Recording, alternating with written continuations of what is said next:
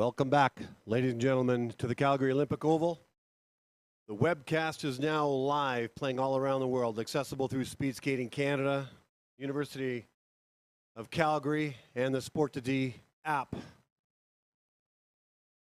We are here at day 3 at the Grand Prix Canada Cup for the final day of the competition. Really a precursor to the Oval finale and Canada Cup 5 coming up next weekend. We always open up with a land acknowledgement.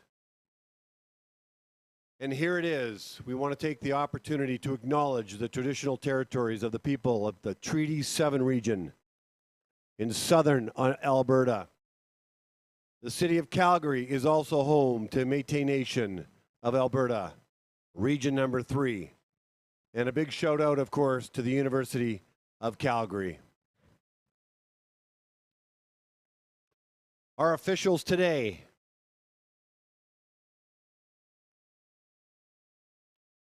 referee Bernd Tolinar, Brent Tolinar from Winnipeg, Brent Thompson from Halifax, André-Anne Gagnon from Quebec City, and our starters are the same starters as the previous 2 days. Myron Pearman and Bruce Kemp assisted along with Brad Bates. I'll acknowledge more of the officials and the volunteers throughout the day. It's 8:47, 13 minutes to race time. Here is today's schedule. 9 o'clock, 500-meter women's races, 30 pairings.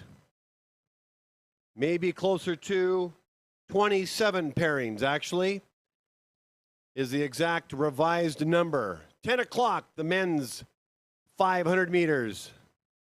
And then at 5 to 11, we're going to bring back the men's and finish off the other 25 pairings. So 50 in total, unless there are changes. The women's 1,000 meters will race at 12:30. The men at 1:45, and then the always entertaining and exciting mass start.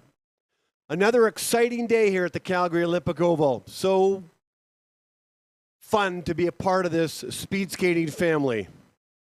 This is the 17th event of the season in long track speed skating at the Calgary Oval, which is a post-pandemic, regular and now busy season, not just Calgary, but all over the world.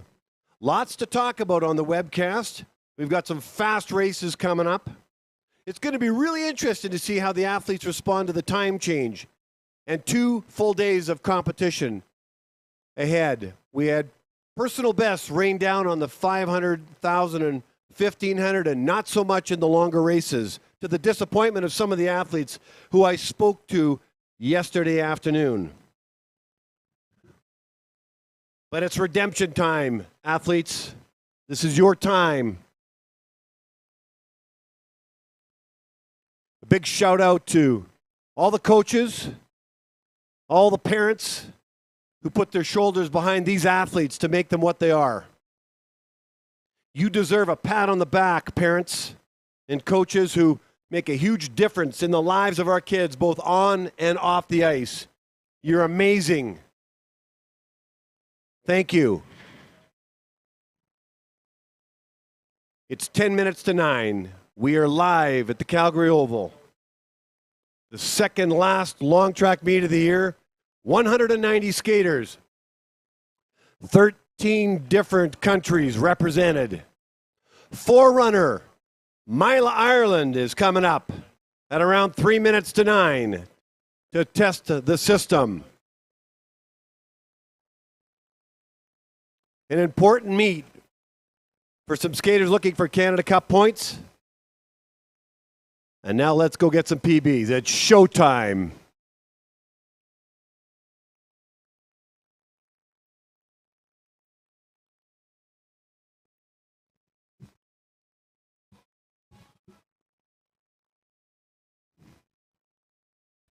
Check.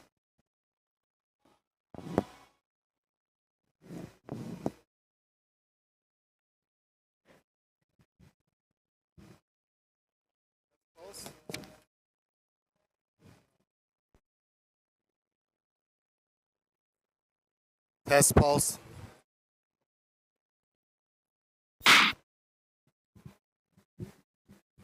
Well, if you've just joined us or turned on your device on the webcast, welcome. Welcome to the time change of Sunday, March 12th. The Greatest Showman song is being played in the Oval right now, followed by the Space Odyssey 2001 to set the tone in terms of Oval atmosphere. And after that, it's all up to the athletes. It's going to be I'm going to be really interested to see how the athletes respond to the 2 full days of competition ahead of today. Good turnout. Normally we see a number fall off in terms of skaters. We had 31 pairings on Friday. We have 27 today. Some don't race for different reasons. But they came here to race. Not every skater is going to skate in Canada Cup 5 next weekend. And so with the 2 days of already competition, these athletes will be a little bit tired. The time change will mess them up a little bit. The air pressure is higher, not lower. Friday was a day where almost 50 to 60% of all the skaters got some personal bests in the 500 and the 1500, and even in the 1,000 yesterday. And then in speaking with many of the skaters, sounded to me like they were really disappointed because they didn't even come close to their personal best in the longer races. They actually went the other way. I think they got maybe a little greedy in that they had some great personal bests on Friday and early Saturday morning and thought that maybe would continue. And this sport is a very humbling sport, a beautiful sport, a sport with mystique, but one that reflects where you're at in the moment in time. One better be attached to the processes as opposed to the outcomes, and just love the joy of training and the process of building and performing, and let the outcome be what it will be. So let's see how it turns out in the 500 meters, which is coming up at 9 o'clock. So welcome to all the parents and grandparents back home, wherever you are in Canada. Maybe you're down south enjoying your retirement, and you want to watch your grandchildren race. Well, we're here for you because this is about the kids. This is about the athletes, I should say, not kids, but the athletes. These athletes are teenagers. They live in balanced lives. They put everything on the line to follow their passion, supported by amazing coaches and, of course, amazing families. It's just a tremendous delight to be part of this speed skating family. Very inclusive, very loving. And everybody wants the best for everybody because at the end of the day, they're just competing against a clock. So I'm going to go quiet for a couple of minutes as Space Odyssey 2001 plays in the Oval. Mila Island will be coming up as a forerunner. The purpose of a forerunner is who was a 13-year-old skater, the daughter of Mike and Noriko Island and granddaughter of Bob and Darla Ireland. Bob and Darla, if you're watching, hello. Hello from me and the Bieber family. We think of you often as you're a big part of this sport for many, many years, and your sons continue on with Sean and Bob. Sean and Mike, I should say, and now your grandkids.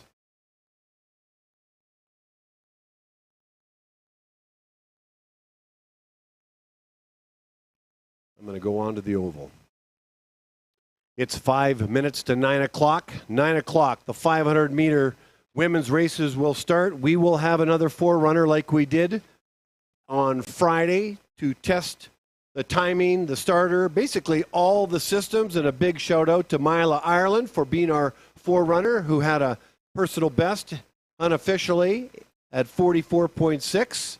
The challenge for her is to best that. I had an opportunity to meet her, a lovely young girl, and enjoying the sport of speed skating. Good luck, Mila, and starters. Mila Ireland, our forerunner, coming up ahead of the 9 o'clock 500-meter women's races.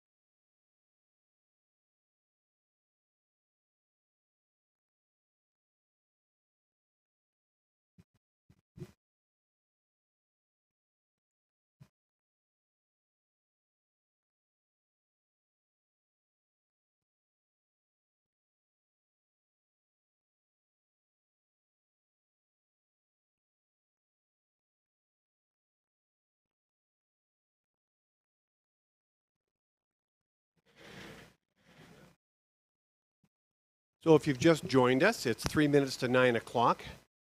On the screen, you're looking at the Calgary Olympic Oval. You're looking from the east side to the west. The venue, the oval, runs north to south. If you look in the far corner, about in the middle of the screen, the whistle has just gone off. Mila Ireland, a 13-year-old speed skater, the daughter of Mike and Noriko Ireland, World Cup and Olympians. Go to the start. Uncle to Sean Ireland and grandparents Bob and Darla out of Winnipeg.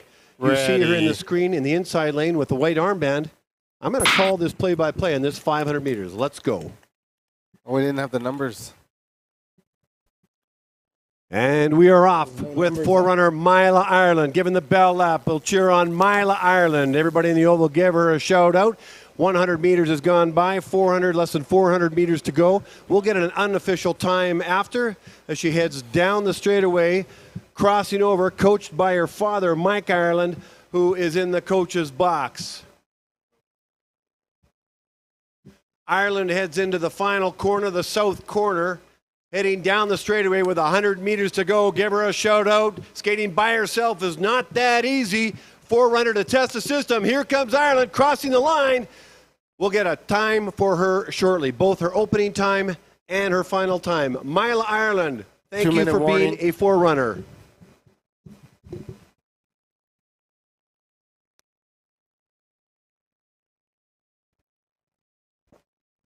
Mila Ireland, opener 11.861 to be precise, and an unofficial personal best, beating her time on Friday of 44.6, 44.166. Congratulations, Mila Ireland.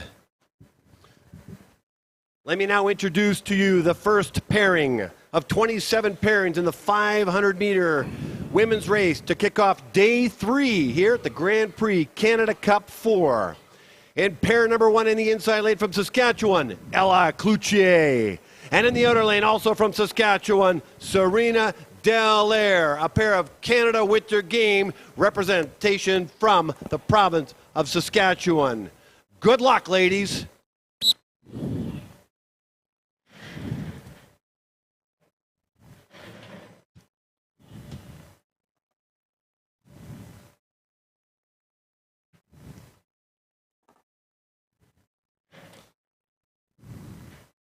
Go to the start. So Serena Dallaire and Ella Cloutier are on the start line. Both of these skaters participated in the Canada Winter Games.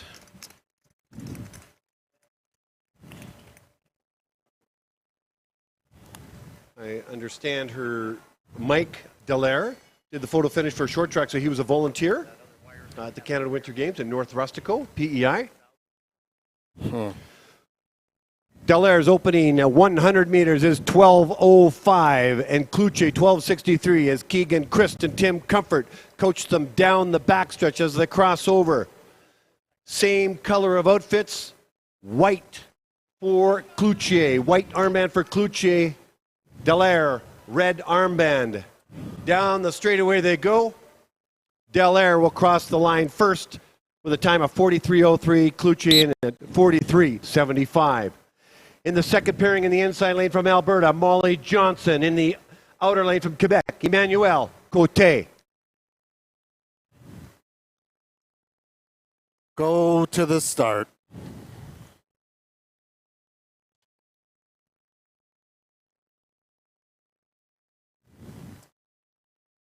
Ready.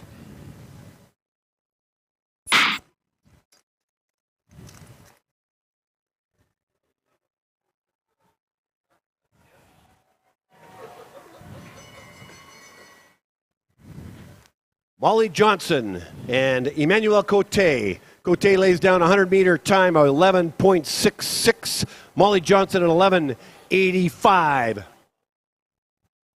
Mark Grandre on the coach for Côté. Kevin Crockett for Johnson for Alberta. Heading through the final corner down the straightaway, the final 100 meters. Here comes Côté, slightly ahead of Johnson. How is this going to finish up? Côté crosses the line with a time of 41.81 for a season's best, and Johnson in at 42.7. We now move to the third pairing in the inside lane for the United States of America, Mary Brophy Magnus. And in the outer lane from Quebec, Camille Tremblay. Go to the start. So if you've just joined us, welcome. We are in day 3 here in Calgary, Alberta. Ready. Daylight saving time has been moved. We've all sprung forward in terms of the time. A few people are a bit bleary-eyed, but it affects us all. Hopefully everybody's dialed in, ready to go. False start for Brophy Magnus and Camille Tremblay. If you're new to the sport of speed skating, a false start is something wasn't right from a starter's perspective, so they call back the skaters. If there is a second false start, which is rare, by the way, whoever false starts is DQ'd. So more often than not, False start. Inner lane. Hold your start position. Is usually Go to very the good, start. nice and clean. But it's a disadvantage for the skaters because they don't now. They have to be very careful. They have to be still like wax museum figures right until that gun goes off. Ready. And nobody wants a false start. Nobody wants a DQ. But it's part of the sport. And there you go. You got a nice clean start here for pair number 3. Brophy Magnus, Mary Brophy Magnus from the States, and Camille Tremblay from Quebec. I'm going in the oval now. And the 100-meter time for Tremblay is 11:62, the fastest opener so far in 3 pairings. Brophy Magnus at 11:85. You see Julie Wang in coaching Brophy Magnus, and it looks like Sebastien Bouliot from Quebec coaching Camille Tremblay, who represented her province at the Canada Winter Games. Down the straightaway they go. Red armband is Camille Tremblay. It's going to be fairly close, but Tremblay is going to cross the line first, does so with a time of 42.04, and Brophy Magnus in at 42.53. In the fourth pairing in the inside lane from Quebec, Sandrine Levesque, and in the outer lane from Prince Edward Island, Jenna Larder. Go to the start. Quebec and Prince Edward Island are on the track right now. Prince Edward Island, as you know, hosted the Canada Winter Games, the 15th annual, and did an outstanding job. 3,500 athletes, coaches, and managers, and 5,500 volunteers to put that on. I happen to be one of those volunteers and just loved being out there at the satellite venue in Halifax. Larder's opening time, 11:38 for now the fastest opener in this fourth pairing. Levesque, 11:09 for her opener. Phil Riopel is coaching, it looks like Larder, and Sabrina Lapointe to coaching Sandrine Levesque as they come down to the south part of the oval, now head north down the straightaway. Larder and Levesque pushing hard. Larder crossing the line with a time of 41.3 and a personal best for Levesque at 42.03. In the fifth pairing in the inside lane from Ontario, Brielle Durham, and in the outer lane from Alberta, Maya Luders. Go to the start. Represented their province at the Canada Winter Games. Brielle Durham for Ontario and Maya Luders for the province of Alberta. Ready. Both having very, very good years. When you represent your province at Teenager Olympics, if you will, if I can call it that, I'd say you're having a good year. Brielle Durham and Maya Luders on the ice right now. The opener, the fastest one so far, is Brielle Durham at 11:37. Luders in at 11:62. Phil Riopel coaching down the backstretch for both skaters, it looks like. Luders started in the outside lane, will finish in the inner with the red armband. And she comes out of the corner first. Here comes Durham, challenging her to the finish. Luders will cross the line first with a time of 40.88. Durham in at 41.9 with a personal best. In the sixth pairing in the inside lane from Alberta, Haley Bell. And in the outer lane from Nova Scotia, Julia Snellgrove.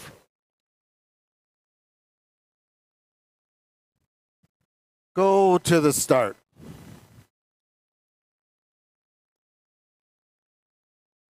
Alberta and Nova Scotia on the ice right now.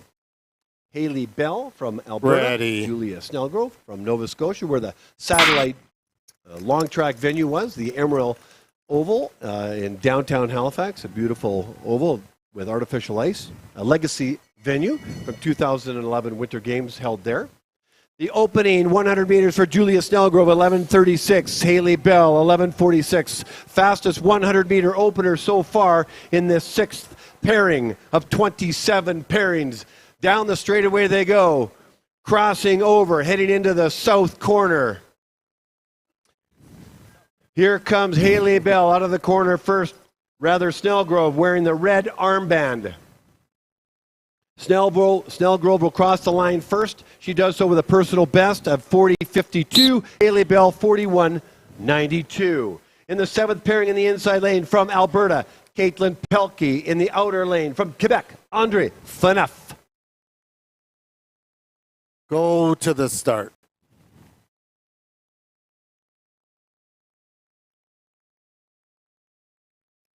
These 500-meter races go very, very quick. And Ready. The starters and I want to be in a rhythm, the starters especially. I don't have much announcing time. As soon as the skaters cross the finish line, I'm ready into announcing the next pairing because it's a rhythm that happens, and they run these meets like clockwork. Audrey Phaneuf now takes over the first fastest 100-meter time at 11:24 in the seventh pairing. 11:61, Caitlin Pelkey from Alberta. As they head down the backstretch, crossing over. Pelkey in the inside lane will cross over and finish in the outer.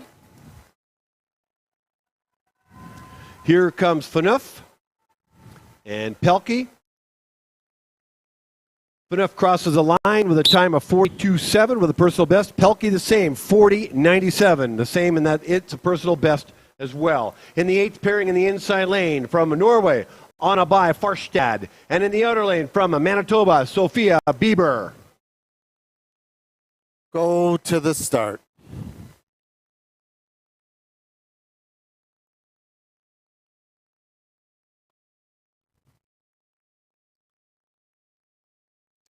Ready. So I had a chance to catch up with Anna Bai Farstad and a lovely chat with her, who is now resident, I guess temporary, in Calgary, going to school here. And more on her if I get a chance later. Farstad and Bieber on the track right now. So Bieber's opener, 11:07 for the fastest so far in the eighth pairing. Anna Bai Farstad, 11:26 for the third fastest. Thanks. Moritz I appreciate that. Coaching Bieber as Bieber gets a draft off Farstad down the backstretch. Let's see if that counts as she heads into the inner lane and heads down the backstretch. Bieber and Farstad on the ice. Bieber wearing the red armband. Farstad wearing the white armband. Can Bieber PB? She does PB at a 39.41. She'll be very, very happy with that, beating her Friday PB. And Farstad in at 40.62. In the ninth pairing in the inside lane from British Columbia, Abigail McCluskey. And in the outer lane from Norway, Karina Jagtujen. Yeah, Bieber will be really happy with that. Go to the start. Coming off probably beating her personal best by almost a full second. And so to better that, it's personal bests are always bittersweet. Sweet Ready. that you get them, bitter that you always have to get down to that time and beat that personal best. Big shout out to my friends Jeff and Juanita and Lucas Van Norman in Winnipeg, who are fans of my daughter and watching her race. So hopefully you're enjoying this live. Back onto the oval mic right now. Abigail McCluskey's opening time 11:23.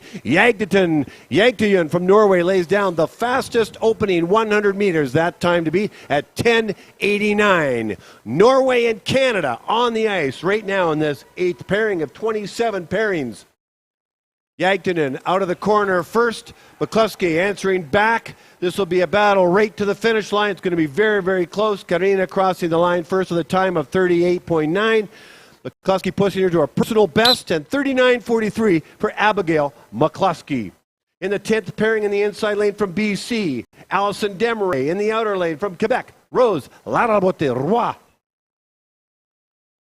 Go to the Great start. PB for Karina Jagtujen from your way. So a couple of PBs, not as many in the early going today as I would expect, given that Ready. the skaters are fatigued from 2 days of racing, the time change, And the air pressure is higher. We want lower air pressure. Makes the skaters, it helps the skaters go faster. And we are off. The crowd is cheering loudly. Two skaters with the same skin suits on.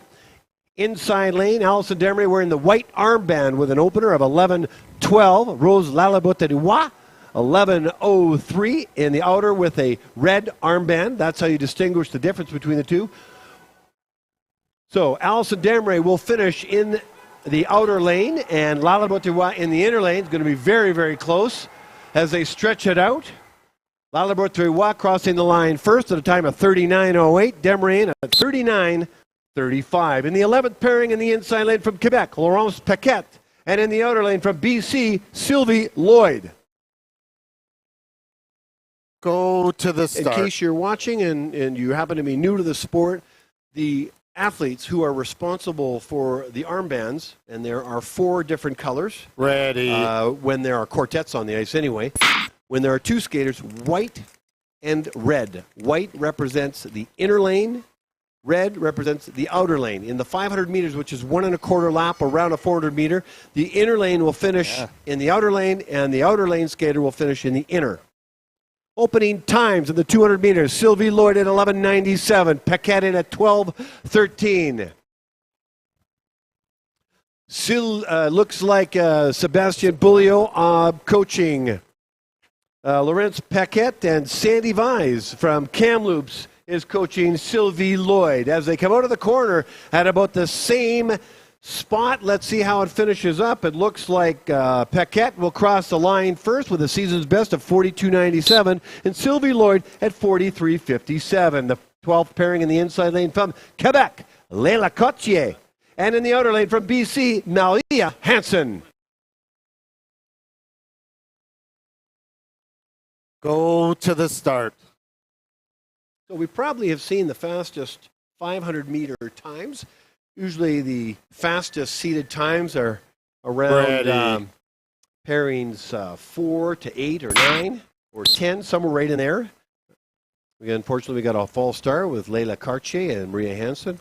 You'll see a white flag come out in the corner of the screen. That means that the white flag matches the white armband, representing that the foul, if you will, was on the inner lane skater, in this case, Leila Cartier.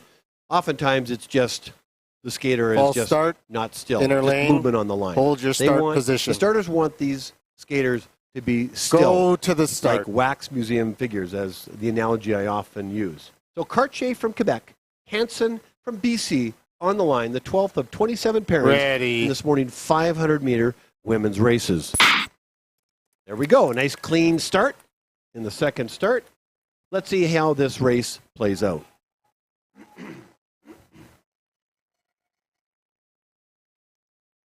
Opening 100-meter time for Leila Cotier, 11:85. Maria Hansen, 12:06. Richard Stickle coaching in the corner. The very first coach is coaching Maria Hansen. Sebastien Beaulieu from Quebec is coaching Leila Cartier.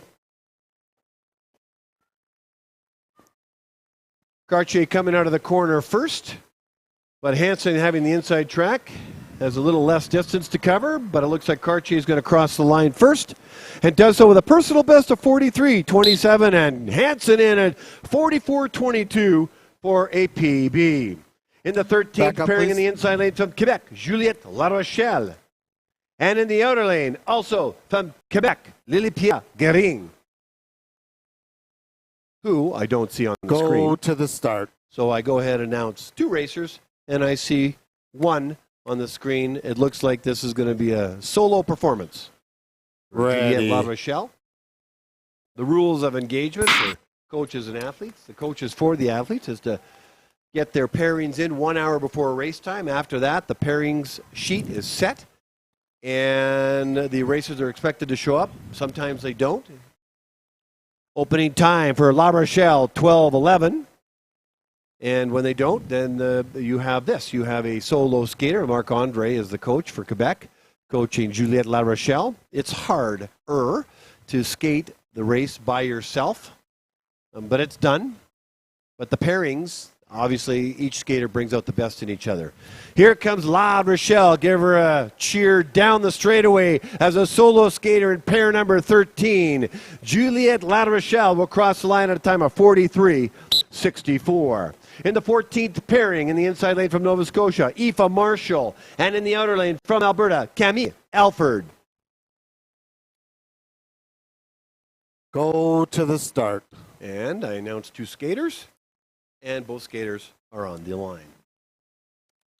Aoife Marshall represented her province at the Canada Winter Games at the satellite venue in Halifax, Nova Scotia. Ready. Nova Scotia. I've been giving Prince Edward Island, and I've been giving Nova Scotia a big shout out. White. And New Brunswick should probably get a shout out too, because they held a satellite venue, I think, in the Alpine events. But it was my first experience of being part of a very large event at the Canada Winter Games. And as a speed skating dad, just in my early years, I've only been involved maybe 4 or 5 years, maybe slightly less, and thoroughly enjoying it. The speed skating community is fantastic.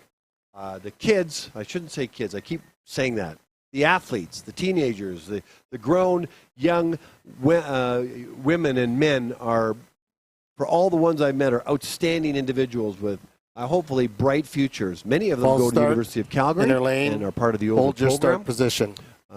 I just love these athletes, love chatting with them and getting to know them, and I wish them all the best.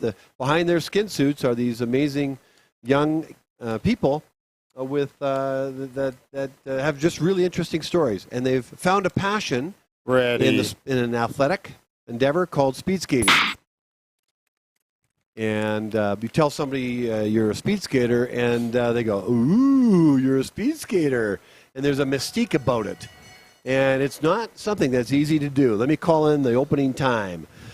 Aoife Marshall, 11:92 in her opening 100 meters. Camille Alford, 12:17 in her opening 100 meters. Phil Riopel coaching Camille Alford. And I haven't met the coach from Nova Scotia. Hope to do that. Out of the corner first, looks like Aoife Marshall in the Nova Scotia colors of the Canada Winter Games skin suits. She's going to cross the line first and does so at a time of 43.91. Alford at a time of 45.01. In the 15th pairing in the inside lane from Ontario, Daria Vogt. And in the outer lane from Quebec, Marie-Michelle Gagnon. Go to the start. Daria Vogt is another skater that represented her province.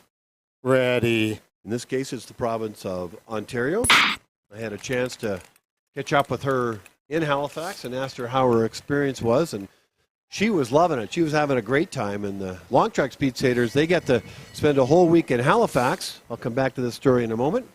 Opening time for Vogt is 12:07. Gagnon at 12:58. The long track speed skaters got to spend the first 2 days in Charlottetown at the opening ceremonies, and then the final 2 days before they hopped the plane and went back to their respective provinces. But they got the best of both worlds, and then they got to stay, the 66 skaters, long track skaters, stayed in the Atlantica Hotel, a former Holiday Inn converted, and in some tremendous conditions. Come back to this in a moment. Vogt's time, 44.2, and Gagnon, 44.61. In the 16th pairing, in the inside lane from Sweden, Anne-Marie Lindqvist, and in the outer lane from Manitoba, Lindsay Smart. Yeah, the athletes got to stay in to the start. Different conditions that those that stayed in the village in Charlottetown. So they really got the best of both worlds. But they did miss out on the atmosphere during the week, taking in the whole games. But I think they got caught up and did a lot of pin trading, which was big, and clothes trading. People traded different types of hats and jackets, all kinds of things. So the spirit of the Canada Games certainly lived on for these long trackers. Anne-Marie Lindqvist from Sweden and Lindsay Smart from Manitoba, a Canadian and a Swede on the ice right now. Lindqvist's opening time, 12:41. Lindsay Smart, 12.5. Coach Alex Moritz coaching Lindsay Smart down the backstretch. A big hello to the Smart family, Ian and Heather, And their other two children, I think they're back home in Winnipeg. Lindsay Smart is one of those kids that walks into a room and lights it up because she's always in a good mood with a bright smile. Lindquist time, 44.57. Lindsay Smart, 44.96. In the 17th pairing in the inside lane from BC, Hannah North. In the outer lane from Sweden, Tina Svensson. Go to the start.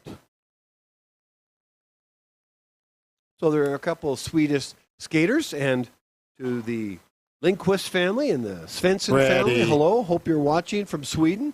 I'm guessing the time is probably mid-afternoon. That is our third false start today.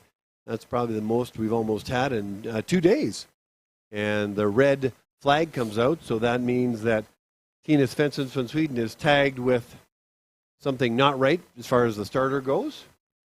Like I say, most of the time, it's generally movement on the line. If we have an opportunity after the men's 500, stick around because Blair Toblin, I believe, hopefully it's Blair, or it could be Andrew Cross. Blair Toblin and Andrew Cross are hosting a level 2 starters clinic. Position. There are 14 officials go to the start that have basically said, look, I want to get more involved in the sport, and they're holding a clinic. And I wanted to hear from one of them in an interview to talk about the clinic, talk about how they got involved in speed skating, and the perspective of a starter. And so, why do they call a false start? Why do they allow the skaters to skate? What do they look for? So more information on that, if possible, after the men's 500-meter races later this morning. Hannah North's opening time, 12:28. Tina Svensson from Sweden, 12:24. Richard Stickle coaching Hannah North. The only coach in the coach's box in this pairing, the 17th pairing of 27 in the women's 500-meter race here at the Calgary Olympic Oval. Welcome to those that have just joined us either live on the webcast or here inside the Oval. Crossing the line first for a season's best is Tina Svensson at 44.26 and Hannah North at 45.56. In the 18th pairing from Alberta in the inside lane, Cassandra Curry. In the outer lane from BC, Sydney Benny.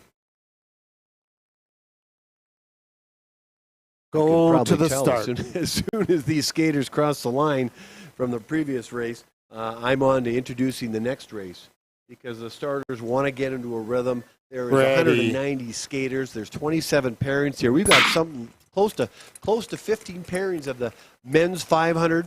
So the skaters that came here this weekend for Canada Cup Foreign Grand Prix, they came here to race. Not all the skaters will be racing next weekend. It'll be fewer skaters, not sure by how much. Opening 100 meters, Cassandra Curry, 12:41. Sydney Benny, 12:75.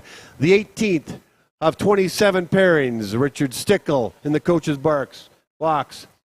And it looks like, I don't know who the coach is for Alberta. It might have been Mike Ireland, but I'll clarify that. But here we go. Curry and Benny on the track right now. Curry wearing the white armband, Benny wearing the red. This is going to be a very close finish between the two. Looks like Curry's going to take it, crossing the line first at a time of 45.28. And Benny, 45.45. In the 19th pairing in the inside lane from Alberta, Sophia Major. In the outer lane from Alberta as well, Lewis Spence. Go to the start.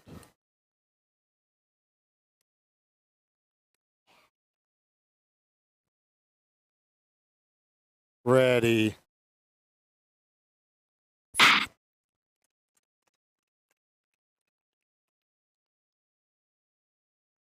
And we are off and running. Good clean start. 19th pairing of 27. Major and Spence on the track right now. Lewis Spence with an opening 100 meters, 12:48. Sophia Majors, 12:73. Looks like Keegan Christ and Marika Nadal in the coach's box. Coaching Sophia Major from Alberta and Lewis Spence from Alberta as well. So their coaches, Keegan's from Saskatchewan, obviously helping out here. Lewis Spence wearing the red armband, slightly ahead of Major, will cross the line first, does so at a time of 46.58. Major in at 47.03. In the 20th pairing in the inside lane from Alberta, Heidi Beck.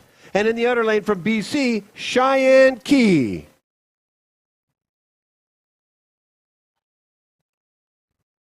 Go to the start.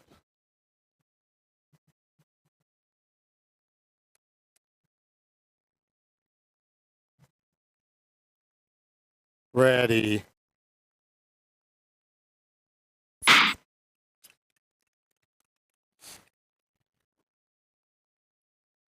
Heidi Beck from the province of Alberta. Right. Cheyenne Key from BC. Opening 100-meter time for Beck at 12.61. Cheyenne Key, 13:07.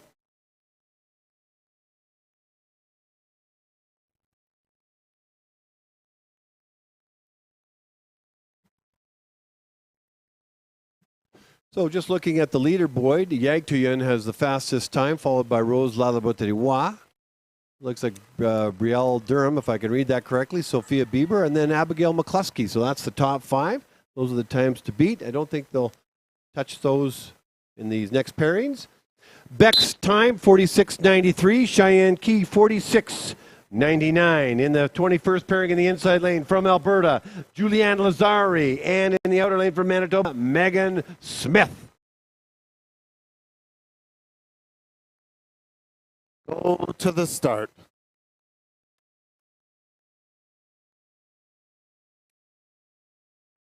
Julianne Lazari from Alberta. Ready. He's in the inside lane wearing the white armband. You can hardly see it amongst the colors on her right arm.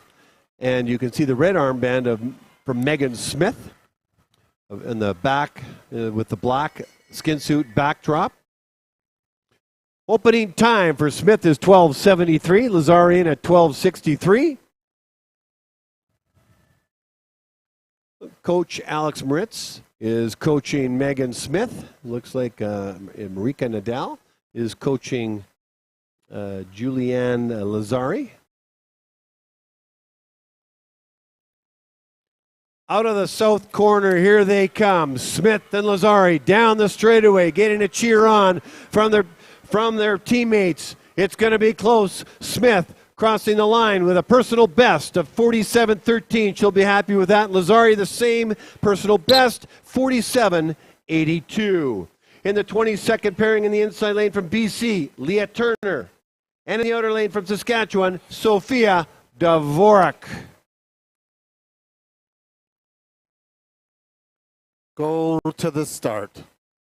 Love the two skin suit colors on the line. Leah Turner's got the black and the fuchsia. That's got real pop to it. You can see the white armband around it. Sophia Dvorak in the beautiful Saskatchewan colors. Green and black. Yeah, it looked like a false start. And from my vantage point, it looked like maybe a little movement on the line.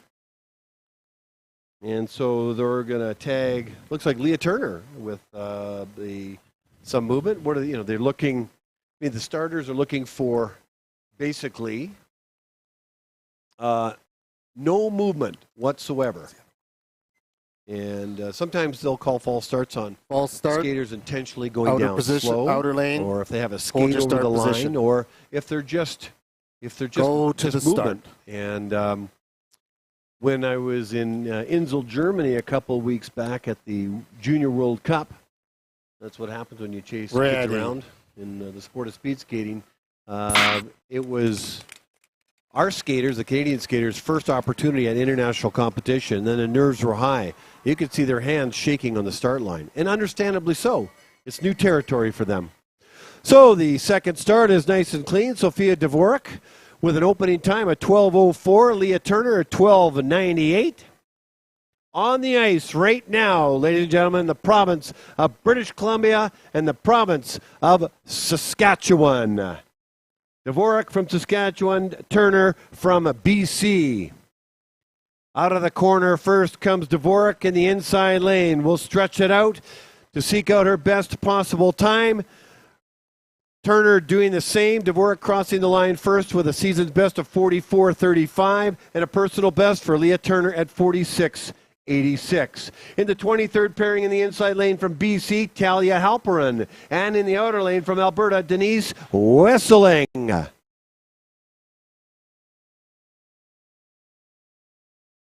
So, it's very evident to me this morning that there are fewer personal bests, kind of what I thought would be. But ready. Nonetheless, we're seeing some, and it's terrific. I'm always happy for these athletes. Anytime they get a personal best, whether it's a beautiful personal best from their perspective or it's not a great one, maybe they didn't feel like they skated great. Because if you ask a skater how their race was, it's like asking a golfer how their golf game was. It could be better. But a personal best is a personal best. 100-meter opener for Halperin at 12.94, Wesseling in at 13.65. The legendary Julie Wong is on the coach's box for these skaters. Julie Wong is the mother of Yankun Zhao, the young speed skating phenom out of Alberta, representing his country and his province, his country at the Junior Worlds and his province at Canada Winter Games. So crossing the line first will be Denise Wesseling.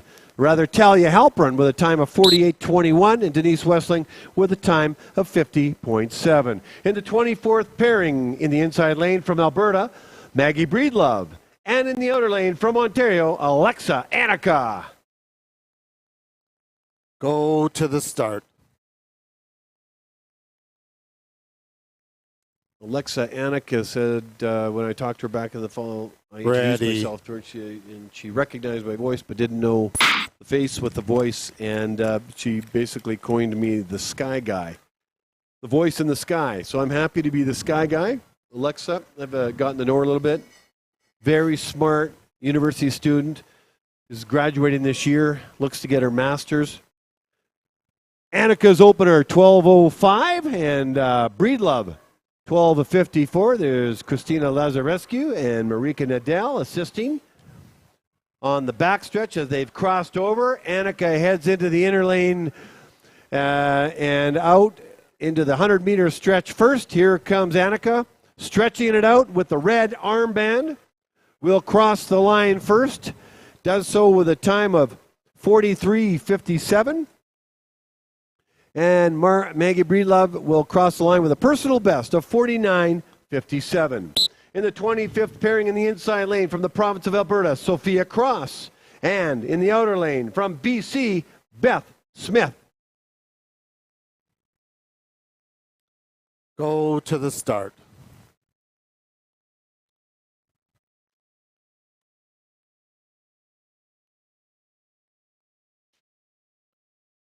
Ready.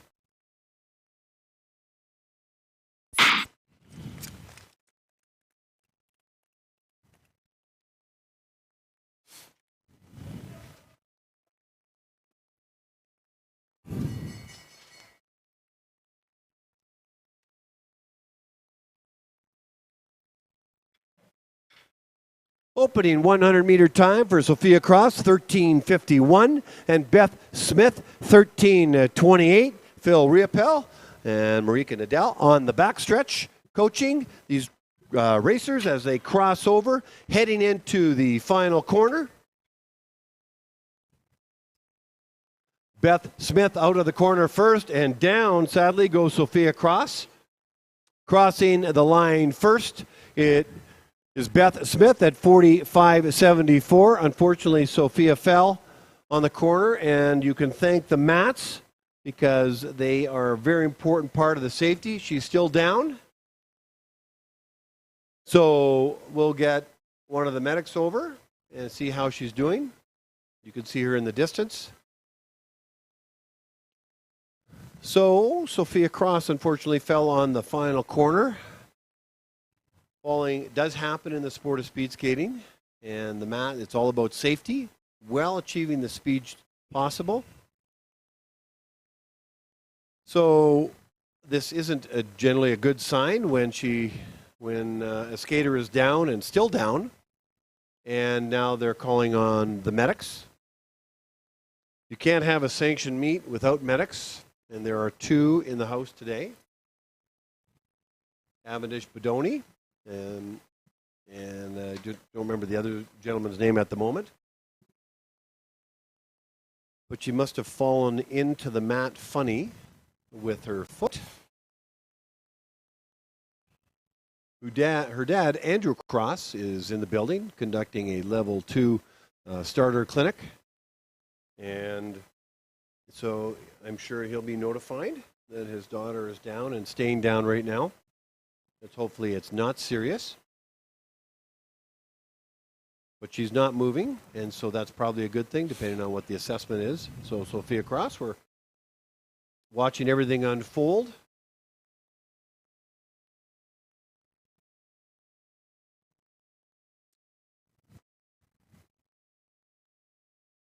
So I think I'll throw on some music on the oval, just some background music, as we watch everything unfold. So Sophia down. She's moving.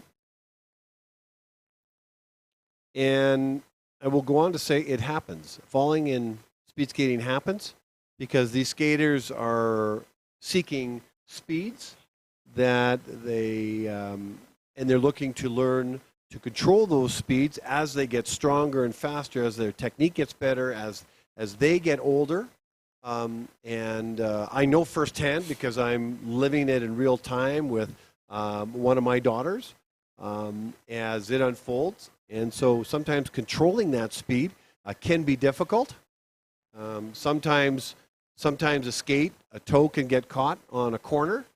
And we've seen all kinds of spills. We've seen skaters slide over the finish line as if they're sliding into second base. So while we're getting the assessment of Sophia Cross, let's have a look on the board. You've got the 8 fastest times. Karina Jagtien from Norway at 38.9. Laura Boteroy, 39.07. Desmarais at 39.34. Bieber in at 39.41. PBs for Jagtien and Bieber. McCluskey at 39.42. Phaneuf, a PB at 40.27. Julia Snellgrove, a PB for her at 40.51. And Anna Beifarstad at 40.64. So those are the 8 fastest times in the 500 meters.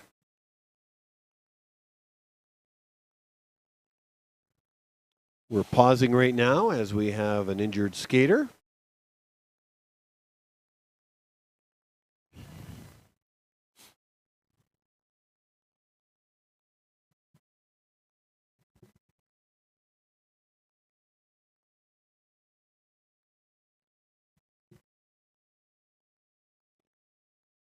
So this has been a very busy year for the sport of speed skating. As you look at the schedule for today on the screen, it started way back in the Summer Classic of the Classic Series, which contained the Summer, the Fall, the Oktoberfest, and the Winter Classic. We do have all the winners, by the way, and I'm going to announce them. In fact, I'll do that maybe depending on how long this delay is. But it's been a very, very busy year, not only at the Calgary Olympic Oval, but around the world. So let's just talk about Calgary for a moment. This is the 17th of what will be 18 long track events, if my math is correct. They have time trials throughout the winter, 7 of them in total. There are 4 Classic Series events. They had the World Cup here. They had 2 World Cup events, actually, in December. Interestingly enough, the big boys and girls, the World Cup Championships that are held in Heerenveen are going to be here in, I think it's February of 2023. Boy, would I love to see the Calgary Olympic Oval packed with 4,000 people. Is it a dream? Is it a reality? Who knows? And watching Heerenveen on the weekend, there's 12,000 people. They love their sport of speed skating like we love our hockey. And but boy, love to fill this grand, beautiful building called the Calgary Olympic Oval. So we've got, that's the World Championships, but I'm getting ahead of myself. We have Canada Cup 4 and 5, which is these 2 meets. Looks like Sophia's up now. Looks like she's off the screen, so I'm not sure then the medic is there. So I'm going to get a report, and I'm hoping it's a thumbs up report that everything is fine.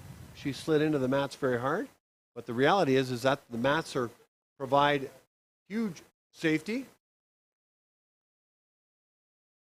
So, all right. So my sense is that she slid into the, well, this is completely unofficial, and just from my vantage point, she came out of the corner, fell for whatever reason, slid into the mats with her feet first, and maybe a sprained ankle. Hopefully it's just that. So I saw the medic bringing the chair over, so she doesn't have to weight bear on that. So anyway, Sophia Cross, we're pulling for you. Hopefully it's not a very serious injury, and we'll find out. It happens in speed skating. So I was talking about the schedule and just how busy it's been. So the Calgary Oval has been busy all year round. They had the Masters here back in Masters sprints. Oh, here we go. Okay, I'll go ahead and announce if that's okay. The 26th pairing in the inside lane from BC, Maya Onos. And in the outer lane from Sweden, Ranja Etsi. Okay, we are back in action now. I was talking about the schedule and I saw the two skaters. I announced them. And I guess we're good to go. Go to the start.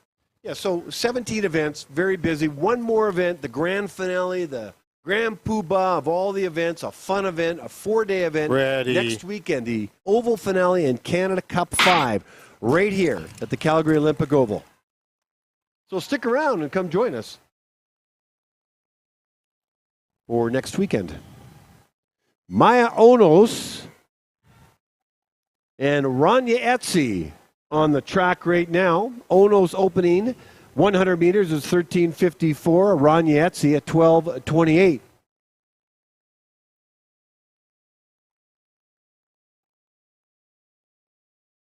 Onos from BC, Etsi from Sweden.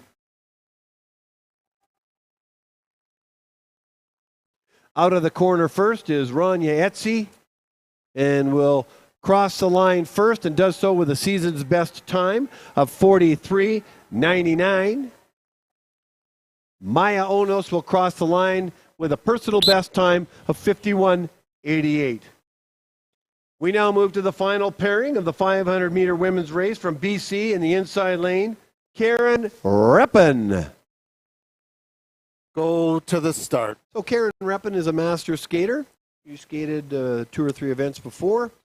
This weekend, there are no time standards for this meet. Next weekend there is. And so that will mean we'll have fewer skaters. I don't know by how many. We have 190 skaters. I've been at an event or participated in an event where there's been 300 skaters. And so it gets a little busy. And that's why you see quartets. That's why you see 4 skaters on the ice. Two sets of pairs starting about 200 meters apart. So Karen Reppen from BC is on the ice right now. Reppen's opening 100 meters is 18.33.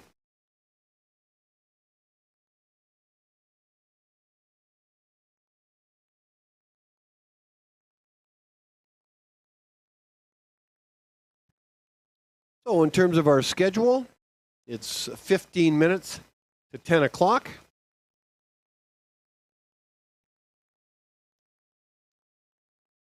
I believe we're back at 10:05.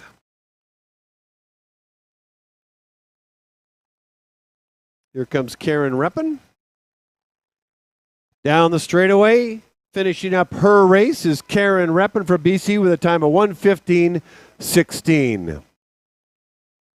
Well, ladies and gentlemen, that's a wrap for the last 500-meter race. Women's 500 meters is now officially complete.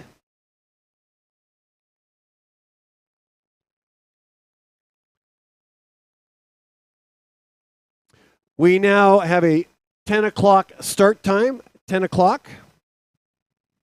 And we'll be back with the men's first sets of pairings, the 500 meters. So just a reminder, all those back home in webcast land, a 10 o'clock start for the 2023 Grand Prix Canada Cup 4. 10 o'clock start. We have, I think, close to, let me just check. We're going to have 2 sets of pairings. 25 pairings before an ice resurfacing, 44 pairings in total. So, like I said earlier, these skaters came here to race this weekend. Not many scratches.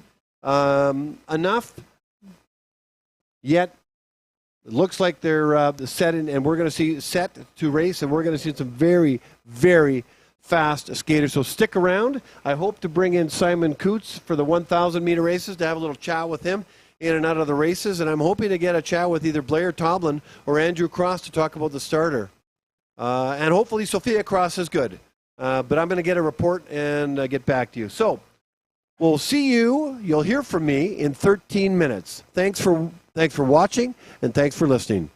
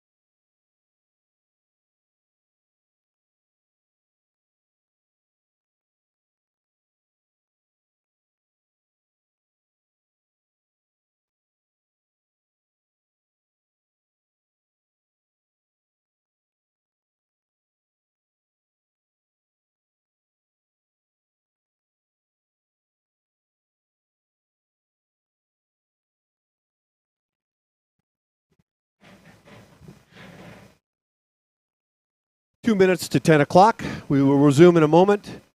For the men's 500 meters, I'll introduce the first two skaters in a moment.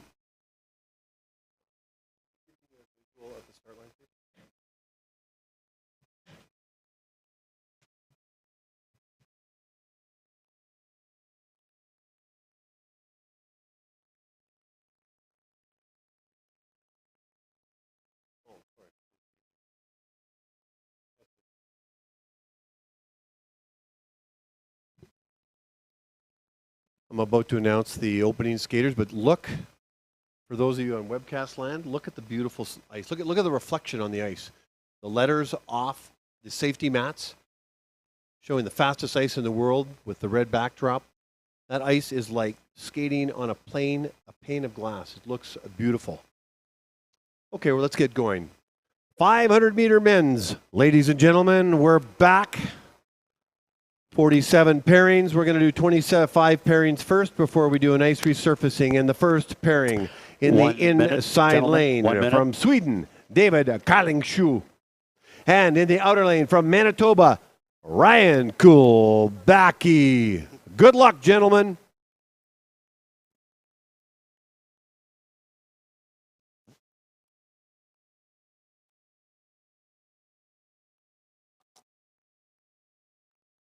So as I thought, we would have very few PBs in the women's, but we did have a number of them, which is great.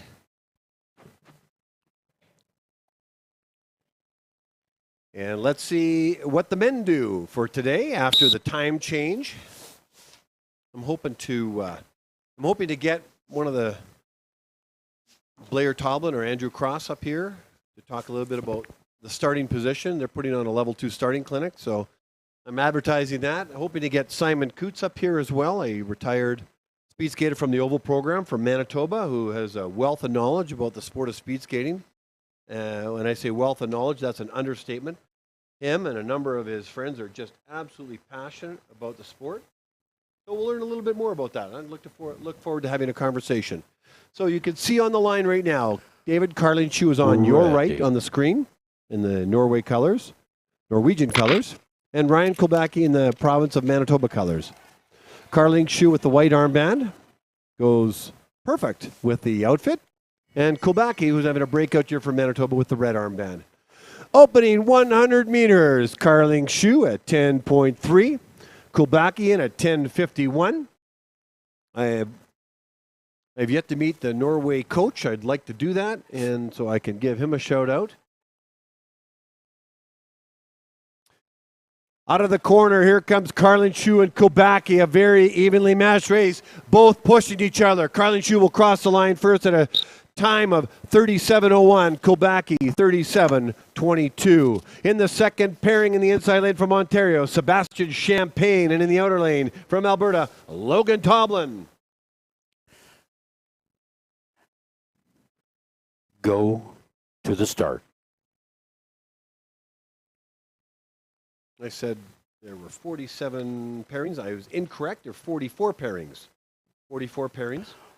Ready. Still a very strong showing on a Sunday for this 500-meter race. And unfortunately, this pair has got a false start. Let's see what color of flag comes out. It's white. So the focus is on Sebastian Champagne. There'll be a reason from a starter's perspective to say, hey, you know what? Let's call you guys back and let's do this all over again.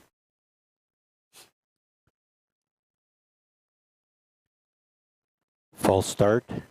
Inner lane. If you've just joined us position. or you've been along for the ride for today or in fact Go the entire weekend, to the start. We're here in Calgary, Alberta at the Calgary Olympic Oval, the beautiful facility with the fastest ice in the world, at a long track speed skating competition called the Oval Grand Prix, and Canada Cup 4 is the official title. You're watching the second pairing of the men's 500-meter race. Sebastian Champagne from Ontario on the ice, and Logan Toblin from Alberta. Here comes Champagne and Toblin. Toblin's opener, 10:33. Champagne, 10.4. Down the straightaway they go with Kevin Crockett encouraging them on. Crossing over. Inside lane into the outer, outer into the inner. Down the straightaway they go. This is a very closely matched race. Champagne with the white armband, Toblin with the red. Champagne with a personal best of 36.77. Toblin with a personal best of 36.95.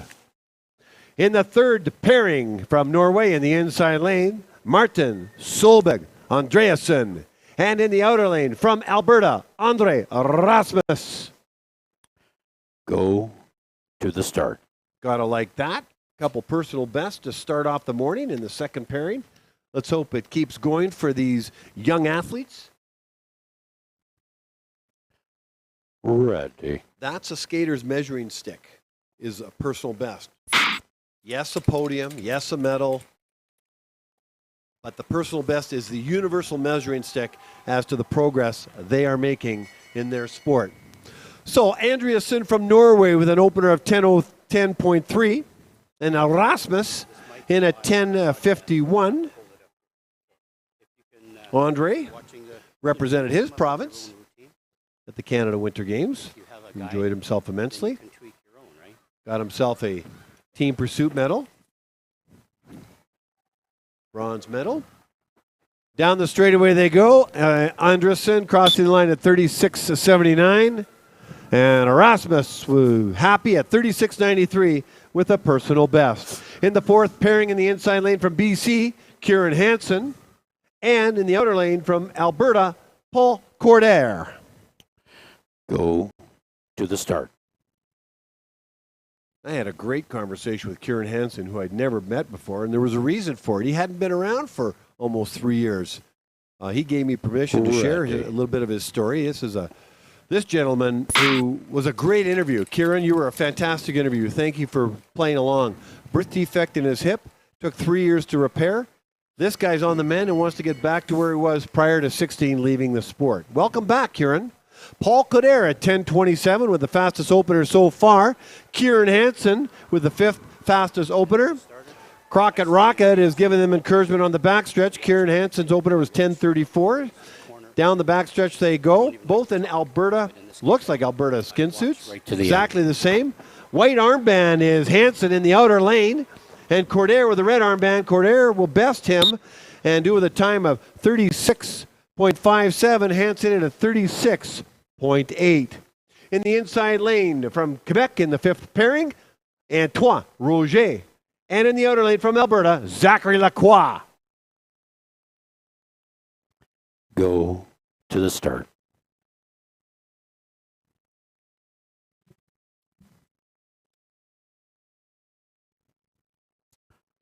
Ready.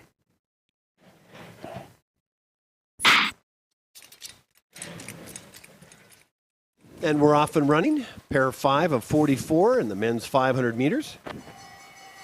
Bell lap, 1 lap to go. Opening 100 meters for Antoine Roger, the fastest so far of the fifth pairings, 10.18. Mike Ireland and Sabrina Lapointe, coaches in the coaches box, and Zachary Lacroix with an opener of 10.2. The 500-meter men's races go very fast because these guys go fast. Very close down the straightaway, crossing the line first is going to be Roger at 35.97. Lacroix will be happy with a 36.19 time because that's a PB for Zachary. In the sixth pairing in the inside lane from Norway, Seaver Bratjard. And in the outer lane from Ontario, Chris Holmstead. Go to the start.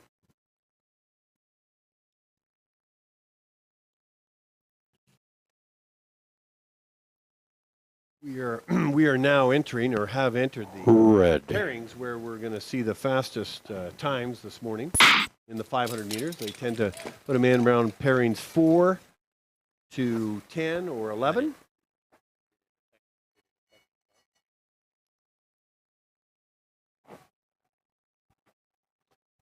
So a blistering opening time by Bratchard, 9.96. Holmstead not to be outdone, 10.07. 1 and 2 so far in pair 6 of 44. Bratchard from Sweden, Holmstead from Canada on the ice right now. as they stretch it out in the final 100 meters. Homestead and Bratchard crossing the line first is Bratchard at 35.96. Homestead in at 36.2. In the seventh pairing in the inside lane from Quebec, Cedric Brunet. And in the outer lane from Norway, Christian Landre Magnussen. Go to the start. Had a good chat with Homestead back in the fall. He's from Burlington, Ontario. Mike Ireland coaches him. Ready. And he wanted to give a shout out to his mom, Julie, and his dad, Doug, back in the fall. And I think he'd probably like to do that now. And that was a blatant false start there. So I guess we'll do that over again. That's pair number 7 of 44. So Chris Homestead is racing the 500 and the 1,000. I think he's in the 1,000. But he is a sprinter, and he just loves the shorter distances. So great race, Chris. So Full start, inner lane. we are now in the Please hold 7th the pairing. start Cedric position. Brunet Go and to the Christian start. Landro Magnussen. I've met Christian's dad, Bjorn, who was skating and pulled a hamstring, sadly, and had a good chat with him yesterday. They're heading home back to Norway on Ready. Monday. It was a pleasure to meet his mom and dad. Hope to meet more Norwegian skaters, learn a little bit more about them. We're delighted that they're here in Calgary. And Cedric Brunet is a skater that can lay down some really fast times. All right, on the ice right now is Cedric Brunet from Quebec with a 10 flat opener. Magnussen from Norway at 10.08. Looks like his dad is coaching him on the coach's box. Brunet from Canada. Magnussen from the country of Norway. Out of the corner they go. This is a very fast race for these guys, and it's going to be very close finish. Crossing the line first is Brunet at 35.81. 4/100ths of a second later, Magnussen at 35.93. In the 8th pairing in the inside lane from Alberta, Yankun Zhao. And in the outer lane from Ontario, Ryan Gibson. Go to the start.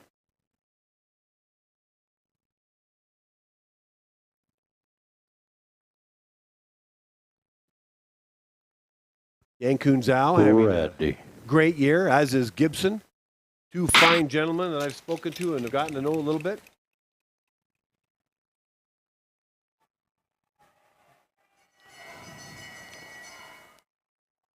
These two are going to push each other to the limit, is my sense. And look at their openers. Yankun Zhao's fastest opener of the day, 9.77. Gibson, 9.97 for the third fastest opener as they head to the final corner. Yankun Zhao will finish in the outer lane. Gibson in the inner lane.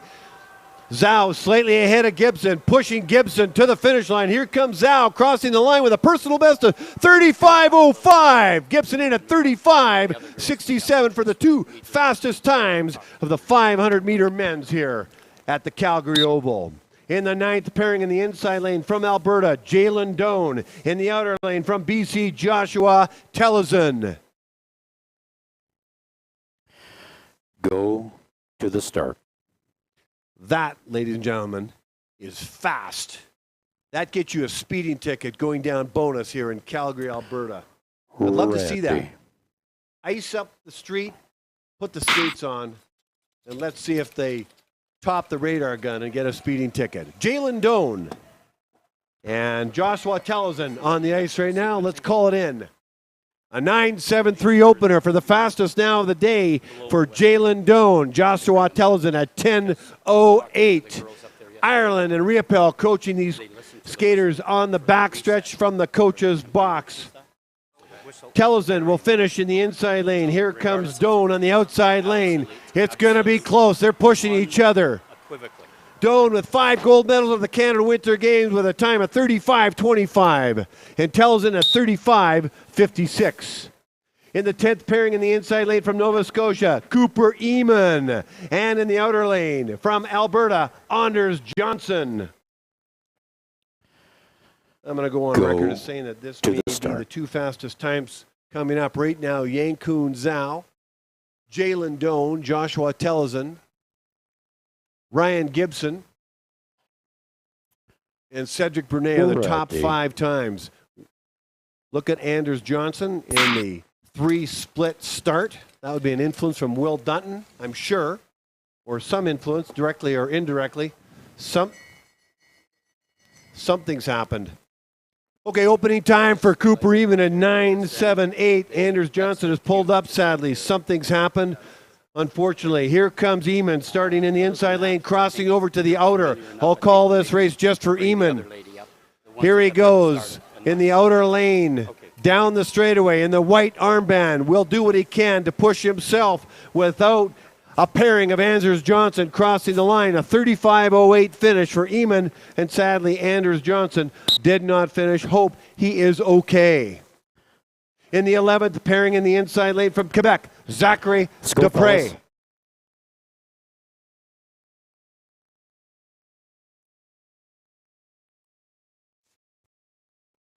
In the opening, in the 11th pairing in the inside lane from Quebec, Zachary Dupre. In the outer lane from Ontario, Matthew Laxton. Go to the start. From my vantage point, Anders Johnson pulled up because it looks like he might have pulled a muscle, Ready. tweaked something, and said, that's enough. I'm not going any further.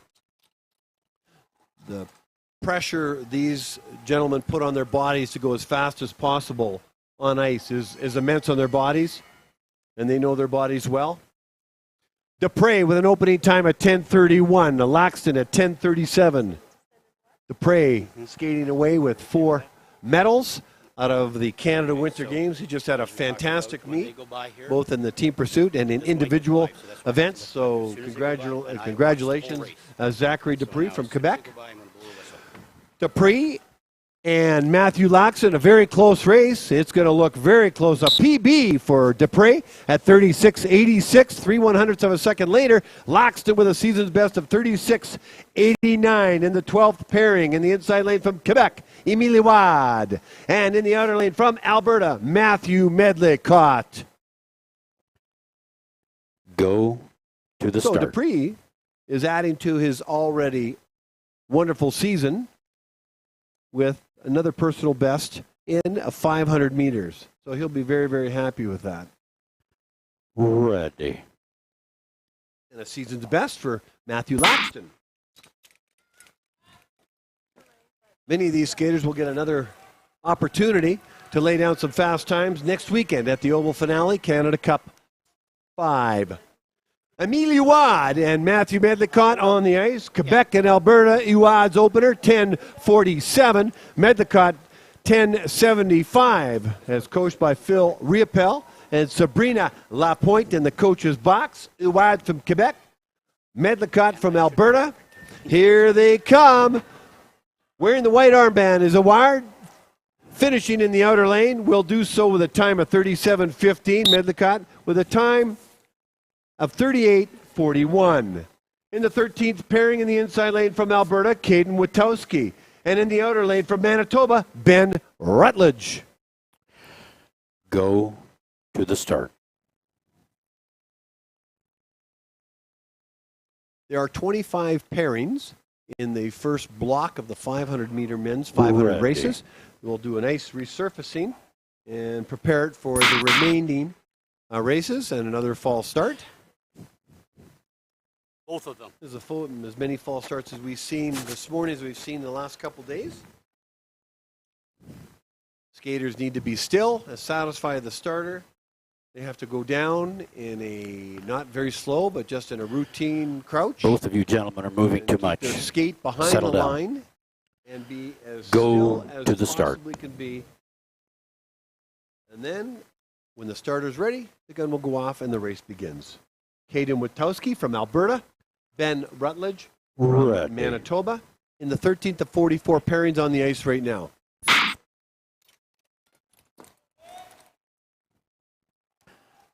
So, is that the right call? I don't really give a shit because to me it's the right. 500-meter race, 1 1/4 lap around a 400-meter track. Witowski's opener 10:44, Rutledge 10:99. Phil Riopel and Kevin Crockett coaching these skaters. Same time, right?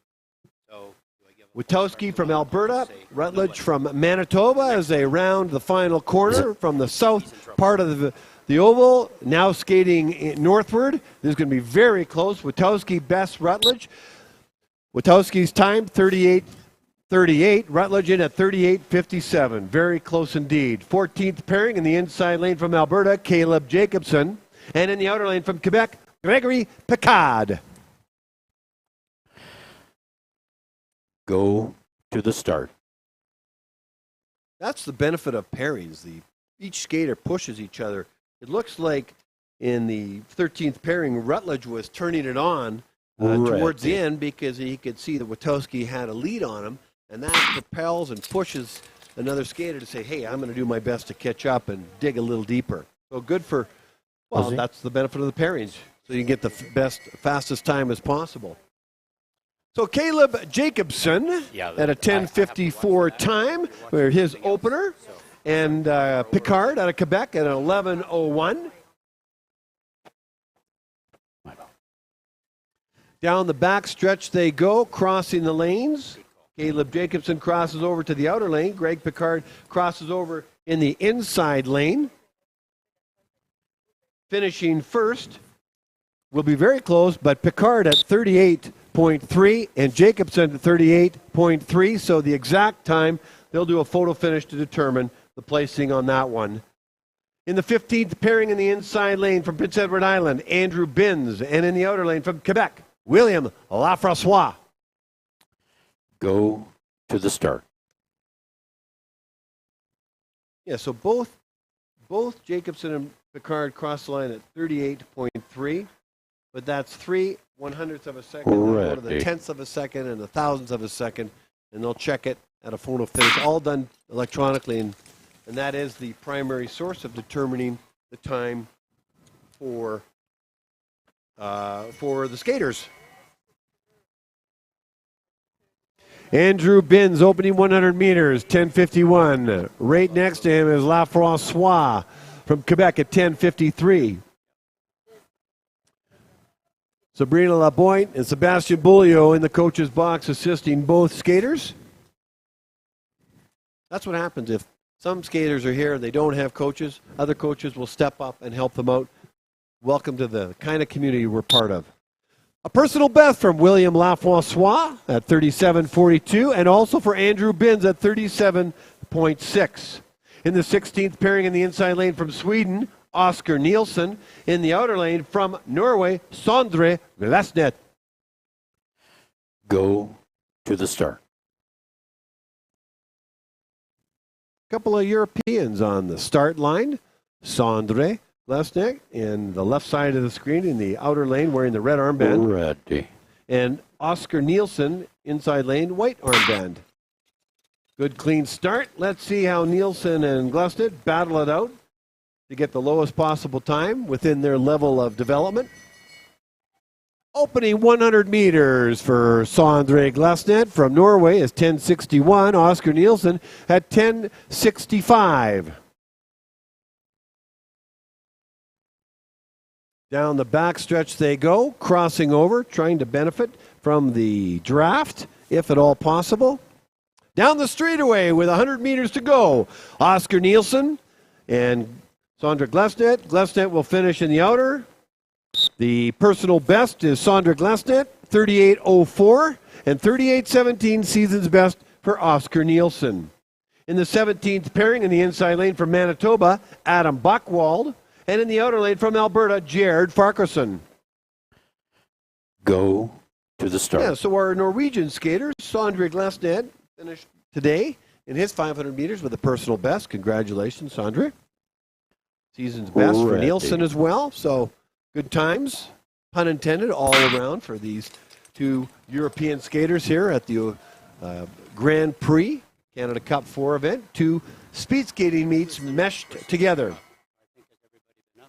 Farquharson's opening time at 10:53. Buchwald, 11.08 on the nose. Buchwald starting in the inside lane.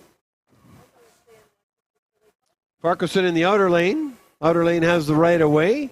They cross over. And here comes Buchwald in the outer lane. Farquharson now will finish in the inside lane. Farquharson with the red armband, pushing, striding to the finish. Farquharson crosses the line first with a personal best of 37.88. And Adam Buchwald with a personal best of 38.37. He'll be happy with that. A PB from Buchwald. In the 18th pairing in the inside lane from Alberta, Eric Angelazzi. And in the outer lane from Saskatchewan, Fergus English. Go to the start. Fergus English is another one of those skaters that competed at the Canada Winter Games. Strong finish for Saskatchewan. Ready. Fergus was part of an exciting mass start race in a snowstorm-filled, windy, just an amazing outdoor day for all involved in the sport of speed skating on Friday, the first week of the Canada Winter Games. Unfortunately, he fell right at the end, but made it exciting and made a push for the end. A nice young man, Fergus English. English's opening 100 meters is 10.7. Angelazzi 10.92. As they both come out of the final corner, you see English edging Angelazzi first, but now they're pushing right to the end. English is going to cross the line first at a time of 38.14, and Angelazzi a time of 39.12. In the 19th pairing in the inside lane from Sweden, Wilhelm Eckenshaw. And no skater in the outer lane I don't see.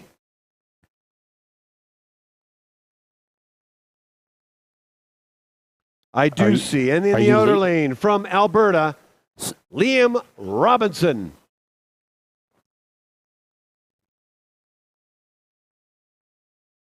Are you Liam? Go to the start.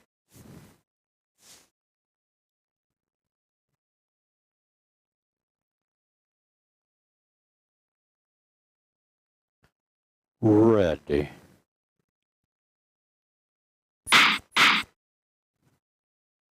So we've got a false start.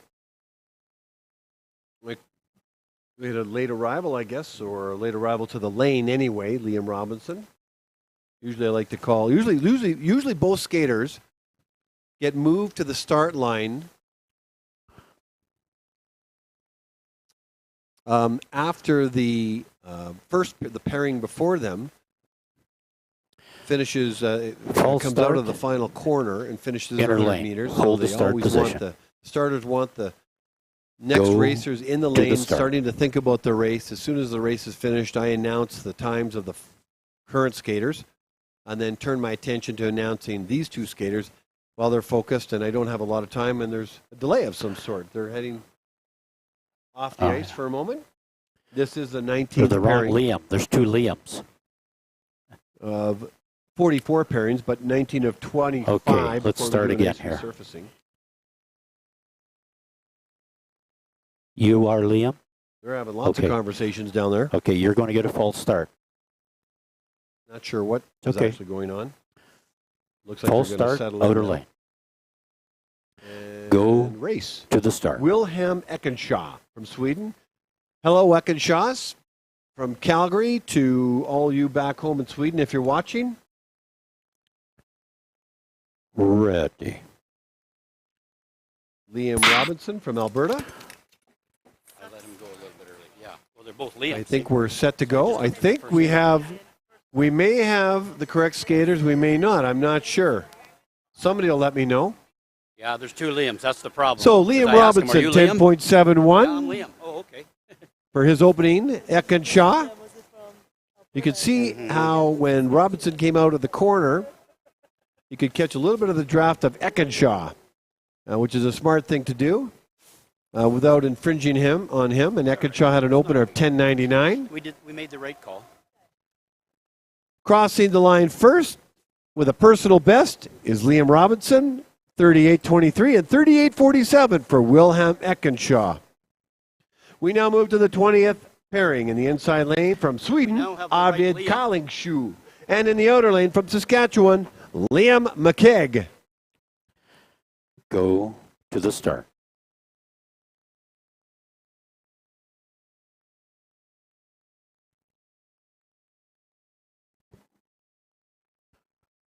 Ready.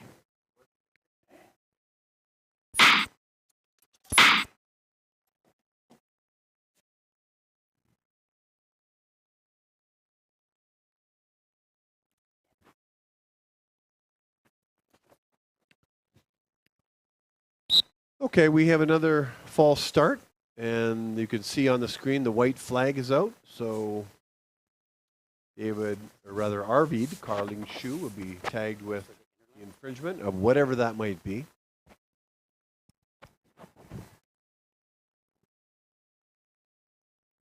I think we're having some discussion up here in the timing deck. What was the confusion in pair 19? Why did they just go to the start line and start the race?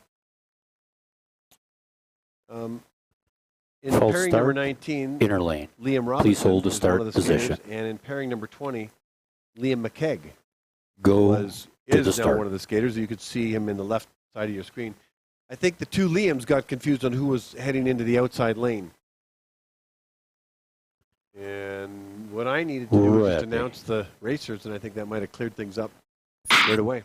So, Liam number 2, I guess, is on Liam McKegg. So, here we go. Sweden and Canada on the ice right now. So, we are off and running. Carling Shoes opening time 11:06. McKegg's 10:92 opener is the 33rd of all these skaters so far. So Sweden and Canada on the ice. Carling Shoe started in the inside lane. You can see him switch over right at the very end. He'll finish in the outer lane. This is going to be a very close race. Hopefully pushing these guys to personal best. Crossing the line first. Looks like it'll be Arvid Carling Shoe with a time of 39.4, but Liam McKegg will be happy with that. 39.54 for a PB for Liam McKegg. In the 21st pairing in the inside lane from Quebec, Lucas Sullivan. And in the outer lane from Manitoba, Aaron Reel. Go to the start.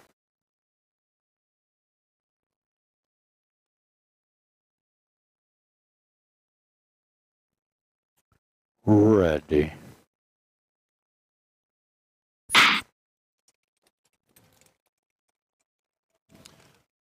Lucas Sullivan from Quebec, Aaron Reel from Manitoba are on the ice now. Aaron Reel represented his province in short track. We have a fall. Lucas Sullivan fell, unfortunately, down the straightaway around the 100-meter mark. That's going to affect Aaron Reel's race for sure because he had to hold up almost running into him.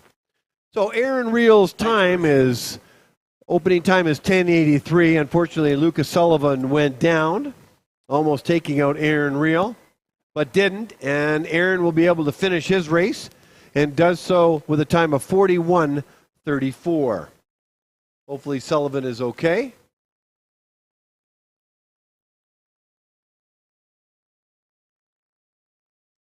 Pair 21 of 44. I'll introduce them now in the inside lane from Quebec, Edouard Bouliot, and in the outer lane from Quebec as well, Etienne Perron.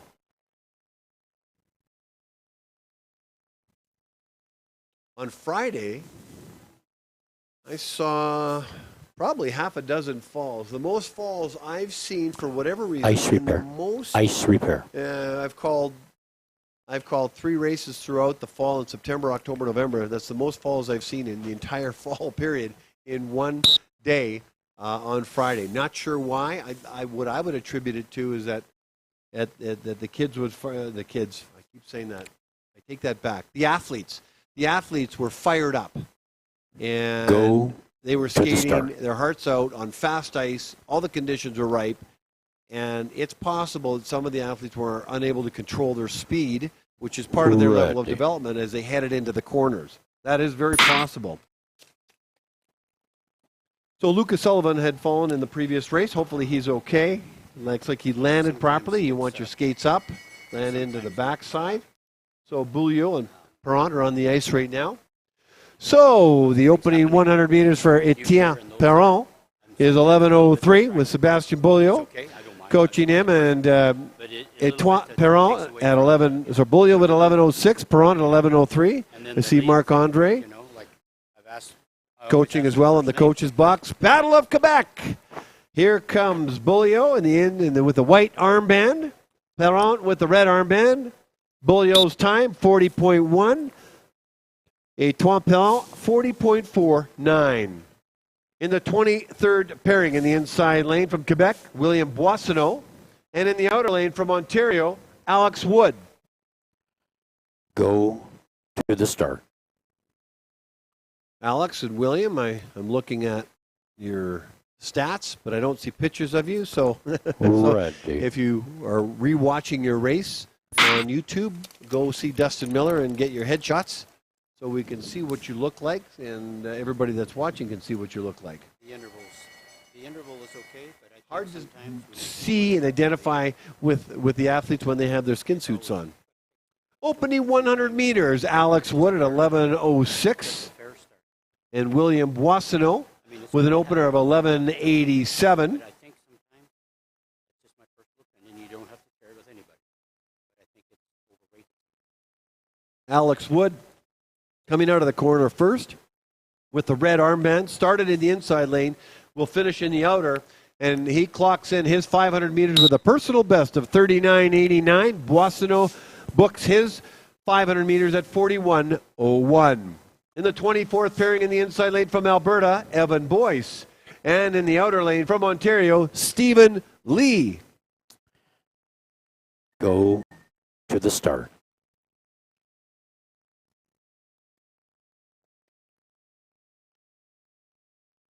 Evan Boyce from Alberta, Stephen Lee from Ready. Ontario.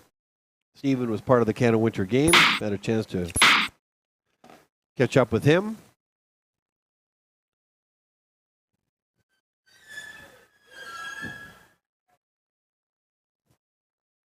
False start, you could see the dissatisfaction of the false start for whatever reason by Stephen Lee, and then crossed over. False start. Outer lane. Crossed over. Please hold to the cut start back and position. almost took out Evan. Obviously, Go unhappy to the with start. that, and so hopefully he can transition that energy into a great start and a great race. Evan Boyce, his mother is here shadowing and refereeing. Eureka Boyce, hello Eureka. So a referee in training, always looking for more officials, and pleasure to meet her. Okay, we are off and running after that false start. Stephen Lee with an opening time of 10:71. Evan Boyce with a time of 11 seconds flat. Both skaters have crossed over on the backstretch. Here comes Evan Boyce, pushing, striding, with everything he's got in his 500 meters. And he books in a time of 39.68. That's, Stephen Lee with a time of 39.68, and Evan Boyce a time of 41.33.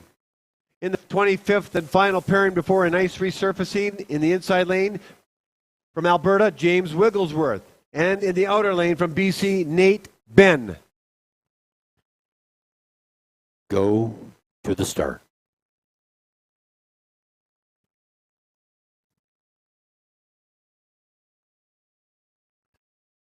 Ready. I'm hoping to get a couple of an interview from either Blair Toblin or Andrew Cross. Well, there was a stutter step there by Nate Ben. I'm not sure what happened in his 100 meters there. That will cost him a few 100ths of a second for sure. James Wigglesworth, 11.04, 11.4 for his opening 100 meters, and Nate Ben, 11.7. Yeah, I'm hoping to get a starter conversation, no pun intended, and Simon Coots, hopefully for the 1,000 meters that comes up. Maybe he and I, between announcing, can have a chat about the sport of speed skating. You'll find him a wealth of information. So crossing the line is James Wigglesworth at 41.45. At 42.66 is Nate Ben. So, ladies and gentlemen, the time is 10:38. We're not done the 500-meter men's races. We've done part one. There are 44 pairings in total. unless something changes. Well, in fact, there was a delay, so I'll find out what the return time will be in just a moment. 10:55 is when we're going to return, as the original schedule indicates. 10:55, it's 10:38 right now. We'll be back on the webcast at that time. So grab a coffee, take a break.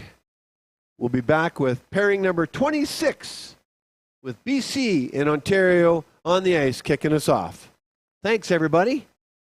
We'll talk to you then.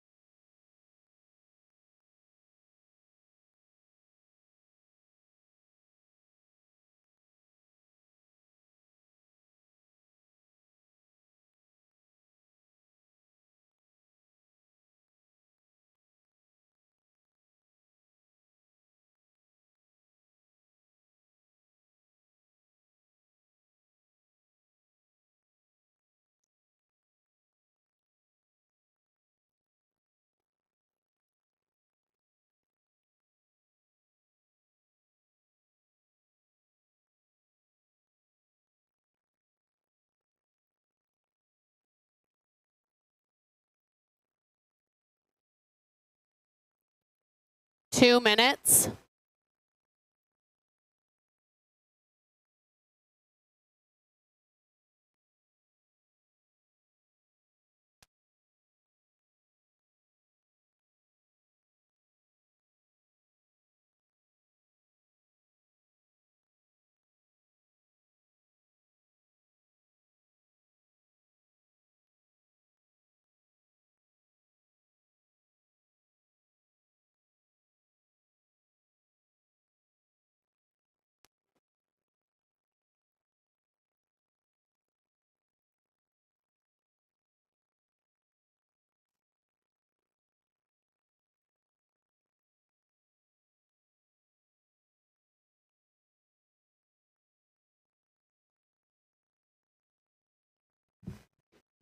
Welcome back, ladies and gentlemen. The 500-meter men's pairings will continue. I will introduce the first two skaters in pairing number 26.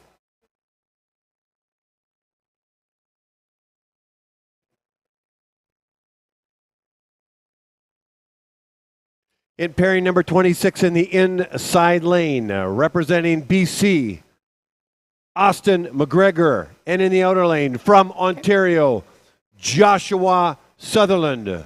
Over to the starters when they're ready. Good luck, gentlemen.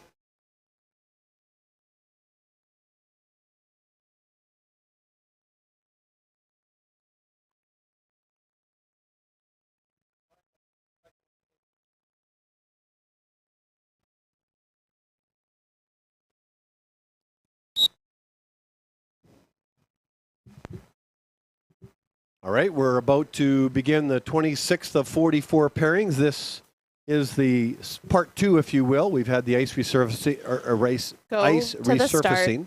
Take a look at that ice. Isn't that beautiful? It looks like a pane of glass. You can see the reflection of the words, the fastest ice in the world. Ready. Right across the starter. That's a beautiful shot right there.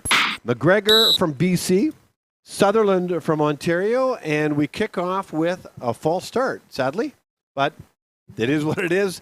The red flag comes out, and that means that Sutherland created an infraction that the starters didn't feel it would have been a fair start had they kicked it off. Outer lane, false start, not stable. So Austin McGregor Go to in the the left start. side of the screen, rather the right side of the screen, and Joshua Sutherland in the left side of the screen. Outer lane on the left, Ready. inner lane on the right.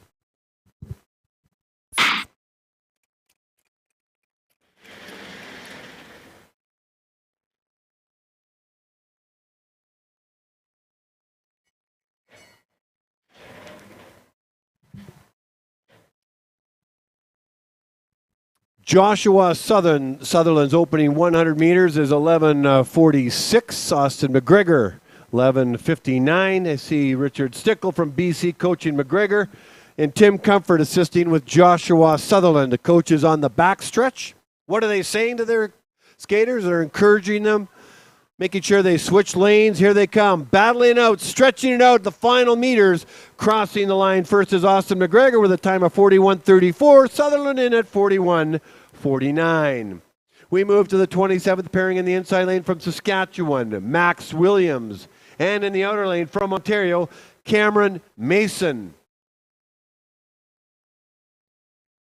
Go to the start.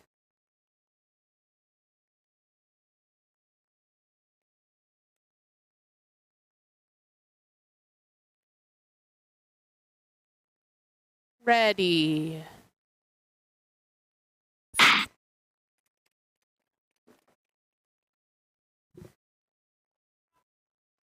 Max Williams from Saskatchewan, Cameron Mason from Ontario on the line right now. Opening 100 meters, Max Williams 11:38, Cameron Mason 11:5. Tim Comfort and Keegan Christ coaching from the coach's boxes, assisting Williams and Mason as they head to the south corner. Now turning due north with their 100 meters to go, stretching it out all the way. Are we going to see PBs or not? Crossing the line first will be Mason at 41:37, Williams in at 41:34. 38.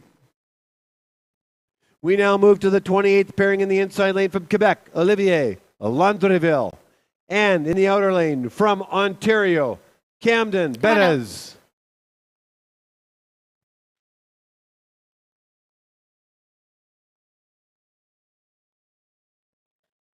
Go to the start.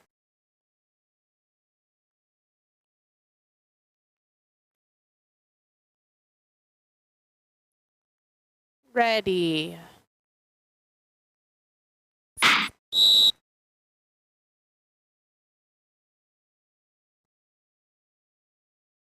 So another false start. That's probably about half a dozen so far today.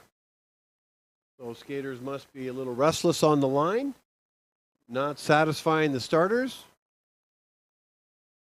Olivier Landreville will be tagged with the infraction in the inner lane. From Quebec, Camden Bettis is in the outer lane. As they circle back, settle in, and we get to do it all over Inner again. lane, false start, not stable. Go to the start. Pair 28 of 44 in the men's 500 meters, Ready. and then we're going to take a break. I'm hoping to get an interview with Blair Tomlin or Andrew Cross.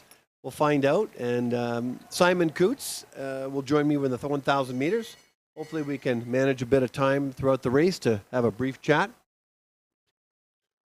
Olivier Landreville, 11.4 seconds for an opener. Camden Bettis, 11:45 for his opener.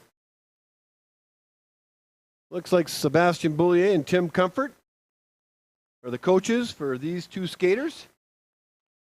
Out of the corner, evenly matched, stretching their final few meters. Let's see how they stack up. A personal best for Landreville at a 41.14. Nice to see. And Bettis the same thing, 41.32. Well done. We move to the 29th pairing in the inside lane from Alberta, Daniel Revy. And in the outer lane from Quebec, Joseph Perreault. Go to the start. Although I don't see a Joseph Perreault in the screen. I still think I should announce the two skaters Ready. because one could arrive to their lane a little bit late. I can't tell. So no Perreault from Quebec, but a Revy from Alberta. Let me call in this race.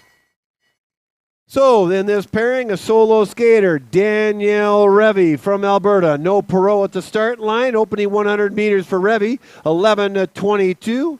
Mariki Nadal coaching him as he crosses over down the backstretch. Heading into the final corner, 2 corners only in the 500 meters, 1 1/4 lap around a 400 meter track, in case you're wondering, or you want to keep track at home.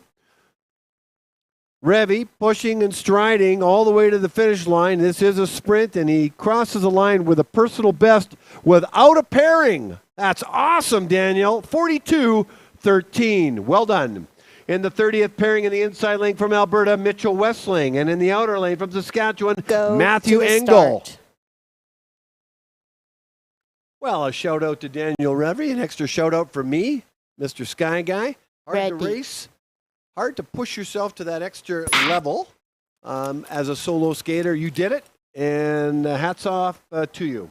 Revy with a PB from Alberta. Here we go, pair number 30 of 44, Westling from Alberta and Engel from Saskatchewan. Opening 100 meters, Engel in at 11:04. And Mitchell Westling at 11:75.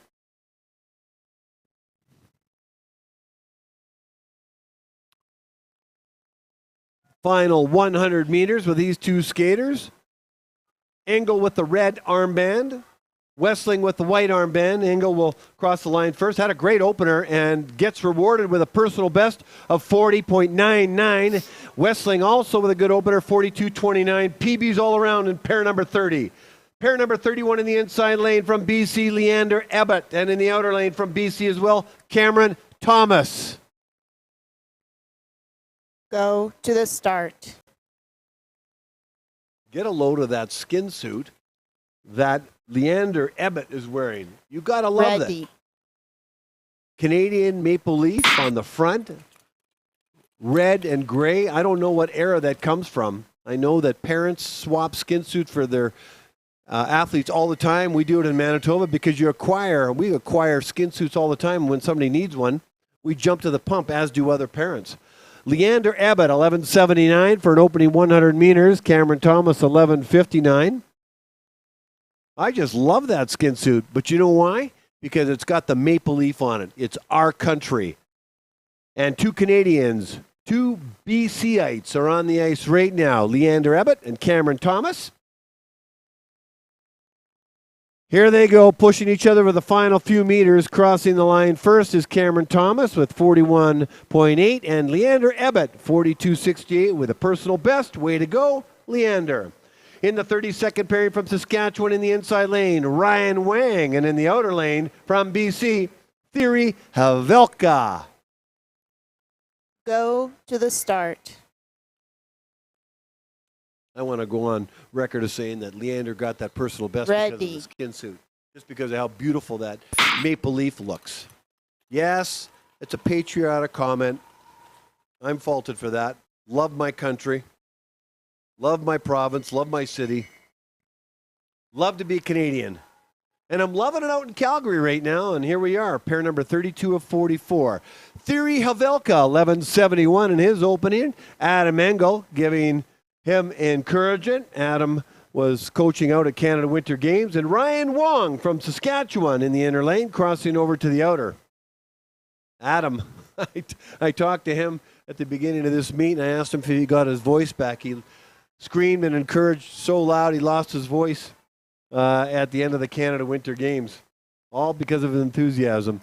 Thierry Havelka with a personal best of 43.52 and Ryan Wang at 46.55. The 33rd pairing in the inside lane from Alberta, Owen Kay.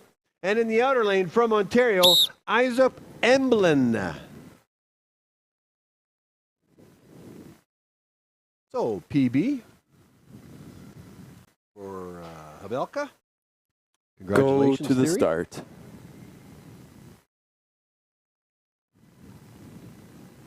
Adam Engel's been coaching in BC for 19 years now. Quite a gentleman. Had a chance to meet him here in the fall and then talk to him at the Canada Winter Games.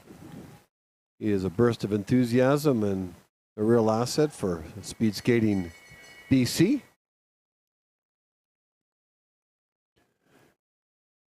Opening 100 meters, Isaac Emblin at 12 seconds flat. Owen Kay at 12.15. Mariki Nadal and Tim Comfort are the coaches in the coaches box, assisting the skaters down the back stretch.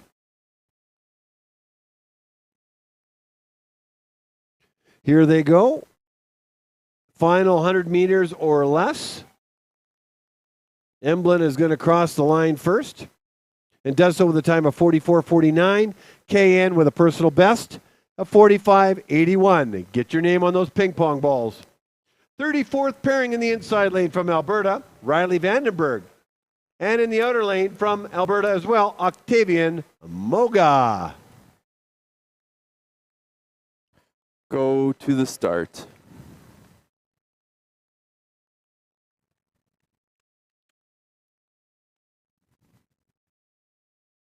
Ready.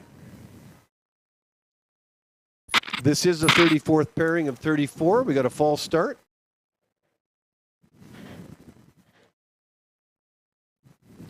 Riley Vandenberg, Octavian Moga, both from Alberta.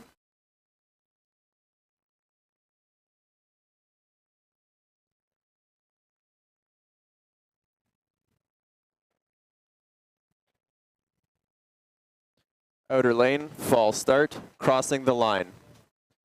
Go to the start.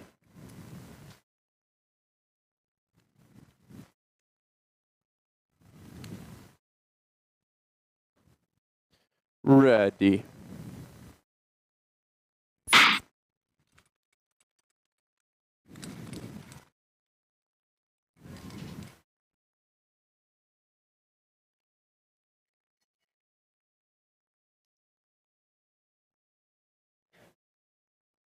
Opening 100 meters for Vandenberg is 11:81. Moga in at 13.19.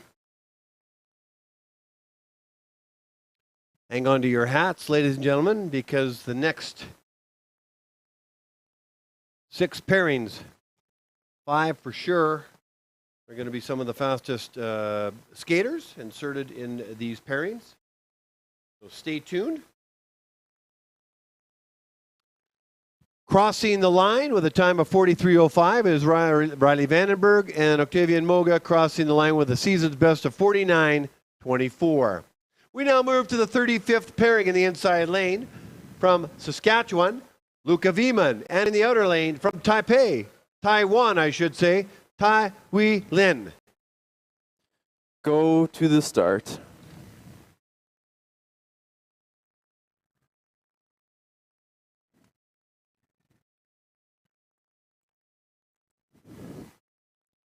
Ready.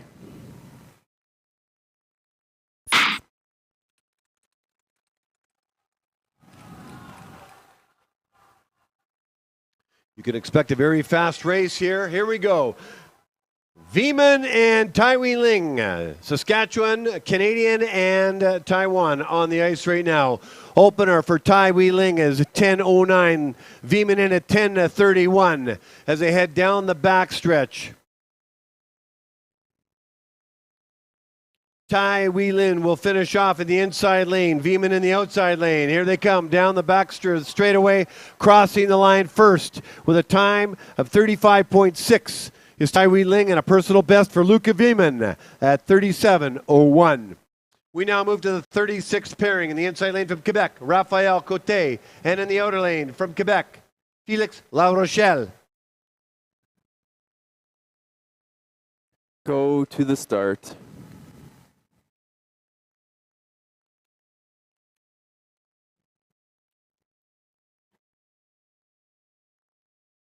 Ready.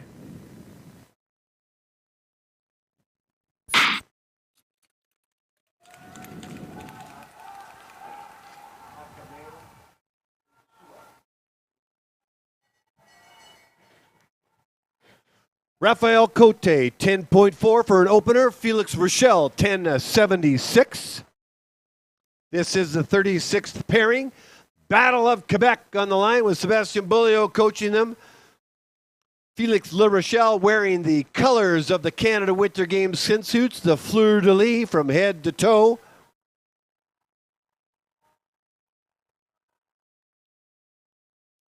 Actually, Raphael Cote was wearing that. I got that wrong. 36.89 personal best for Cote, and Felix La Rochelle a personal best of 37.79. These guys are happy skaters. 37th pairing in the inside lane from the Netherlands, Oki Mouwen, and in the outer lane from the Czech Republic, Lucas Stekli.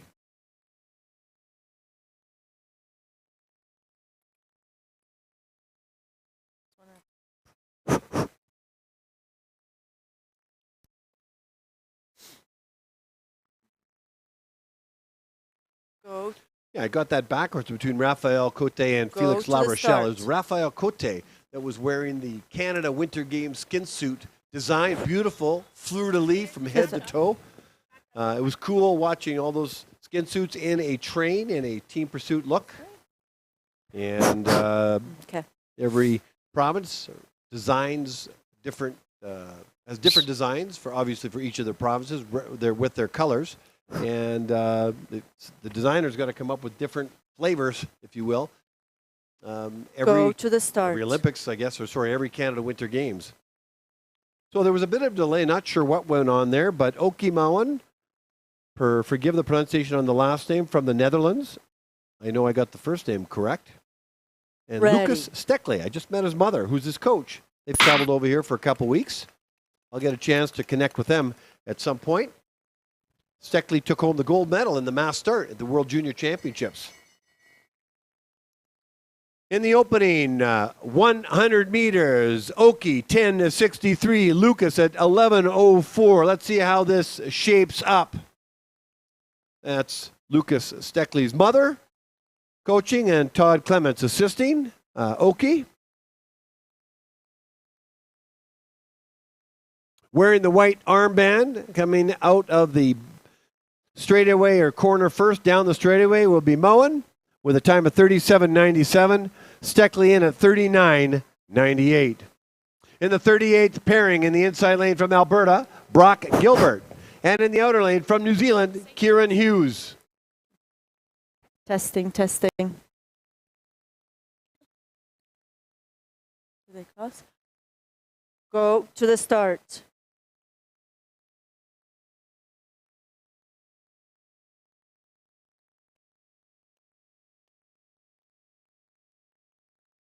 Ready.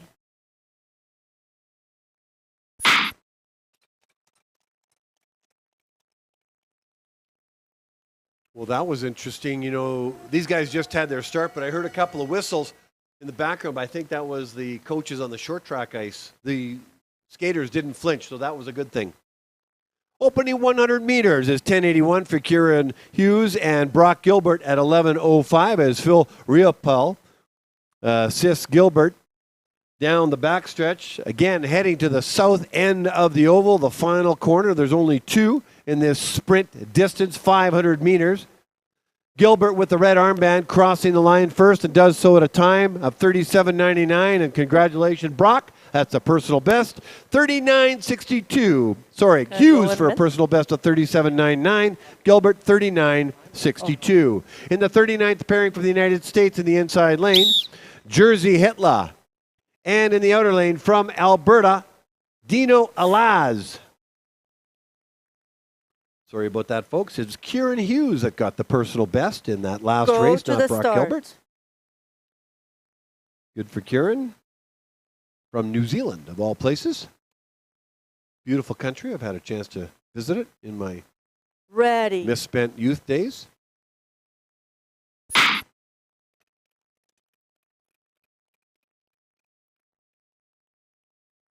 And we're off and running the 39th pairing. Jerzy Hitler from the United States out of Illinois.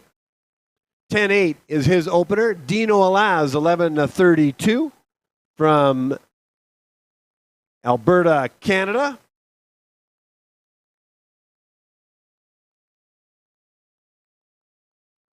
Hitler started in the inside lane. As you can see, he's in the outside lane, coming out of the corner first, wearing the white armband. If all goes according to plan, he'll cross the line first and does so with a season's best of 38.94 and Alaz in at 42.23. We now move to the 40th pairing in the inside lane from the province of British Columbia, Nick Golayev, and in the outer lane from Ontario, Chandra Danda. Go to the start.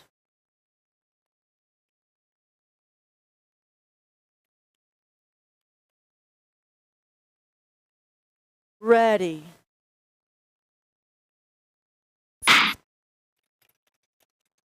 Golayev and Danda on the ice right now, BC and Ontario. Golayev's opener is 10.69, Danda in at 11.21.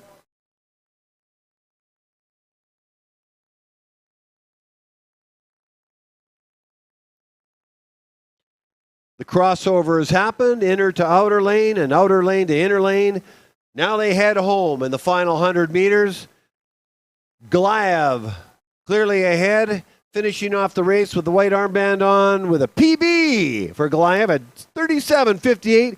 And Danda, a personal best as well at 40.66. We now move to the 41st pairing in the inside lane from Alberta, Akameo Ojusua. And in the outer lane from Alberta, Ian Dwyer.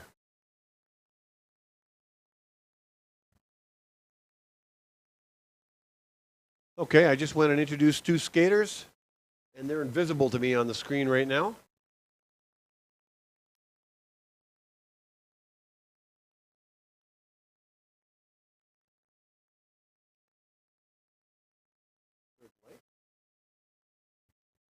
Not sure if there's a delay or not.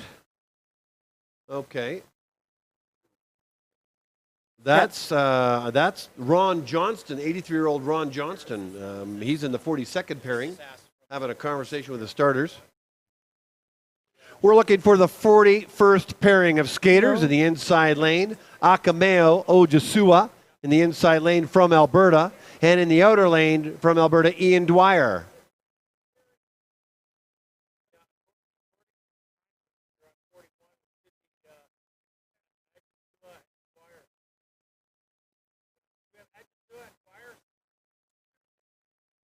Well, we get to look at the skaters in still shots. Akameo on the right, Ian on the left. And perhaps they're simply not ready to race. They're the last three pairings. And who I see on the ice right now is Ron Johnson.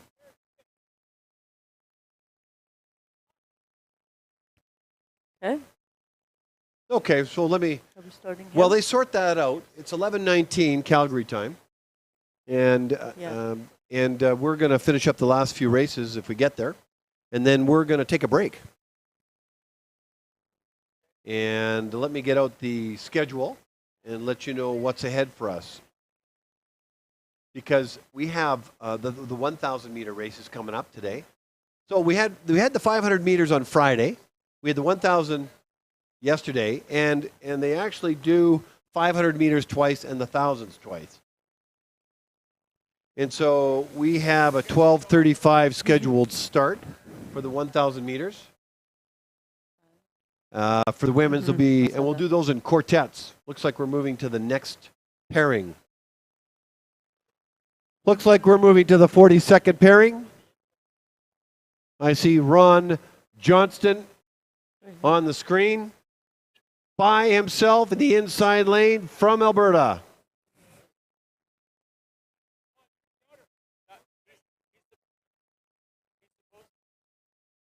He's Johnson. Yeah, so Ron Johnston Johnson. is So wearing supposed to be the our- wrong color armband. He should be wearing a red armband.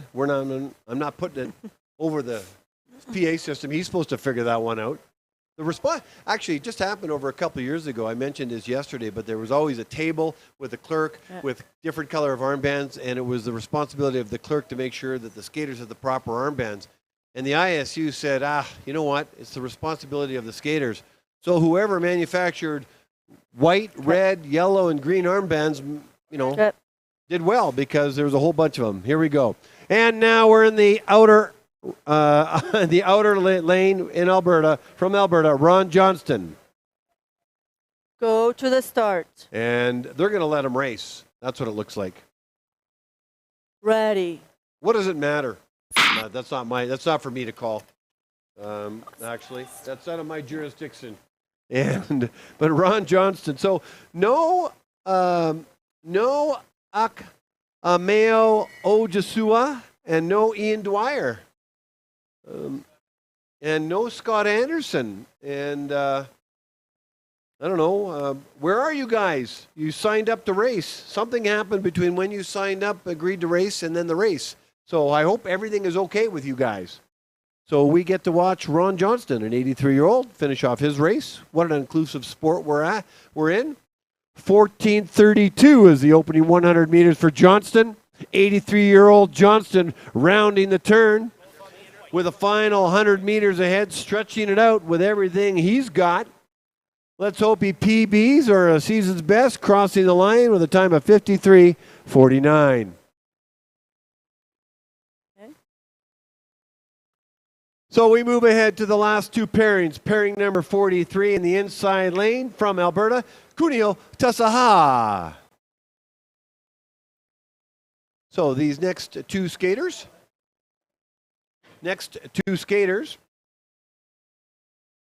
are solos in this pairing. We're waiting for 0-0. Kunio Tasahara.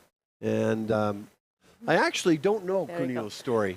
Other Go than to the start. on the surface, he's a master skater, loves to skate. Otherwise, he wouldn't be out there. It would be great if we could have a skater paired up with him, but that's not the case. Ready. And then we'll have the legendary Bill Blonsky. And here goes Saihara from Alberta. On the track is the 43rd and the 44th pairing. Opening 100 meters for Sayahara is 12:45. Down the back stretch he goes. Always getting coached and encouraged. Heading into the final corner.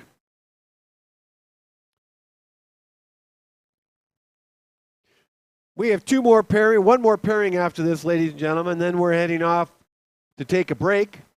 The women's 1,000 meters will resume at 12:35. Tassajara crosses the line with a personal best of 47:34. PB for Cuneo. Don't forget to put your name on a ping pong ball in the sphere at the guest surfaces, the front of the oval. And Bill Blonsky rounding out the inside lane from Alberta. Give it up for Bill. Go to the start.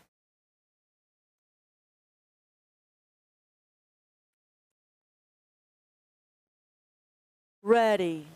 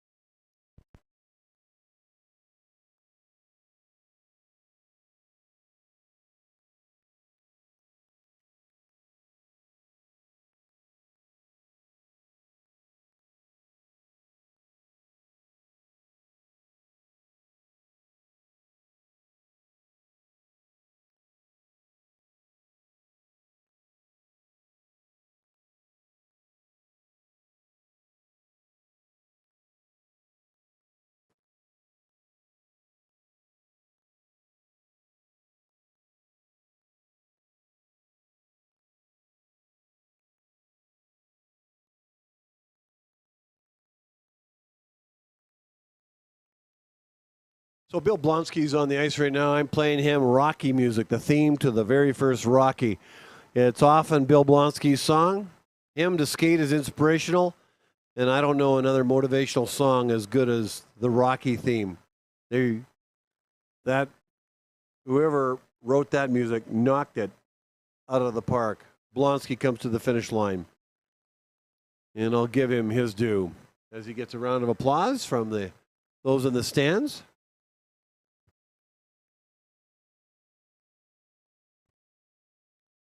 So here's what's ahead. It's 11:25 Calgary time. We have the women's 1,000 meter races coming up. Maybe I'll tell everybody in the oval as well.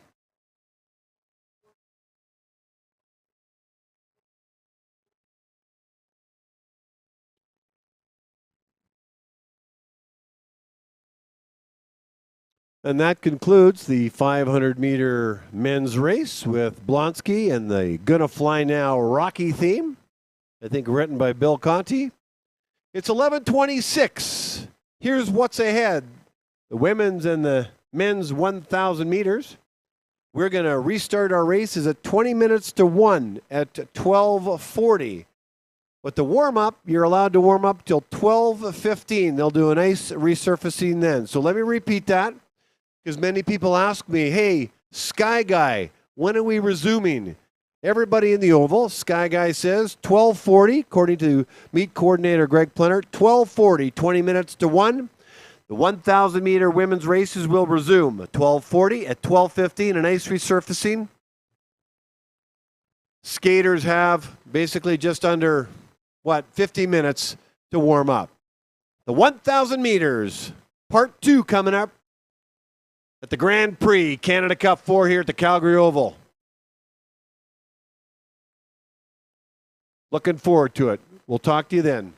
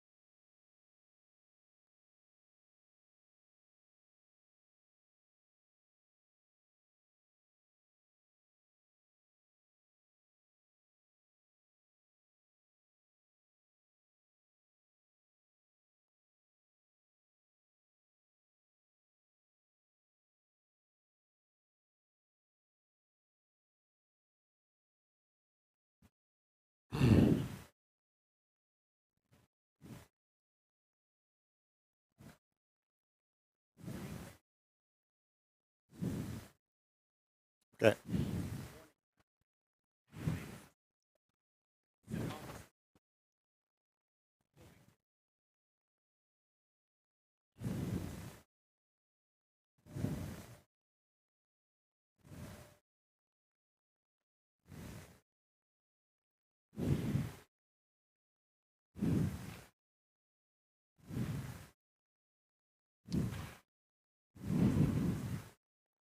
I don't see any skaters out there.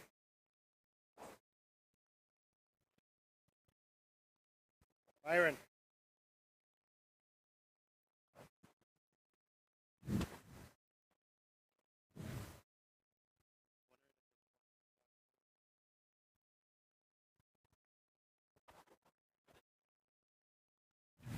A what? Pencil? Yeah.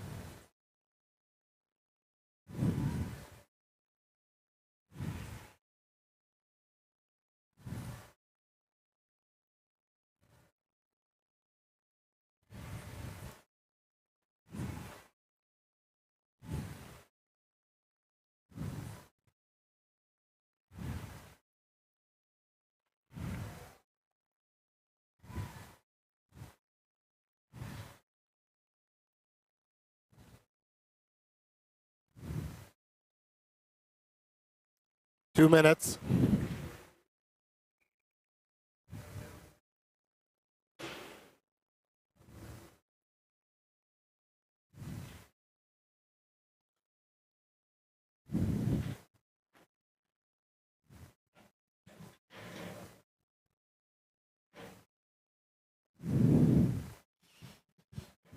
We're going to start in about 2 minutes. You can hear me on the webcast. They can't hear me in the oval. I'll announce the quartet in a moment. I've been asking for our Blair Toblin and Andrew Cross either to come up. By the way, the report on Sophia Cross said she's a sprained ankle, not broken. That was the skater that slid into the mats, skate first, and basically rolled her ankle. I talked to Kevin Tolbach, the paramedic. She is okay. Weight bearing now, but a very swollen ankle. I would suspect that. Well, I would think that her meet is done. So I'm going to announce skaters. Simon Coots is going to join me throughout the 1,000 meters. I've got to announce the skaters now, and the starters are going to get mad at me. Well, hello, everybody. Welcome back to the 1,000 meters of the Oval Grand Prix in Canada Cup 4. Let's get into the introduction of the skaters now. In quartet number 1 and pairing 1 in the inside lane from BC, Beth Smith. In the outer lane from Sweden, Anne-Marie Lindqvist. In the second pairing in the inside lane from Quebec, Marie-Michelle Gagnon. And in the outer lane also from Quebec, Camille Tremblay. Good luck, ladies. Go to the start. Okay, the starters were waiting for me, and they don't like to wait. So we've got quartet number 1. There's going to be 13 quartets and then 2 pairings Ready. after that. And welcome. Oh, good. I was going to say, good, there's a false start. I don't mean it that way. I've got some time here. I want to welcome Simon Coots to the timing deck. Simon Coots is, well, first of all, Simon, hello. How are you? I'm doing well. Thanks for having me. False Get the microphone start, really close inner to your, lane, to your hold your mouth. start So position. Simon Coots, let me tell you who he Go is. to the start. A career in a minute. So Simon and I are going to have a chat throughout the 1,000 meters. While I announce in the oval, and also then he and I can connect. So Ready. Simon is from Winnipeg, Manitoba. Started skating at age 12, skated 8 years out of Winnipeg, then Go moved to to the Calgary, start. skated at the University of Calgary Oval program, and went to school here, and had a very good non-national career in the sport of speed skating, although he got Ready. to train with the national team for a 3-year period. An outstanding young man. Highly educated, and has become passionate about the sports of speed skating. So Simon, glad you're here. Let me call in the 200 openers, and then let's have a chat. Beth Smith's opening time is 21:72. Lindquist in at 21:56. Gagnon will have an opening 200-meter time at 21:76, and Tremblay 21.4. I think I'm going to throw on also some music for the skaters. I'm going to do some techno music for the kids, the athletes, I should say. Okay, this is Simon. Simon, this is going to be a bit of a challenge as we've got the bell lap already. These 2.5 laps around are going to go quickly. What's a good strategy for 1,000 meters race? You really just got to go all out from the start, hit max speed, just try to hold on. So that 200 meters, just how important is that 200 meters? It's huge. You see some people opening up to second fast than others, and 1 second in a 1,000 meter race is a massive time difference. All right, let me call this race here. Lindquist crosses the line at 1:28.11. That'll be the fastest opener, given that pairing. 1:28.55 for Beth Smith. Here comes Gagnon and Tremblay crossing the line first. Here's Camille Tremblay from Quebec at 1:27.29, and Gagnon in at 1:27.94 in the second quartet in the inner lane. In the first pairing, from Manitoba, Lindsay Smart in the outer lane. From Quebec, Emily Greenfield in the second pairing. From BC, Hannah North. And in the outer lane, from the United States of America, Mary Brophy Magnus. Okay, 200. What would be a good 200-meter Go to the opener for start. 1,000 meters for these women skaters? It depends what level you're looking at. I'd say at the Ready. cup level, anyone opening in the 18s in these pairs, that's very respectable. And then Go once to the start. they train to go as fast as possible around a lap, they call those tempo runs, right? Rolling start runs. What do you expect their lap times to be in the 31, Ready. 32, 33? I guess we're going to find out in a moment. Yeah, it depends on the pair. Obviously, a lot of these skaters are at different levels, but when we get towards the top pair, the top quartet, a couple races in, we'll be hoping to see some laps in the probably 28s today. Yeah, the fastest times are yet to come, aren't they? Absolutely, yeah. The ordering will go almost the fastest to the fastest around the 5th race, and then it'll kind of go from the 6th race downwards from that point to the final pair. Greenfield's opening 200 meters at 20.67. Lindsay Smart, 21.3. Hannah North, 21.19. And Mary Brophy Magnus, 20.23. Tune in to Sportify on YouTube. Simon Coots is on the webcast with me. You'll get some commentary about his career and the sport in general. So we got bell laps for both of these skaters, the 1,000 meters. So what was do you recall your personal best in the 1,000 meters? I do, yeah. And what was that? 1:11.9. Let me call in this race, and we'll keep talking about the 1,000 meters with Simon Coots. Emily Greenfield with a 1,000 meter time of 1:26.46. Lindsay Smart, 1:27.97.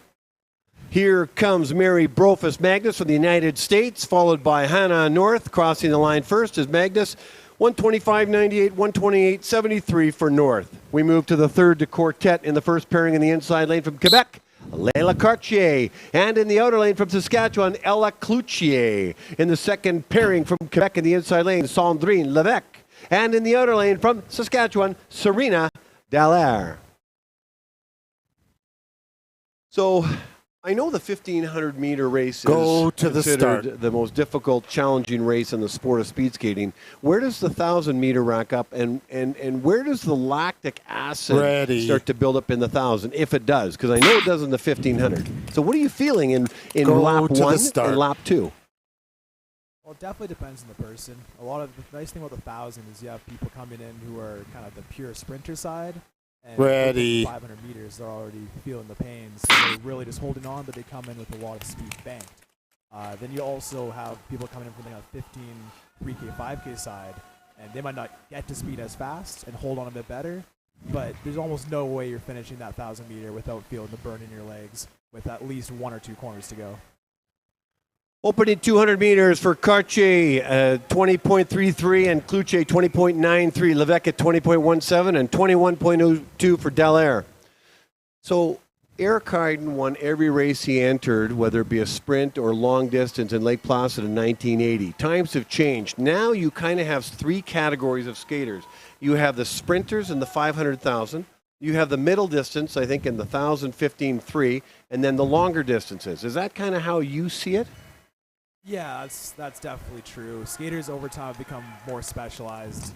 So you definitely have your sprinters, your mid-distancers, and then kind of your distance skaters. But there's always going to be overlap between those groups as well. Can you have a 1,000-meter skater be very good in the 1,500 but not good in the 500? Absolutely, that's super, super common, even at the World Cup level. It's the opener in the 500 that holds a lot of skaters back, but in the 1,000 they have enough time to still go quick. Cartier and Cloutier in for personal best, 124.58 for Cartier and Cloutier 124.04. Congratulations. Crossing the line with the season's best is Levesque at 122.34 and Dallaire in a 26.6. And quartet number 4 in the first pairing in the inside lane from Manitoba, Skylar Van Horn. In the outer lane from Prince Edward Island, Jenna Larder. In the second pairing in the inside lane from Nova Scotia, Julia Snellgrove. And the outer lane from Alberta, Caitlin Apelke. So how much is it genetics? If I was, for example, if I was at a body type for long distance, can I train myself to be a sprinter? Or do I just have to say, well, this is what God gave me. This is what I have to learn how to race. And then that's kind of part 1. And then part 2, where did you land? So let's start with part 1. Go to the start. As in any sport, there's definitely a large genetic component as you get kind of towards that top level of the world. There's a lot of skaters Ready. on the World Cup circuit and the World Championships that are on the sprint or the distance side, and they would, no matter how hard they try, not be competitive at the other end of the spectrum. That's a different body design, isn't it? Fast twitch muscles versus slow twitch muscles. And I see some of the long distance skaters will try the sprints, but it'll warm them up for their long distance events. Yeah, absolutely. A lot of people, especially those mid-distance skaters, they'll do a 500 to get ready, get some speed in for their 1,000 or their 15, whichever their main event really is. So Skylar Van Horn opener, 1974. Larder in at 19.6. Snellgrove at 1925. And Pelkin at 1958. We're talking with Simon Coots on the webcast if you want to join us or listen to it on the replay. So where did you land? How would you, if I were to say, Simon, how would you define your career? Were you a sprinter? Were you middle distance? Or were you long distance? Definitely more towards the long side. My 500 was definitely my worst, and that's fairly common. You see a lot of skaters that can skate, fairly quick in all the distances except for the 500. Just like how a lot of sprinters still have quite strong 15s, even maybe a decent 5K, but towards the 10K, that's when they really start seeing their times drop off. So Skylar Van Horn continues on a torrid pace with another PB, 121.86. Larder, 122.71, also for the personal best. Pelkey clocks in with a personal best of 120.81, as does Snellgrove, 121.07. PBs all around for quartet number 4. In quartet number 5 in the inside lane from Quebec, Andre Faneuf. In the outer lane from Quebec, Gabriel Jelinek. And in the second pairing in the inside lane from Norway, Anna Bay Forstad. And in the outer lane from Quebec, Rose Larotte Roy. So I think this is quartet number 5. We talked Go about this to the just a moment start. ago. This is where we should see the fastest times now. Quartet number 4 had some great times and some PBs. I think we're entering. Looks like the fastest quartet of the 13 quartets. Ready. So you've got Phaneuf and Jelinek, Farstad and Rose Lalavorte. Go to the Simon, are start. any of these women that are skating that you skated with? Oh, unfortunately, Phaneuf went down in the opener. Well, that's too bad, and crossed over into the Stand to outer the lane. side. So that's probably going to pause the second start, and it does. So Audrey Phaneuf unfortunately fell in the first turn. Gabrielle Jelinek will complete her 1,000 meters by herself with an opening time of 18:99 as Mansouf Awarde coaches her down the backstretch in the first of the 2 full laps. 1,000 meter, 2 1/2 laps around a 1,000 meter stretch. Jelinek on the ice all by herself with a bell lap. Simon, are there any of the women that are skating the 1,000 right now are ones that you skated with during your time, since you recently retired last year around this time? On a high note, I might add, with PBs, didn't you? Yeah, I've only been out for a year, so most of the older skaters, the skaters in the faster end, they're people I've been skating against or with us alongside for years at this point. You've only been out of it a year. Do you miss the training? Do you miss the competition?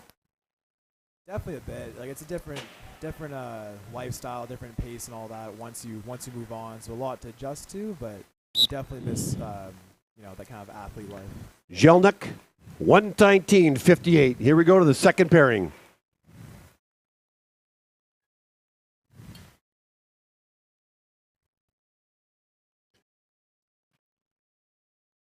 So I guess if I look at the pairing here, Rose Lalabotewa should clock in the fastest time Go of the to group. the start.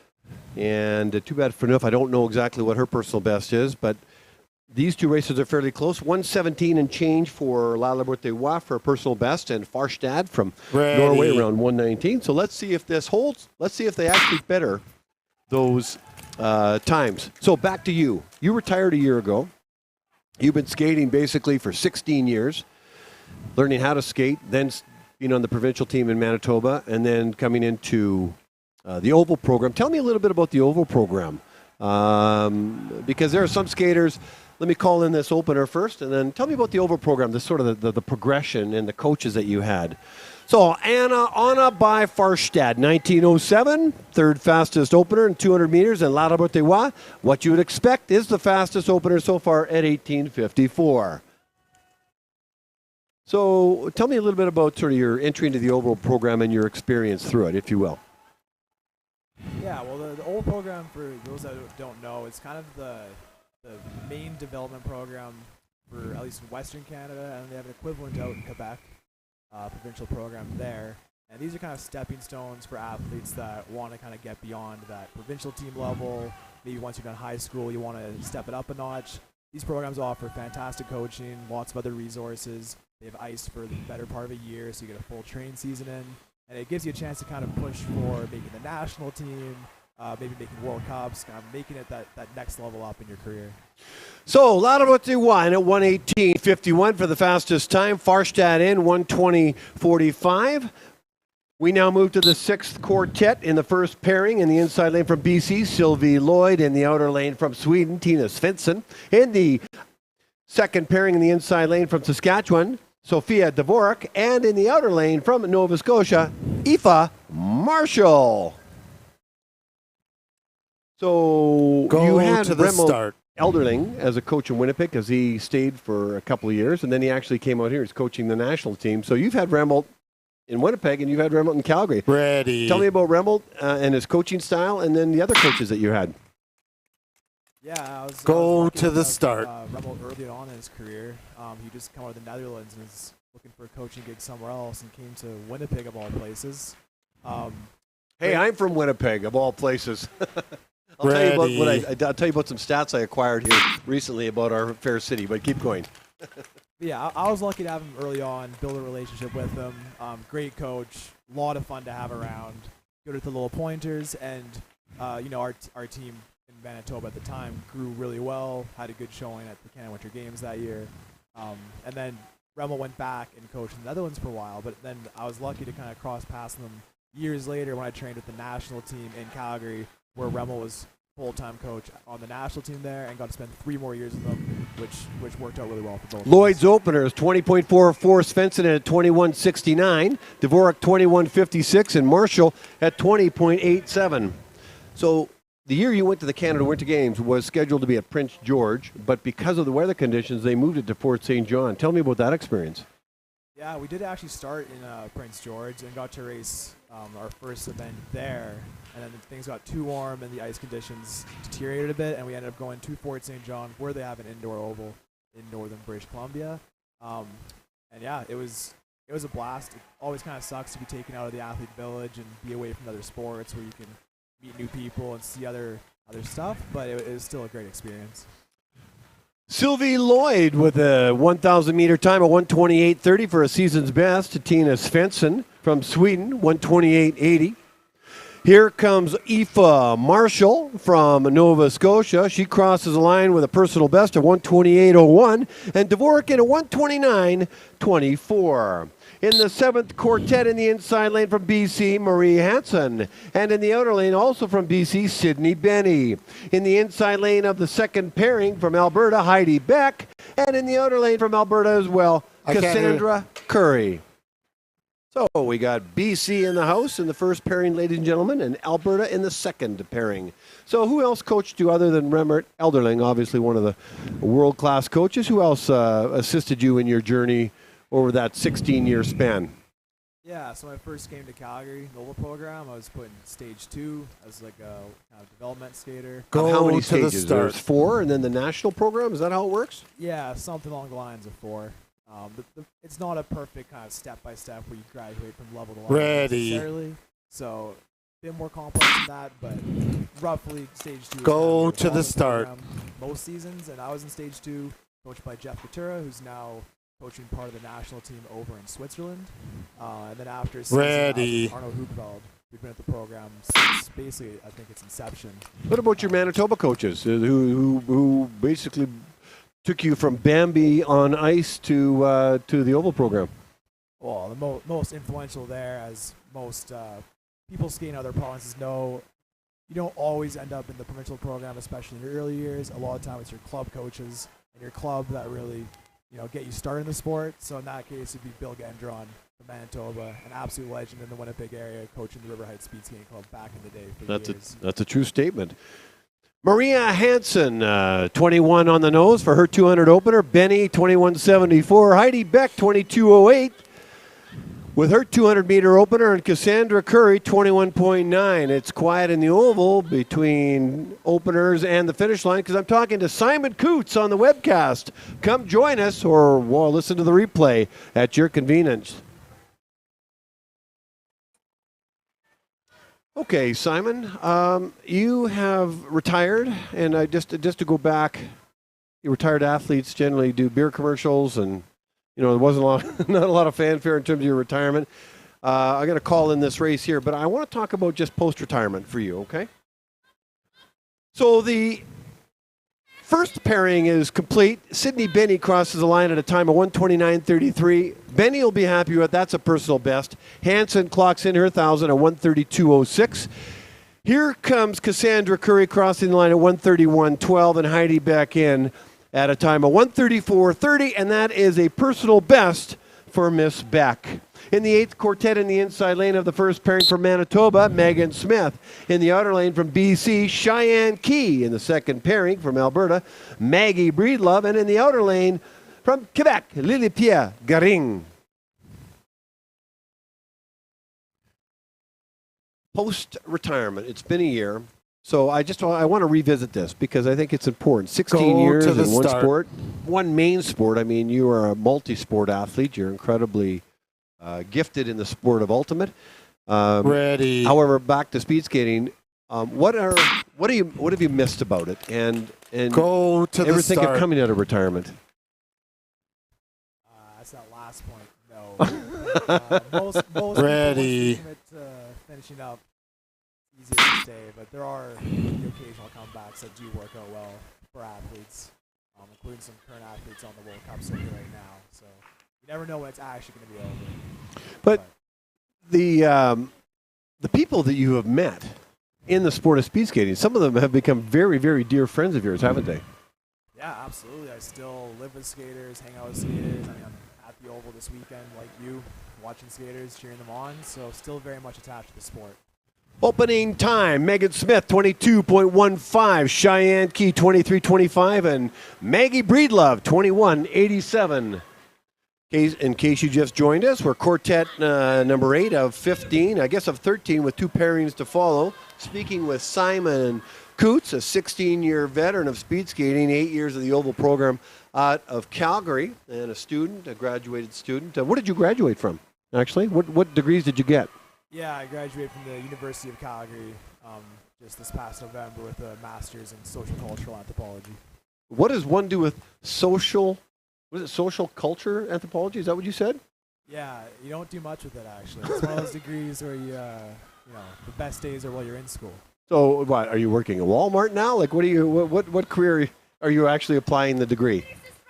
Yeah, so since then I've kind of been in the nonprofit area in the Calgary, just working contracts in the area. Hold that thought. Megan Smith, 133.92. She'll be happy with that PB. Megan, Cheyenne Key, 134.86. Here comes Maggie Breedlove to finish off her 1,000 at a time of 138.43. We now move to the 9th quartet in the inside lane of the first pairing from Alberta, Julianne Lazari. In the outer lane from BC, Leah Turner. In the second pairing in the inside lane from British Columbia, Abigail McCluskey. And in the outer lane from Alberta, Anna Bourgeois. Okay, back to your degree. Go to the start. Oh, hang on a second here. I have introduced 4 skaters. Ready. And I have a feeling these are separate. And so sorry about that, ladies and gentlemen. I'm looking down on my sheet and didn't pay close attention. My bad. Julianne Lazari is in a pairing with Leah Turner where they're going to have another 3. Let's have a look here. 1, 2. Another pairing with Abigail McCluskey and Anna Bourgeois. These are national team athletes, aren't they? That's correct. Both currently skate on the National Women's Program out of Calgary. Yeah, so that's why they're getting this separate pairing. Okay, let me call the opener on this one. 22.22 for Julianne Lazari and Leah Turner, 21.64. As they, unfortunately, oh no, we've got Julianne Lazari down on the backstretch and the crossover. Leah Turner will finish this race by herself. That's rare. She must have caught a skate either on the ice or maybe the back of... maybe she caught the back of Turner's skate. I'm not sure. I'd have to rewatch that. Anyway, we have a solo skater. This is Leah Turner will finish the race and by herself. I may as well, Simon, I'll just call it in, and then we'll talk a little bit about more about your education. And then I want to talk about some of the friends you've met and who I've actually had an opportunity to meet.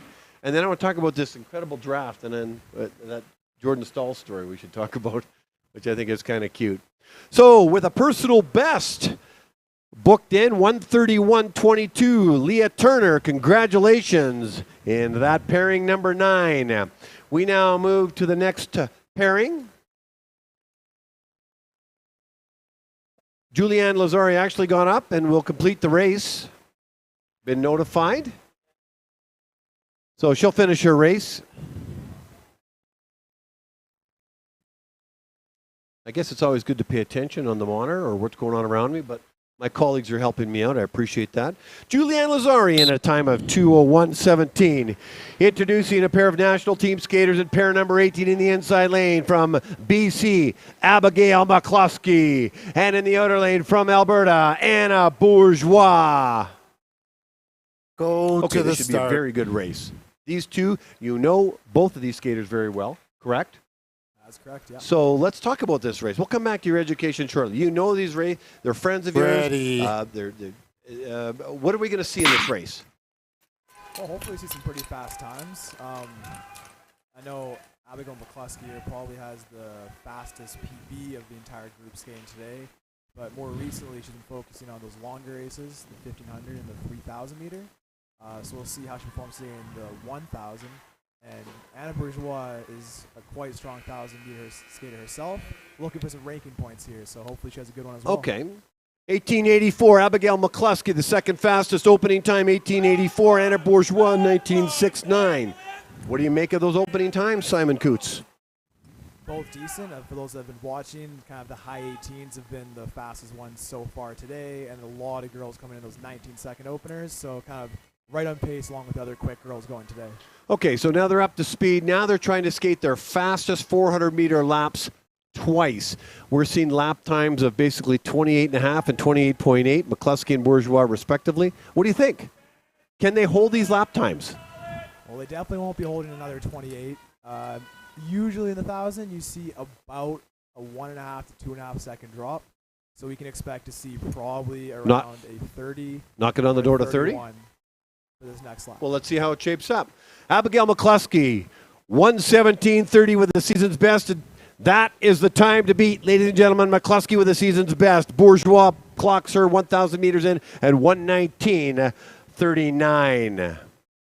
We now move to the 10th quartet in the first pairing in the inside lane from Alberta. Darby Beeson in the outer lane from Alberta. Victoria Gopelin in the second pairing in the inside lane from Quebec. Ariane Fournier. And in the outer lane from Sweden, Ranietzi. Okay, I'm happy for Abigail McCluskey. She absolutely loves to speed skate, pours her heart and soul into it. And for her to get a time like that, a season's best, and important for her to get great scores here at this meet and next for Canada Cup reasons, Canada Cup point reasons, yes?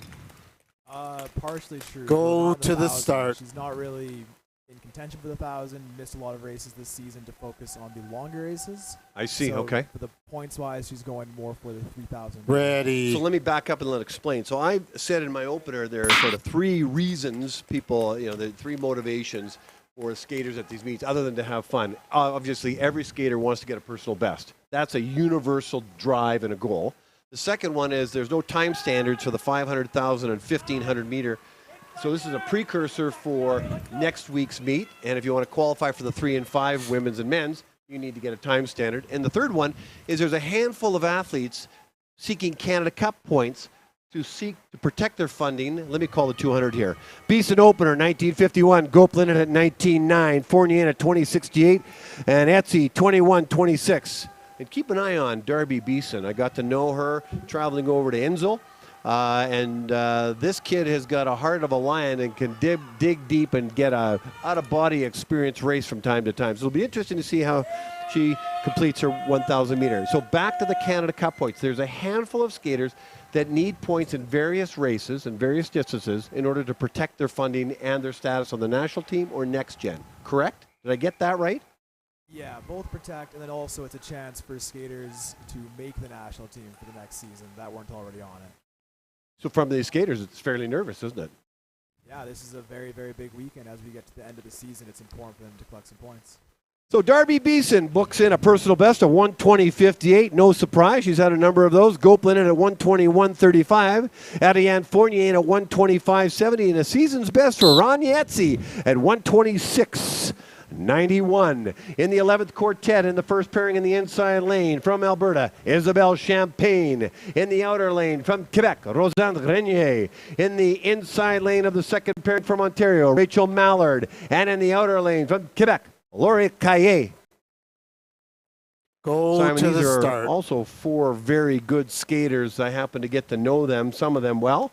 Rachel and Isabel competed at the Canada Winter Games. I've got to know them. Isabel is a rising star and has booked in a fantastic. I would consider this a breakout year. And she put on a clinic for the 3,000 meters in Halifax. And Rosanne Grenier and Laurie Caillet endured the cold and came to Canada Cup 3, and I had a chance to meet them. All terrific human beings, and I wish them all the best. So I expect some fairly respectable, decent times out of them, and hopefully some personal best for some of them. So where were we? Well, we're talking about, okay, let's move over to some of the dear friends. One of the things that this sport has done for you has connected you with some tremendous people that you have basically created some lifelong friendships, haven't you? Yeah, absolutely. Move out somewhere to speed skate and take it seriously. when you get stuck on a team or living with people from across the country, from every province, and you spend that much time together, day in, day out training, you can't help but, become close friends.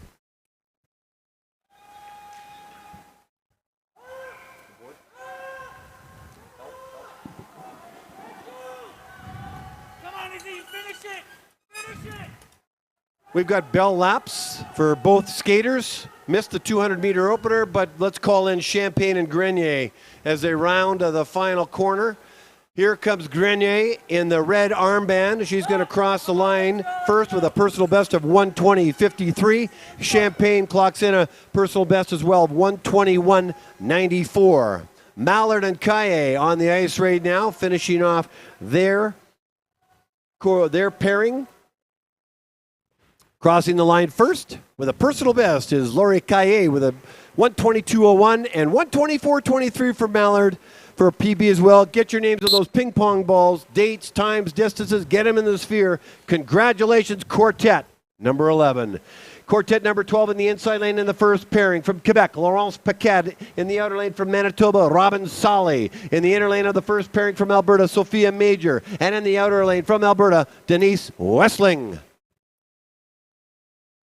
Okay, Go to the start. Well, first of all, one of the things I really admire about you is that first of all, you found a passion and you lived through it and you retired and you've moved on and you've got an education and, you've been in shape for 16 years. Go to the start. Are you still in shape? Or are you certainly not in the shape that you would have been a year ago, but what kind of shape are you in now? Do you exercise away from being as a retired athlete? Yeah, I'm still in good enough shape, but definitely not what it was a year ago. But one of the things I admire about you is you've maintained your passion to the sport of speed skate. You are a wealth of knowledge about the sport, but also about the athletes that compete at the world level. And let me call in this 200 meters, and you know where I'm going with this, right? We're going into the draft, which has been around for how many years now? Yeah. We just finished our 5th season. Yeah. Laurence Paquette opener, 20.65. Robin Solly in at 20.38. Sophia Major, 22.16. And Denise Westling at 23.84. So I got a chance to participate in your 5th year of what would be called a fantasy speed skating draft. Why don't you tell me the birth of this draft and who the stakeholder, who are the key people in organizing this? And then I'm going to share my experience a little bit by being involved. So actually has pretty humble beginnings. I remember maybe 2015 going to Calgary World Cup with a buddy of mine, Christian Liebzeit, also a Winnipegger, and kind of just on the back of a piece of paper making some little side bets while we were watching the races, goofing around, having a good time. And then, a few of us kind of got together and said, hey, let's make something out of this, make it a bit more legit. So 12 of us skating in the Oval program a year or two later got together and actually made a full formal draft, and that was where it all took off. Well, hold that thought. Paquette's opening time, 124.88 for a season's best. Solly in a 125.69 for a season's best. Here comes Major with a personal best of 134.08. Congratulations, Sophia Major. Here comes Denise Westling, crossing the line at a time of 142.20. Our last quartet before we go into the pairings. In the inside lane of the first pairing from Ontario, Brielle Durham. And in the outer lane from Alberta, Kendra Hawkins. In the second pairing in the inside lane from BC, Talia Halperin. And in the outer lane from Alberta, Camille Alford. Okay, so that was the start. The Dirty Dozen got together, put some bets on, friendly bets, wagers about World Cup skaters.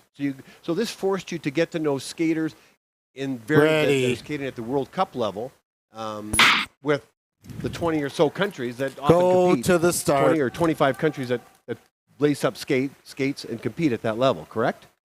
Yeah, all of a sudden all 12 of us were following the circuit way closer than before, really paying attention to who was skating well, who was dropping off, just to try to make the best team possible for ourselves.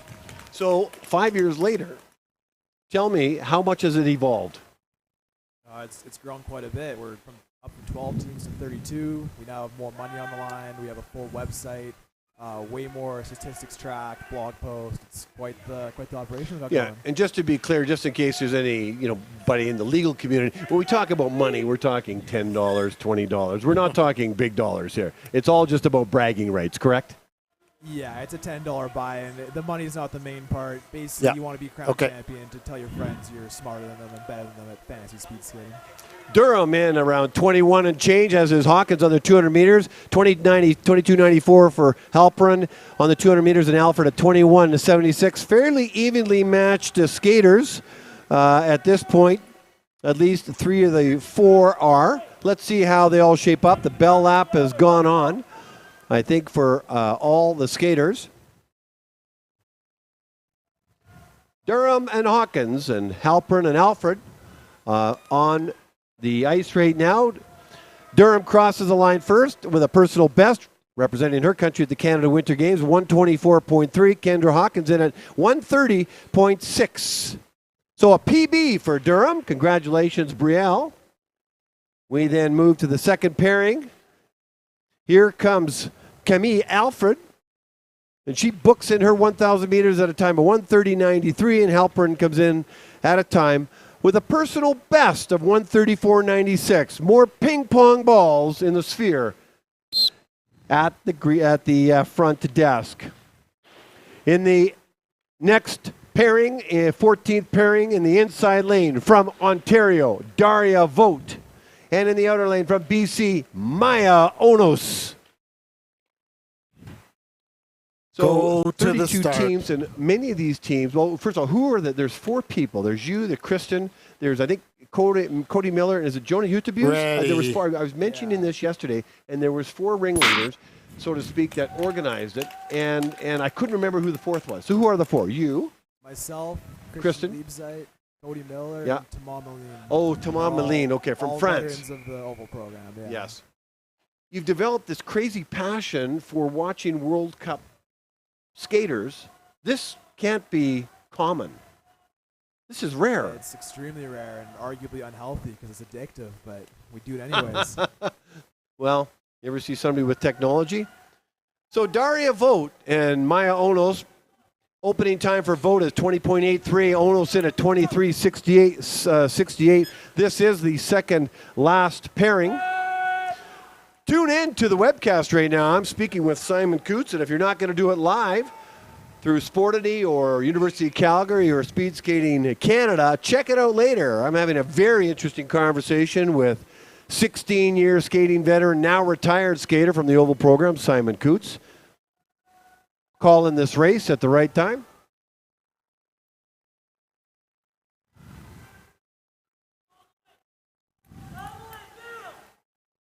So kudos to you, because I got a chance to participate, and being connected to the sport of speed skating as a speed skating dad is helping me stay close to it. And let me call in this race here first. We'll have enough time in the next pairing. Personal best for Daria Vogt. Congratulations, Daria, who represented her province at the Canada Winter Games. Daria Vogt crossing the line with a personal best as well. Hopefully she puts a smile on her face. 142.29 is Maya Onos. Our final pairing, one skater in the inside lane. Give it up for BC skater Karen Reppen. Go to the start. Karen's a master skater, a very inclusive sport this is, and without time standards, this is the place for some of the masters to stretch their speed skating wings, so to speak. So while Karen finishes off our 1,000 meter women's race, back to this draft, because I got to participate in it, and everybody puts in their nicknames, and of course I put my name as Sky Guy because the skaters are now knowing me as that, and we get to select 10 skaters. 8 of which are available for, it's the 6 World Cups. Maybe why don't you explain? How do you get points? How do you select the skaters? How do you get points? And how do you win it in the end? And I'll tell you my sad story towards the end. Yeah, we select skaters the same way as a traditional like hockey or basketball draft would. We do a snake seed, 8 people per pool. So you pick first, then you pick 16th, 17th, and so on. And yeah, you pick 10 skaters, and you're hoping those 10 skaters collect points at the 6 World Cups of the circuit this year, as well as World Championships just earlier this March. So you have 2 divisions and 80 skaters per division. So it gets the pickings get slimmer and slimmer as you go through each round, doesn't it? Yeah, a lot of people that participate really struggle to come up with names once you get towards that 80th skater of the list. Okay, now you can be honest with me. I participated. I had Jordan Stalls in my group. I had Brittany. I think I had Kimmy Goetz. I had Aaron Jackson. I had Murakami. I had a whole raft. I had Setter Eitman. Now, be honest with me. Were you a little surprised on how I did this year as a first-year person, as a first-year participant? Yeah, I was very surprised that you performed well at all because I thought your team was pretty crummy, to be honest. Well, ladies and gentlemen, there are 6 World Cups and heading into the World Championships. So 6 World Cups and the Championships.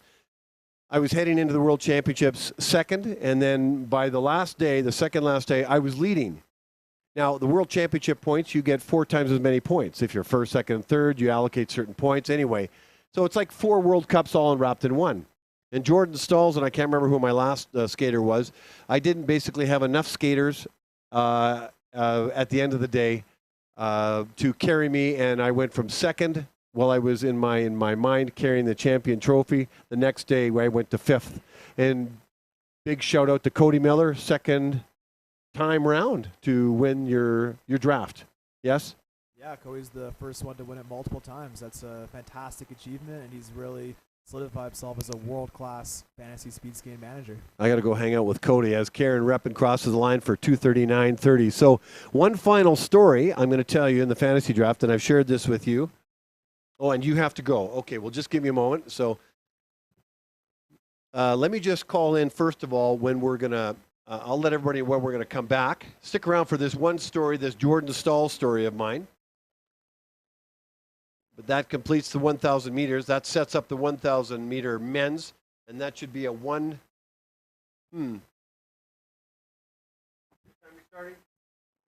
Once I get the time, I'll. Okay, we're starting at 1:40, ladies and gentlemen. So that completes the 1,000 meter women's race. It's 1:21. We're going to be back here starting the men's 1,000 meter race at 1:40, 20 minutes to 2. 1:40, 20 minutes to 2, ice resurfacing right now. Okay, Simon, one last thing and I'll let you go.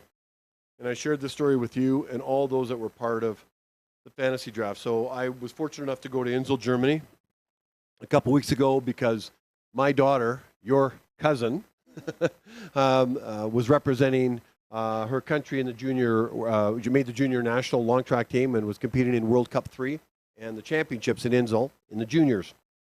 And I arrived for the weekend and arrived on Thursday, went to the Max Aco arena, walked in and saw no Canadians, never been in the venue before. And I looked to somebody to connect with, and who did I see? I saw a group of Americans. They were wearing their Navy outfits. They had the big USA on the back. So I walked up, being the chatty Cathy I am, walked up to what looked like a speed skating dad, and he was. I said, hi, my name's Sky Guy. No, I said, I'm Greg Bieber from Winnipeg. And he said, oh, my name is Dirk Stalls. And I said, oh, you're Jordan Stalls' dad. And Jordan took a break from competing at the World Cup with the big boys and girls and came to secure a legacy in the junior worlds. And so I naturally steered the conversation to all about Jordan. We had a great conversation, but all in the back of my mind, I didn't know whether I should tell him I'm in a speed skating draft, and Jordan's on my team, and he's carrying my team. And I did. I stepped out of my comfort zone. I said, hey, Dirk, thanks very much. Great conversation, but I just want to tell you something. I'm part of a speed skating draft, and Jordan's on my team, and he's carrying my team, and I'm second, and I'm as proud as can be. Can you just tell him thanks very much? And he looked at me as if, you're a Canadian, don't you do hockey drafts? A blank look, a surprised look, as if a speed skating draft? And I kind of tippy-toed walked away wondering if he wondered what kind of Canadian I actually was. But we Canadians have passion for hockey and also for speed skating. And Dirk was an amazing man and a fine gentleman. I just said, thank you, son, for now putting me in 5th spot. Although, what a phenom that kid is. That's my speed skating fantasy draft story. And what do you think of that one? Definitely caught him by surprise. I'll say that much. Simon Coots, thank you so much for taking the time. I hope you enjoyed it and hope we can do it again sometime. Yeah, thanks for having me, Greg. I'll probably be back next weekend. Simon Coots, everybody, 16-year veteran, 8-year oval program skater.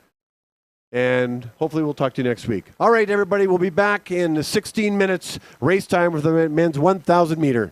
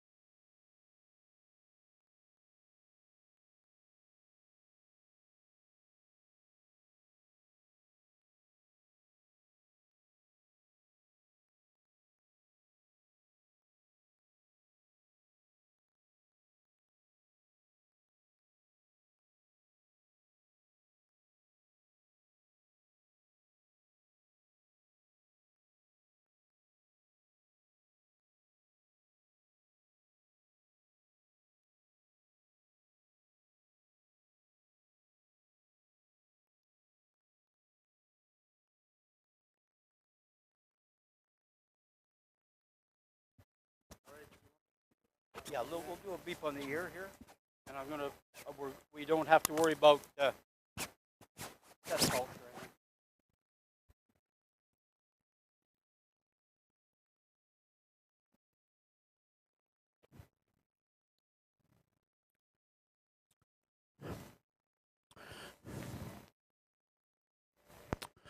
Test 1, 2, test.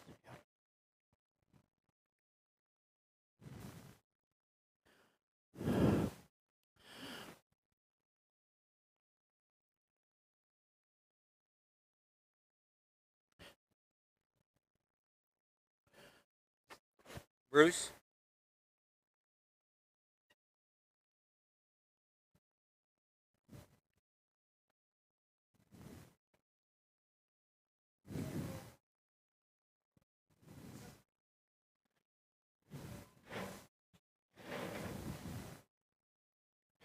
Welcome back, everybody. Welcome back, everybody. We're about to start the 1,000 meter men's races. I can see the skaters heading to the start line. I'm going to introduce them now for a 1:40 start. In the first quartet, in the first pairing in the inside lane from Ontario, Matthew Laxton. In the outer lane from Norway, Martin Solberg Andreasen.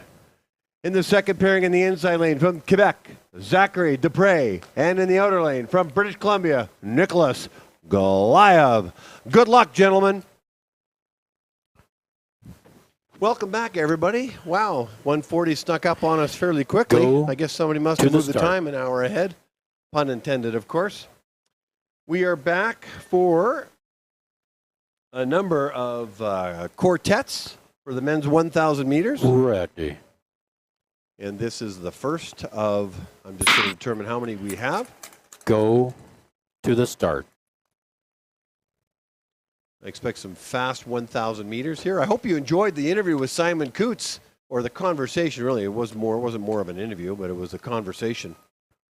Looks like we're going to be doing the Ready. 1,000s all the way through. There'll be no ice resurfacing. I see 20 quartets, 19 quartets, and 2 pairings at the end. Yeah, so it was a great conversation with Simon. I sure appreciated him taking the time out to talk about his career and to talk about speed skating in general. And, of course, that fantasy speed Didn't we skating start a draft. little early? Kind of cool. No. So Laxton, 200 meters, 17:61. Andreasen at 17:68. Dupre, 17:05 for his opener. And Goliath at 17:66. Now the skaters settle in, if you could call it that, or sprint the final 2 laps. What is the afternoon going to hold here for the 1,000 meter men's at the Grand Prix Canada Cup 4 Oval? Laxton and Andreasen on the line right now. Here comes Laxton crossing the line first with a season's best of 1:12.57. Andreasen in at 1:14.84. Here comes Dupree and Goliath as they enter the south corner, the second and final corner, heading down the last 50 or so meters. Looks very, very close. Dupree with the yellow armband, Goliath with the blue crossing over. 1:13.07 for Dupree, 1:13.55 for Goliath. In the second quartet, in the first pairing in the inside lane from Quebec, Raphael Cote. In the outer lane, also from Quebec, Felix Larochelle. In the second pairing in the inside lane from Ontario, Sebastian Champagne. And in the outer lane from Manitoba, Ryan Kulbacki. Go to the start.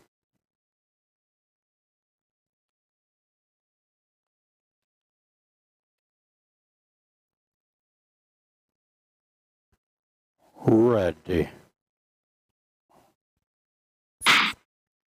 Go So our early times to have the been start. established. You can see Raphael Cote with the fleur-de-lis colors on his skin suit. Those are the Canada Winter Games colors. Ready.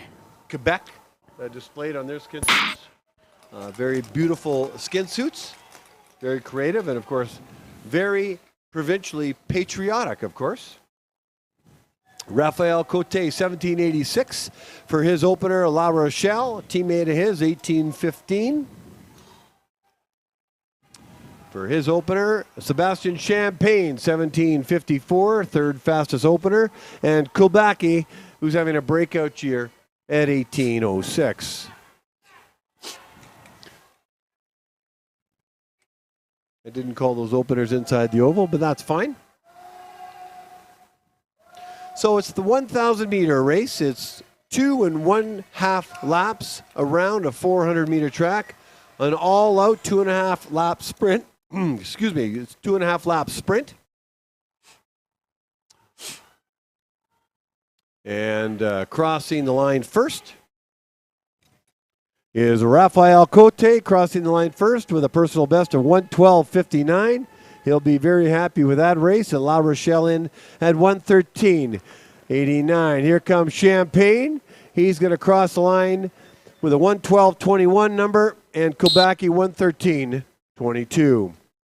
We now move to the third quartet. In the inside lane of the first pairing from Quebec, William Lemelin Bilodeau. And in the outside lane from Alberta, Zachary Lacroix. In the second pairing in the inside lane from Alberta, Paul Coder. And in the outer lane from Alberta as well, Jalen Doan. Yep. Okay. We just have a slight delay, gentlemen. Hang on.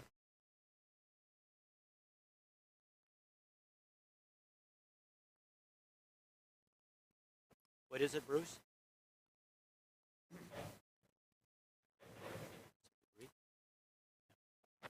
Looks like a bit of a delay.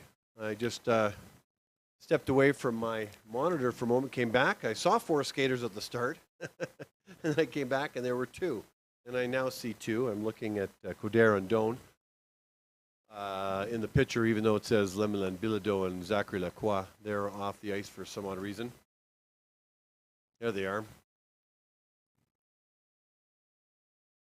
William Lemelin Bilodeau would be obviously in the Quebec skin suit. Zachary Lacroix will be in the Alberta-looking skin suit. He'll wear the red armband. Lemelin Bilodeau will be in the white armband. And there's a delay of some sort. And so, not exactly sure. We got a slight delay. Not sure why, but we'll be back to you shortly. This is the third quartet. Third quartet of 19 quartets. And then 2 pairings after that for the men's 1,000 meter race. Lemelin Bilodeau in Quebec and Zachary Lacroix from Alberta in the first pairing of this quartet. And in the second pairing of this quartet, Paul Coder and Jalen Doan.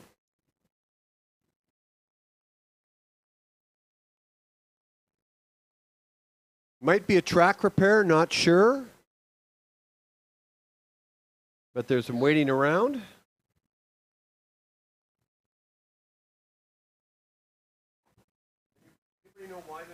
What does it say, Bruce? Okay, we have something on the ice that they're just looking to clean up right now. It's all done for safety reasons. So that's why there's a delay. They're still working on the ice, gentlemen. Put your tops on. There'll be another delay. Hold on.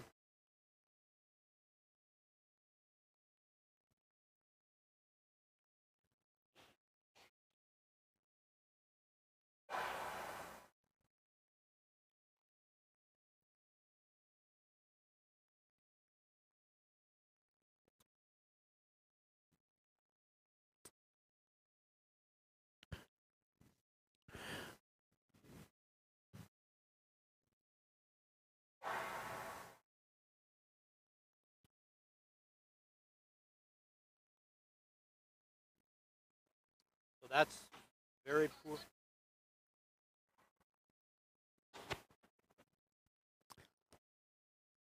Okay, I've heard inside the timing deck that we've got the green light. Here we go. Quartet number 3. Quebec and Alberta in the first pairing and a pair of Albertans in the second pairing. Here we go. So, in case you've just joined us, we're in the third quartet of 19 quartets. Sorry, gentlemen. And go to the start. we're going to see some very fast 1,000 meter times.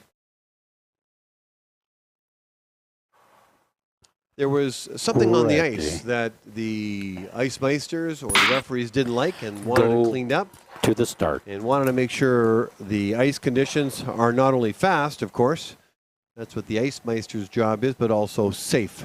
So it's to their satisfaction, and the green light has Ready. gone on, and we are now underway in quartet number 3.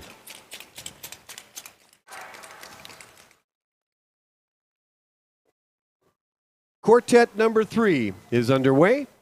William Lemla-Bilodeau opening 200 meters at 17.23, fastest so far. Zachary Lacroix, 17.42.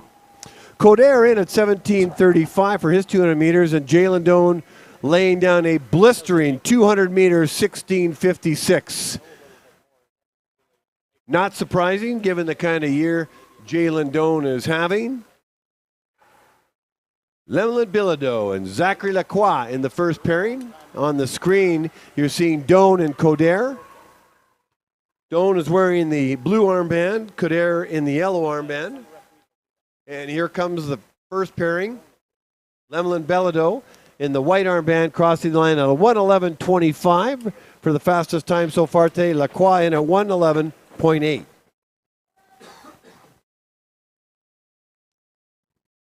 Coder and Doan might have a say in those times.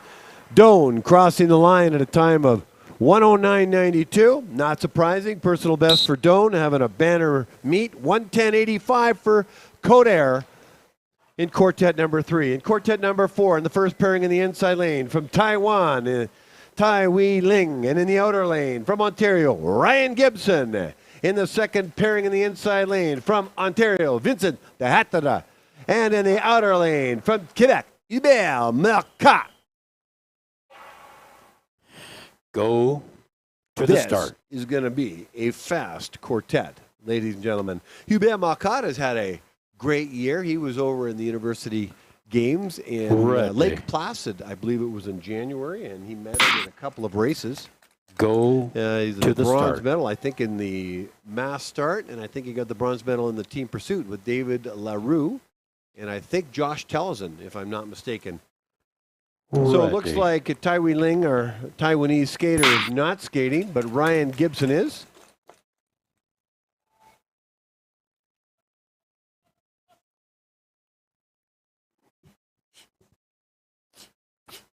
So Ryan Gibson will skate solo, does an opening 200 meters at 16.76. That's an impressive 200 meters without a skater in a pair. Vincent de Heitra at 16.98 and Marcotte in at 16.84. So Tai Wei Ling, no show for pairing number, first pairing in quartet number 4. 3 skaters on the ice, Gibson, de Heitra, and Marcotte. Gibson's laying down a blistering pace. Doan's time, Jalen's Doan's time is the time to beat. Here comes Gibson with a red armband crossing the line with a 1:09.91 with 1/100th of a second ahead of Jalen Doan. The time to beat. Way to go, Gibson. Vincent de Heitra and Hubert Marcotte out the final corner. In the yellow armband, Marcotte in the blue, crossing the line first is de Heitra at 1:08.91 and Marcotte with the season's best 1:09.17. Fast quartet. Here comes another one. Quartet number 5 in the inside lane from Nova Scotia, Cooper Eamon. And in the outer lane from Alberta, Yang Kun Zhao. In the second pairing in the inner lane from Saskatchewan, Marc-Andre Doyon. And in the outer lane from Quebec, David LaRue. Go to the start. So quartets 3, 4, 5, which is what we're doing right now, will be the fastest times in these quartets. They put the fastest times Ready. in these quartets. Watch. So Go Gibson. to the start. Let's have a look here. In terms of time, I can't look at, actually, I know what I'm going to do. Look at the results on Sportity. My eyes don't cooperate Ready. with the screen across the oval.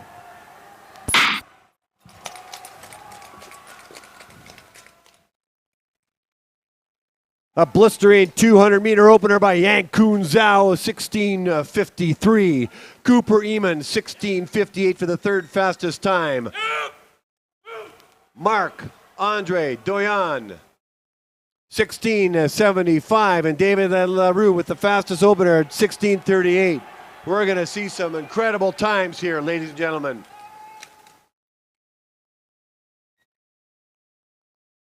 Cooper Eamon and Yang Kun Zhao in the first pairing. You can hear the cheering inside the oval.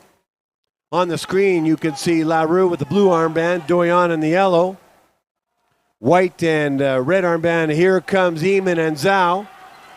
Eamon with the white armband. Zhao challenging him to the finish. Eamon across the line first with a personal best of 108.82 for the time to beat today. Zhao in a 109.07. Here comes Doyon and LaRue. LaRue with the blue armband will cross the line first at a time of 108.23 with the season's best. Marc-Andre Doyon with a personal best of 108.67. He'll be happy with that.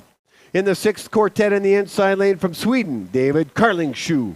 And in the outer lane from Alberta, Caden Witkowski. And in the second pairing in this quartet in the inside lane from Norway, Christian Landro Magnuson. And in the outer lane from Manitoba, Adam Buchwald. Go to the start.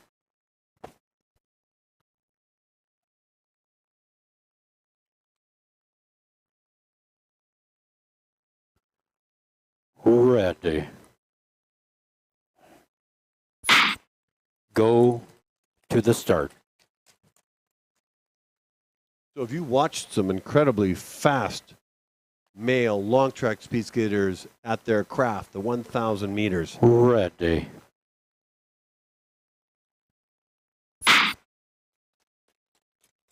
Looks like David LaRue's time is the time to beat, followed by Marc-Andre Doyon, Cooper Eamon, Vincent Dahatra, and Yang Kun Zhao. Those are the top 5 times. Those times will be very, very difficult to beat. 200-meter opener for David Carlingsjö, 17:45. Caden Witkowski, 18:05. Christian Landro Magnuson, 17:11. And Adam Buchwald, 18:23.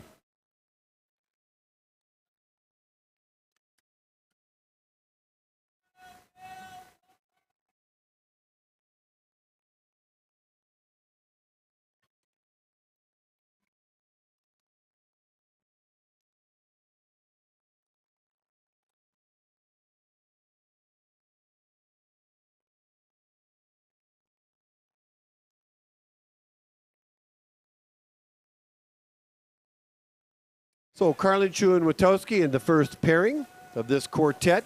Magnuson and Buchwald in the second pairing.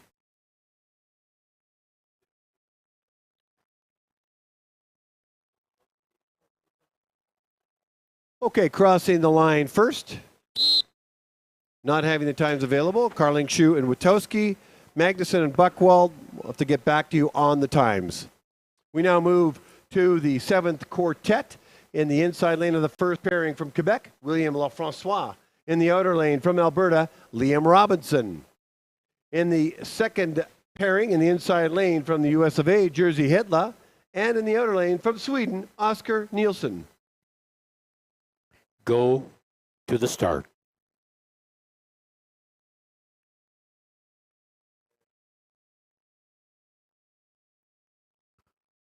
Ready.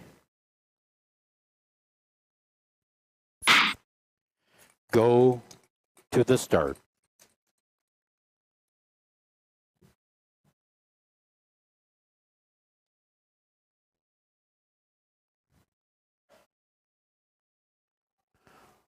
Ready.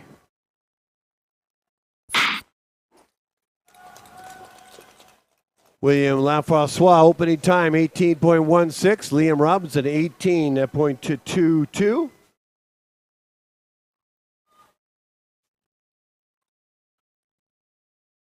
I'm just going to get the times from the previous quartet for you.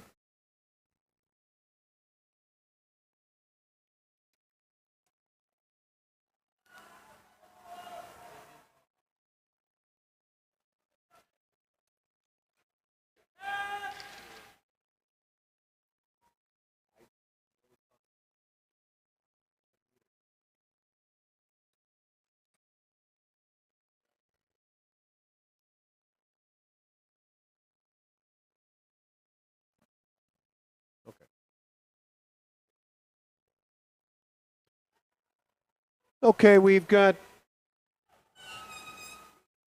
Quebec and Alberta in the first pairing, USA and Sweden. 2 Canadians in the first pairing, an American and a Swede in the second pairing.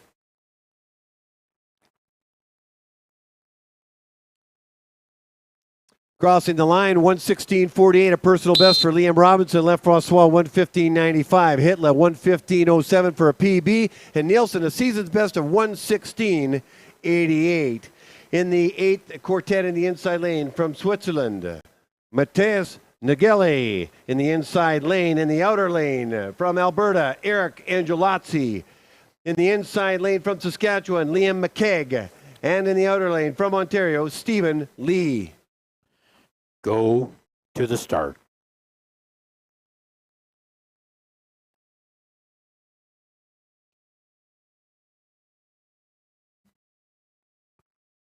Ready. Go to the start.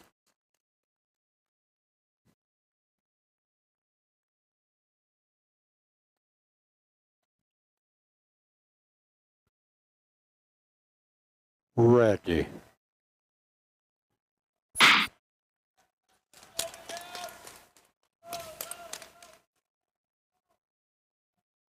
Opening times for Metellus Nageli, 18.9, and Eric Angelozzi, 19:21. Liam McKeag and Stephen Lee in the second pairing of this 8th quartet, 18.92 for McKeag and Stephen Lee, 18.49.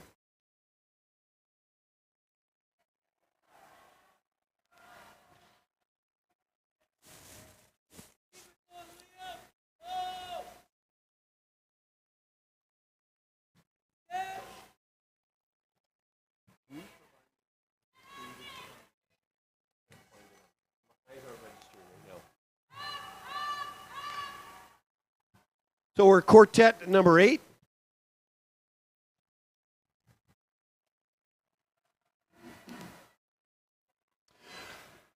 Nageli crosses a time of 1:16.75 for a season's best. Angelozzi in at 1:19.08. Here comes McKeag and Lee in the final pairing of this 8th quartet.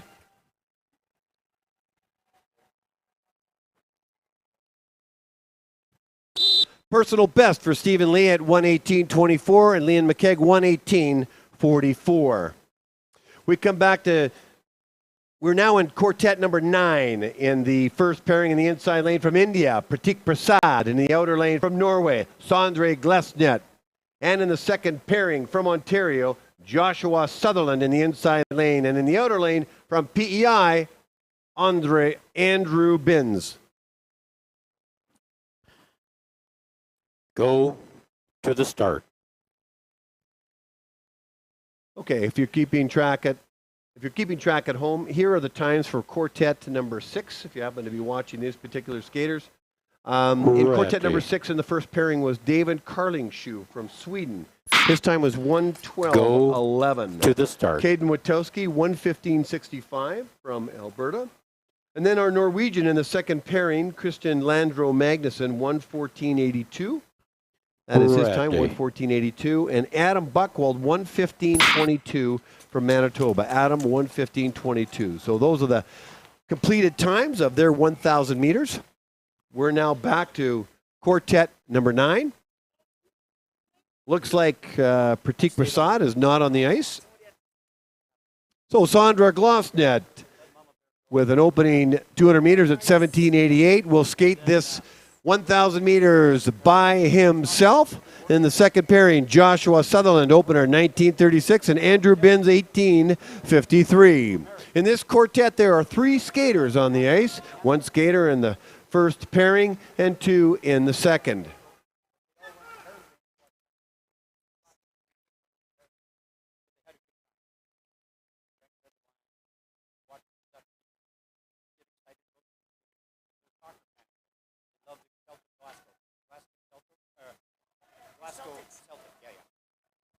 Yeah, it was a wonderful time. Crossing the line right now with an enthusiasm that is heard throughout the oval. Sondre Glesnet, I bet you heard that all the way to Norway. A personal best of 1:14.75. Sondre Glesnet, congratulations. Here comes Andrew Binns from PEI with a time of 1:18.14 with a PB, as is Joshua Sutherland, 1:18.73 PBs all around. What a great quartet number 9 was. In the 10th quartet in the inside lane from Alberta, James Wigglesworth. In the outer lane from Manitoba, Aaron Reel. In the second pairing in the inside lane from Quebec, Lucas Sullivan. And in the outer lane from Ontario, Alex Wood. Go to the start. Okay, I want to go back to the 8th quartet. I got a little bit disheveled here the last few quartets, but I really wanted to work on the pronunciation of one particular skater who came up and had a chat with me, and I've been calling him Mateus Nagelli, and I think his family likes that. But he came up to the timing deck, and we had a great chat for the time that was available between races, and his real pronunciation, and I really appreciate it, although it wasn't offended and his family liked it, what I was pronouncing, it's Mateus Nagelli. Mateus Nagelli is the best way I can come up with it. That phonetically is how you pronounce it from Switzerland. So Mateus Nagelli or Mateus Nagelli, as your family would like me to say. And a big shout out to Sylvia and Marcus Nagelli back home watching his son race, his 33-year-old male speed skater who went from inline speed skating to real speed skating, inline speed skating, to on ice, knives on boots, and then he kind of complements that sport with cycling. Anyway, you've raised a nice young man, Sylvia and Marcus. It was a great chat, and I was delighted that he came up to talk to Sky Guy. Back to the 10th quartet, James Wigglesworth and Aaron Reel in this quartet. Alberta and Manitoba. And here they come. This is close. Reel and Wigglesworth. Reel crosses the line with a time of 1:21.09. Wigglesworth 1:21.14. Sullivan and Wood still on the track, starting 200 meters behind the first pairing. Quebec and Ontario. Crossing the line first is going to be Alex Wood with a personal best of 1:19.83. And not to be outdone, Lucas Sullivan also gets a personal best, 1:20.85. You got to love those PBs. Get your names on the ping pong balls, the times, the dates, the distance, and get them in to the service desk at the front of the oval. The 11th quartet in the inside lane of the first pairing from Ontario, Chandra Danda. And in the outer lane from Saskatchewan, Matthew Engel. And in the second pairing in the inside lane from BC, Austin McGregor. And in the outer lane from Quebec, Etienne Perron. Go to the start. So, Sylvia and Marcus, if you're still dialed in to the webcast, I know it's probably around 10 o'clock in Switzerland right now. I know that Matthias will be skating next weekend as well. To the start. And so I'll look forward to announcing and commentating a little bit about his races as we head to the oval finale, which this meet is a precursor to that. So that's all I have to say about that. We move to the 11th quartet. And I will call that in live at the oval.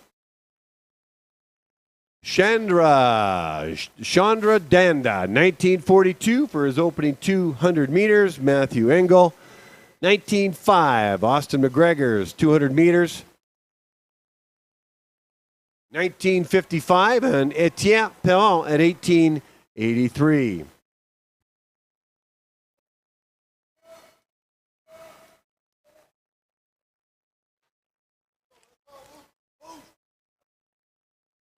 So this is the 11th quartet of 21. Stick around because you ain't seen nothing yet. We've seen the fastest time so far in quartets 3, 4, and 5.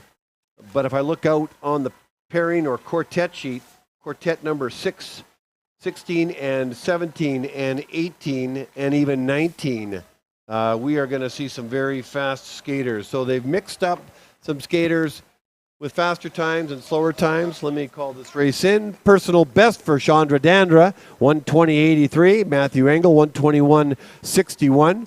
Here comes McGregor and Perron finishing their final corner with a few meters to go. And crossing the line with a personal best, Austin McGregor, 120.92, and Antoine Perron, 120.95. 3 PBs out of that quartet. Congratulations. In the 12th quartet in the inside lane from Saskatchewan, Max Williams. In the outer lane from Alberta, Evan Boyce. In the second pairing in the inside lane from Ontario, Cameron Mason. And in the outer lane from Ontario, Camden Bettas.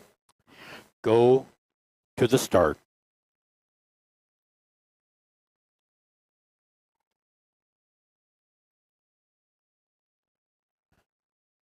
Ready. So stay tuned for Go quartets 16 to the into start. 19. Jake Weideman, Caleb Mueller, Cedric Brunet, Kieran Hughes. In quartet number 16, they're going to lay down some very, very fast times. Ready. Veman, Steckley, Bratyard, Boissonneau in another quartet. Gilbert, Vandenberg, English, McPeak in 18, and Eckenschauer, Perot, Amel, Jouet in the following quartet 19. So these are the skaters you got to look forward to coming up in a few quartets away. Max Williams, 1955 in his opener. Evan Boyce, 19-21. Cameron Mason, 19.5. And Camden Bettas at 19-76.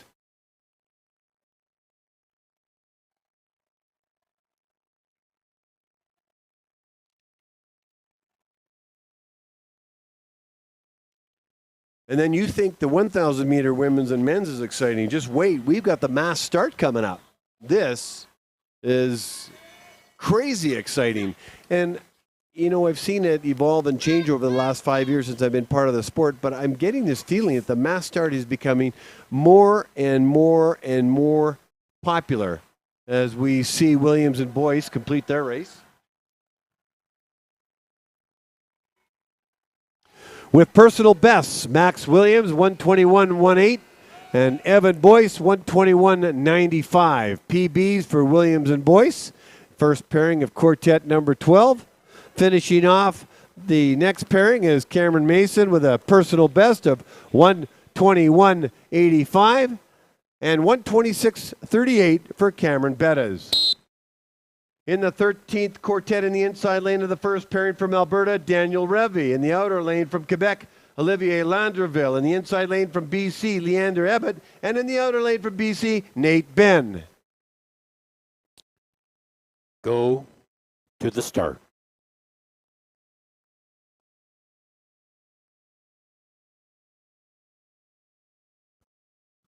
Ready. Go to the start.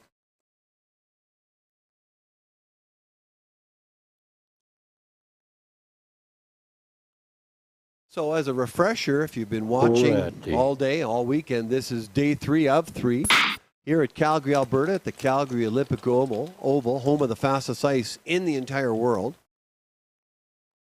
This is the 17th event held at the Calgary Oval, long track event that is, and it's called the Grand Prix Canada Cup 4. It's a prep meet and a fun meet for Canada Cup 5 and the Oval finale, the last long track speed skating meet of the year. Daniel Revy, 1953, Olivier Landreville, 1967. Leander Ebbett, 2069, and Nate Ben, 1961. Those are all the openers in the 200 meters. Bell lap has gone on for Revy and Landreville.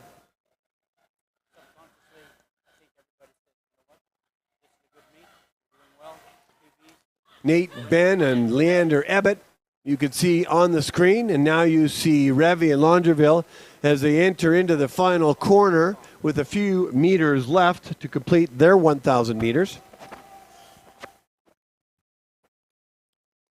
Crossing the line first is Landreville with a personal best of 123.14, and Revy in at 124.17, a personal best for both skaters. Way to go, gentlemen. Here comes Nate Ben. crossing the line first with a 122.68 time, and Abedin with a personal best of 126.50. We now move to the 14th quartet. In the inside lane of the first pairing from BC, Thierry Havelka. In the outer lane from Alberta, Mitchell Westling. In the second pairing in the inside lane from Quebec, Edouard Beaulieu. And in the outer lane from Ontario, Isaac Eblin. You could come up. Blue, you have to go back. Yeah, there should be a red here. But I guess not. Stay back, Blue. Yeah. Thank you. Go to the start. So we have lots of racing left today because we have 5 mass start races coming up. We're working through the 1,000 meter races. So there I go again. I introduce 4 skaters, and it looks like Thierry Havelka is the only racer in this pairing. Mitchell Westling is not on the ice, but I do see 2 skaters for this pairing, Beaulieu and Emblin.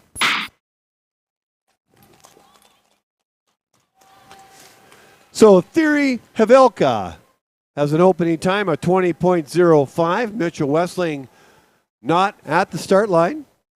Edouard Beaulieu and Isaac Emblin in the second pairing. The opening 200 meters for Edouard is 19.24 and Isaac at 21.21.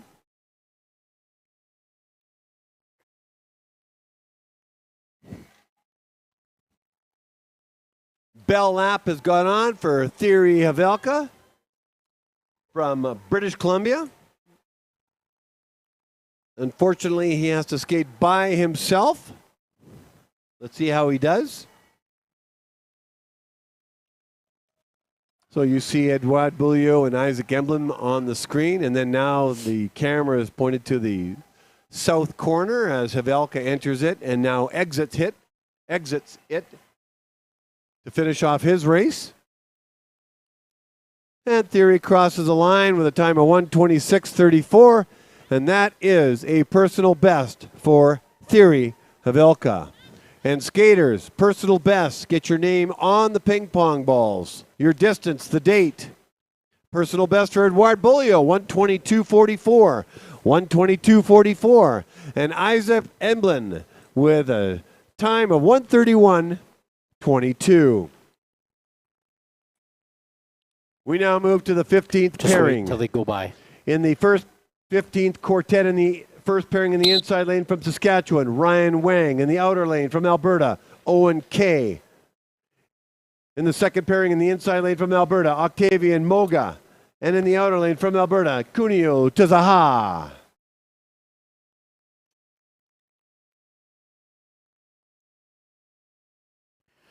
Go to the start. Looks like Ryan Wang is, oh no, there, I can see him now. Ready. He was hiding behind Go Octavian Mogo. to the start. I couldn't see him there. And so Ryan Wang, Owen Kay are the first 2 skaters of this quartet, and then Octavian Moga and Kunio Ready. Tazaha from Alberta are in this pairing.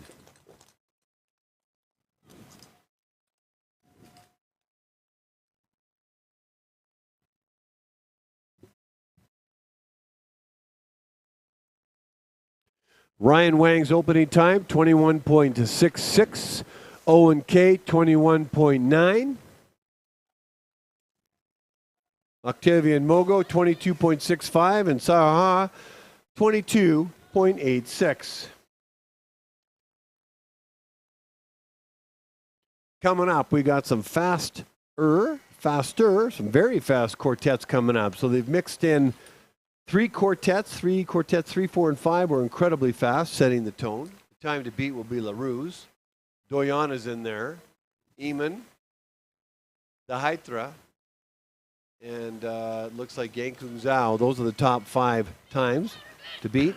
That may just get challenged in quartets number 16 and 16 for sure, and maybe even 17. But 16 for sure.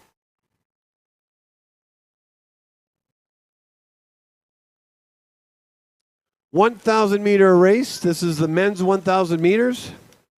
Crossing the line, Ryan Wang with a personal best of 132, 134.82, and Owen K 132.99. 2 PBs for these young skaters. Make sure you get your names on the ping pong balls and get them into the sphere at the guest services desk at the oval. Moga's time 134.89 and Sahara 135.74 for a personal best. We now move to the 16th, the quartet in the inside lane from Ontario, Jake Weideman. In the outer lane of the first pairing from Alberta, Caleb Mueller. In the second pairing in the inside lane from Quebec, Cedric Brunet. And in the outer lane from New Zealand, Kieran Hughes. Go to the start.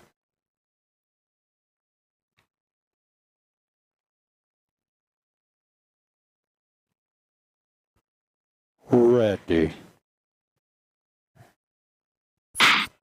Go to the start.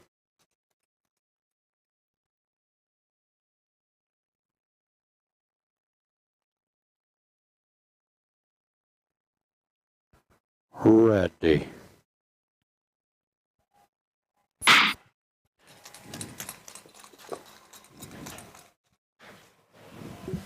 Jake Weideman's opening time, 17:32. Caleb Mueller, 17:79. Will Dutton in the coaching box, coaching Weideman. Cedric Brunet, opening time, 16:78 for the 7th fastest opener. Hughes, 18:04. These skaters are going to have to turn it up a little bit in order to challenge LaRue or Doyon or Eamon's time. Let's see what they can do. They can make it up in these 2 laps as they gain speed throughout this race and hopefully hold their lap times. Weideman and Mueller, Brunet and Hughes. Okay. Crossing the line with a season's best. 6th fastest today, 109.12 is Jake Weideman. Mueller, season's best, 112.39 for Mueller. Here comes Brunet and Hughes inside the south corner as they exit out, heading north. Crossing the line first with a season's best is Cedric Brunet at a 111.09 and Hughes 113.12.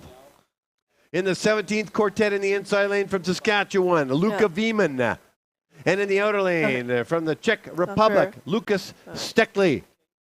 And in the second pairing in the inside lane from Norway, Siver Bratjard. In the inside lane, in the outer lane from Quebec, William Boissonneau.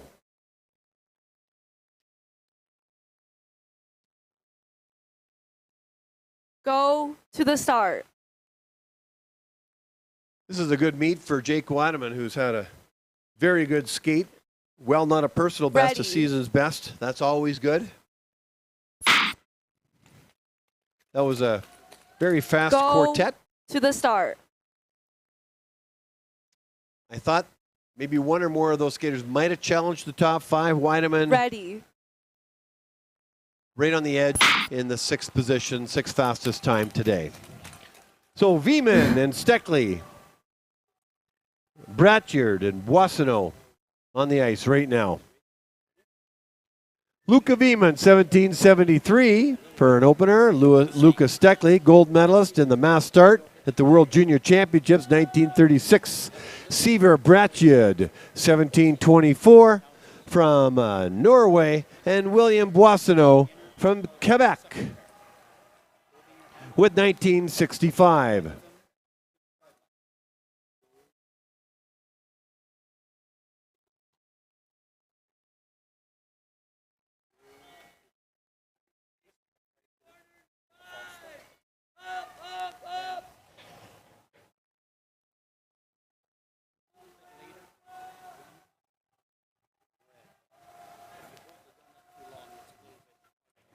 Crossing the line first in that pairing is Luke Vieman, 112.20. Lucas Stekli, 117.04.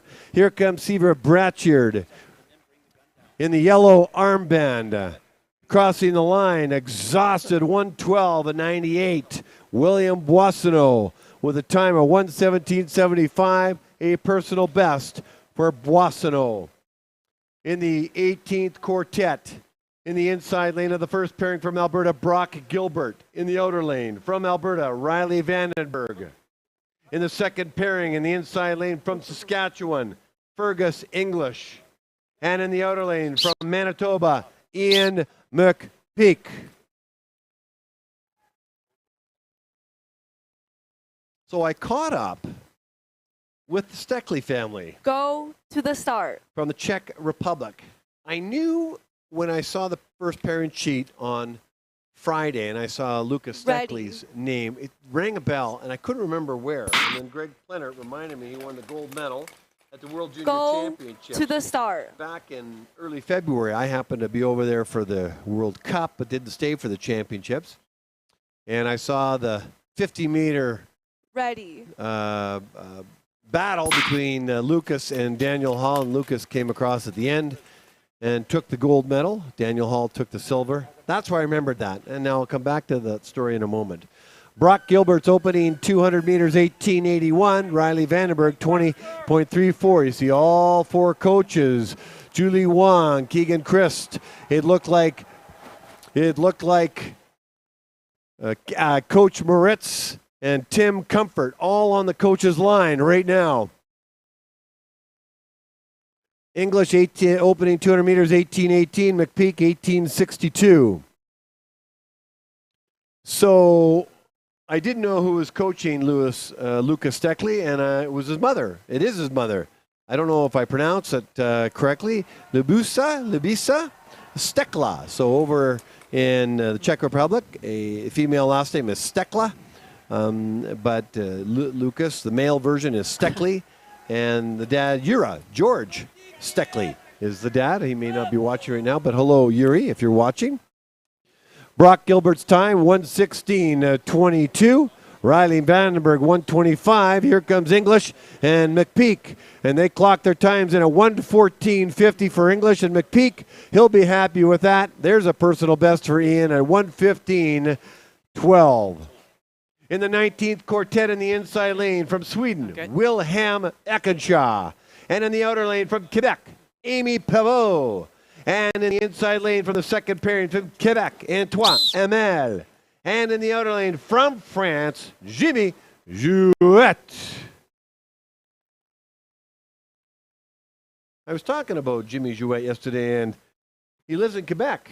And I couldn't figure out, was he from France or is he from Quebec? Go to the start. Come over from France. He's just, I guess he's here on a visa, talking to the coaches. That's where I got that information, so you don't think I'm making anything up. Jimmy came over, I think, on an exchange to Trois-Rivières, and I think he's settled in Quebec City. I'm not sure. I guess the Quebecers call Quebec City Quebec. Go to the start. I call Quebec the province Quebec. I'm from Winnipeg, so when you say Quebec, I'm thinking, oh, that's the province. I get it now, though. Quebec City and Quebec are the same. Anyway, Jimmy Jouet is from France. That's where I'm going with this whole story. All that other stuff was just commentary. Jimmy Jouet's from France, but he's right now temporarily living in Quebec. William Eckenshaw, 1873, is his opening 200 meters. Perot in at 1986. Antoine Hamel, 17.9 for his 200-meter opener. And Jimmy Jouet from France, 19.9. So just two more pairings left. The usual suspects, if you will. Ron Johnson in the 20th pairing and Bill Blonsky in the 21st pairing, which is really, I guess, the single skater in each of their pairings making up the last quartet. That'd be probably the best way to describe it. So crossing the line with the season's best is William Eckschauer, 1:13.97, a personal best for Amy Perot, 1:16.34. Congratulations, Amy. Antoine Hamel crossing the line with a time of 1:14.21. That is the season's best for him. And Jimmy Jouet from France, a personal best of 1:18.41. We now move to the final quartet. In the first pairing, one skater from Alberta in the inside lane, Ron Johnston. in the second pairing from Alberta in the inside lane. Let's one go, skater, gentlemen. Bill Blonsky.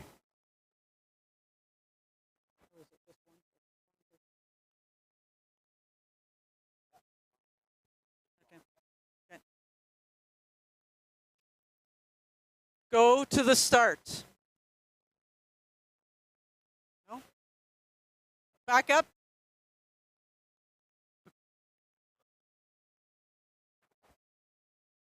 What's the matter?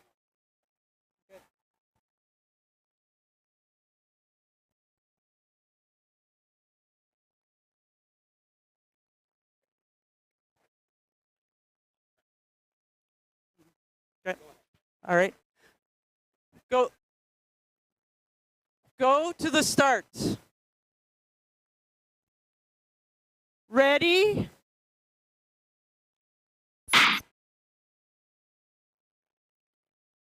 Okay, Ron Johnston will skate his 1,000 meters by himself, and then Bill Blonsky will follow in his own pairing. Okay. Yep. Okay.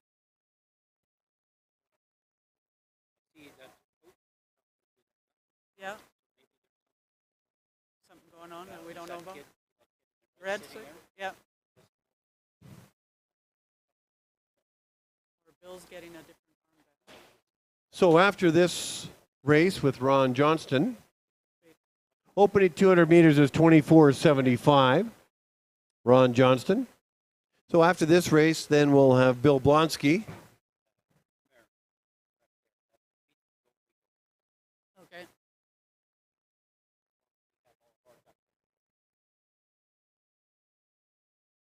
So when I'm looking, I look for the zeros. I look to Then the we're gonna we'll take a break, No.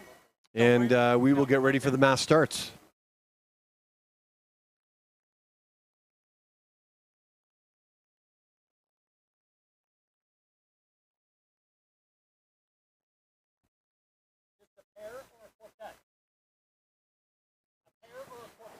We'll find out when the mass starts are scheduled to occur. We've got the women's mass start and the men's. We'll have 2 women's mass starts and 3 men's.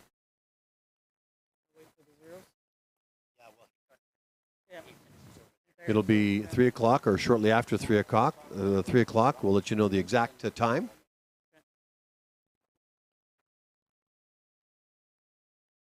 Looks like there are 7. Here comes Ross Johnson. I'll call that race in. Ross Johnson, the season's best time, 1:48.74. And to complete our 1,000 meter men's, in the yellow armband in the inside lane from Alberta, Bill Blonsky. I'm good to go? Okay. Go to the start. Yeah, so it looks like we're going to have 7 skaters in the women's mass start senior. That'll be a 16-lap race. Ready? And then I'll count the number of skaters for the juniors, which is a 10-lap race. 17 skaters in the juniors. So we'll have 7 in the senior, 17 in the juniors. That's at this point anyway. There'll be lots of juggling between now and then, but at least that's the revised list, and they continue to get revised as we get closer. It'll be in the ballpark. I'll let you know as we get closer. So sometime after 3 o'clock, we'll get the exact time for you as you're watching Bill Blonsky, the legendary Bill Blonsky, finish up his race.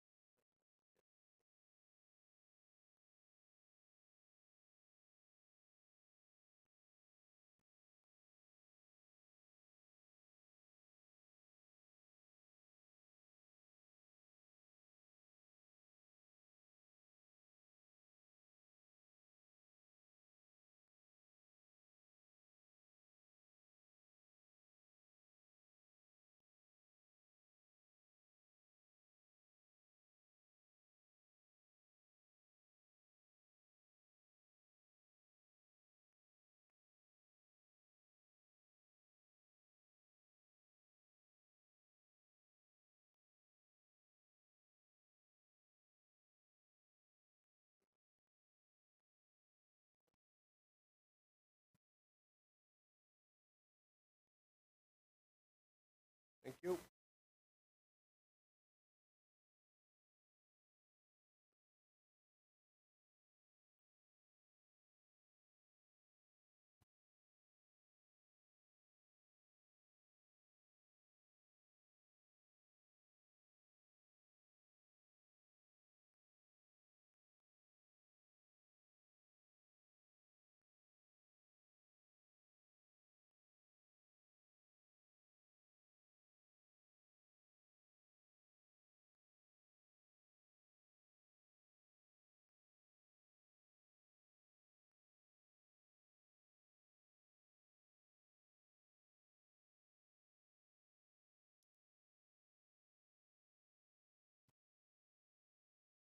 Crossing the line, Bill Blonsky with a personal best of 2:43.79. Congratulations.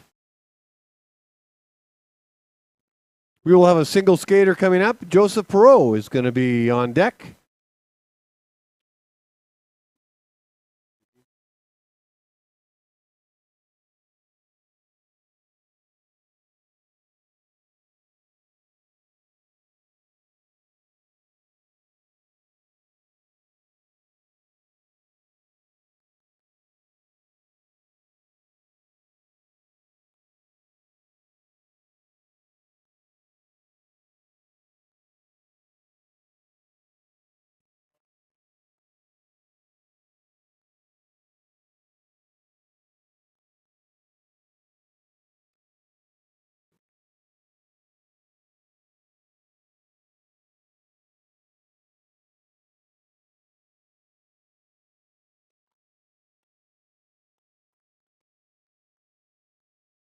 Ready?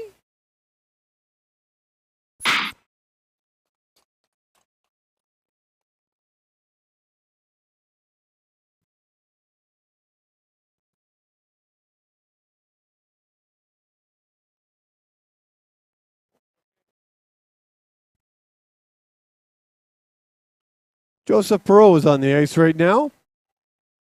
We don't. 19.6 is Joseph Perreault's opening at 200 meters as he settles in for the final 2 laps as Sebastian Bulliot coaches him coming out of the outer lane, crossing over to the inner lane. He'll finish in the outer with the 2 1/2 lap round with 1,000 meter. If you start in the outer, you finish in the outer. If you start in the inner lane, you finish in the inner lane. Perreault has got the bell lap with the red armband on, entering the inner lane of the north corner, heading his lap time. For those that are keeping track at home, is 29.9, so under 30. This is a good lap time for this young athlete as he crosses over, heads into the final corner, down the straightaway to finish off his 1,000 meters. While the time's not being reported, it's been provided for me to provide you crossing the line. And his time, we'll let you know in just a moment.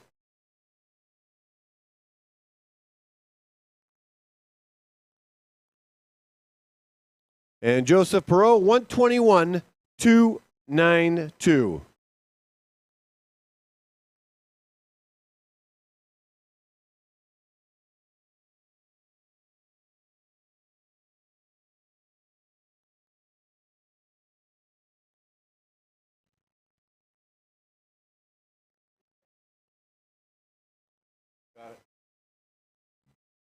So Joseph Perreault's time is 1:21.29. That concludes the 1,000 meter men's race. Outstanding afternoon for the women and the men. Thank you so much for putting that on. We now move to the mass start as everybody gets organized in terms of their proper equipment, outfits, headgear, transponders. Everybody's getting set up. Everybody knows the drill now, but everybody also needs to be reminded. And we're going to start at 3:10, the first of 2 mass starts for the women.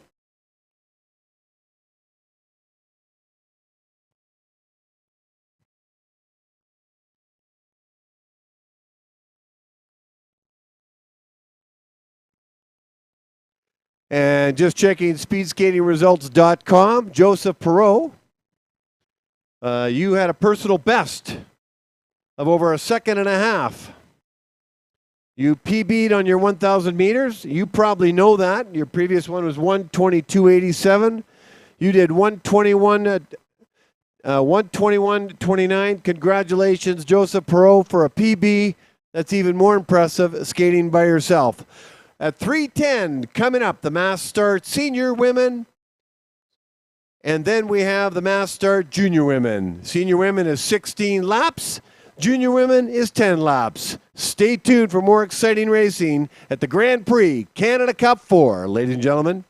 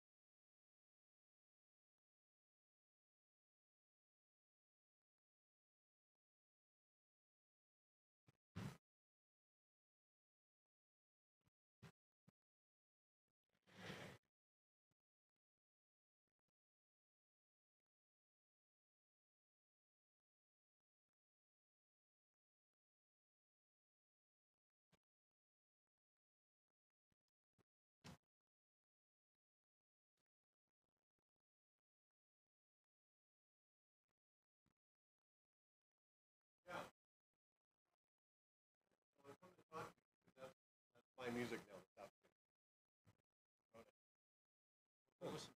No.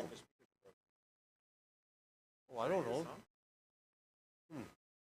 I wanted you to listen to it. Play a normal song. No, it sounds like the speaker broke. It can't be broken.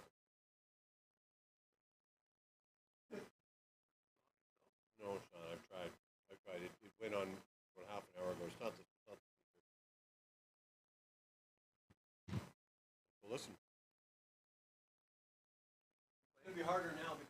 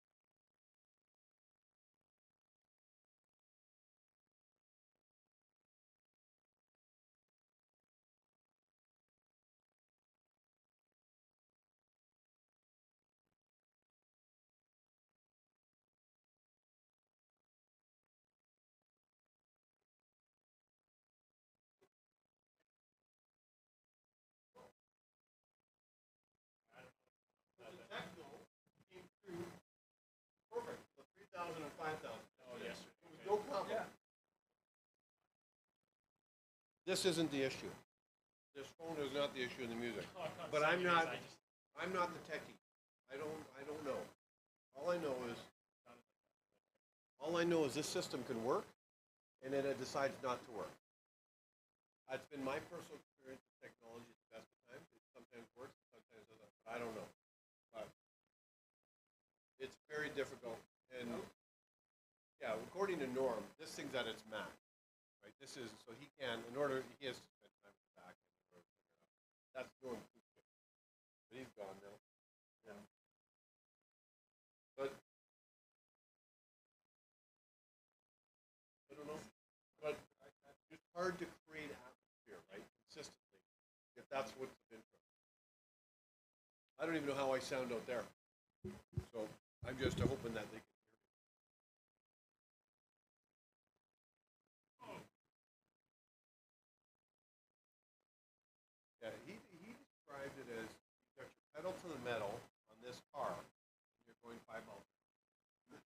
That's the way he described it. This thing is just. So I don't know. I think I'm not going to say anything because I don't know what I'm talking about. So I'm going to stop. I just want things to work.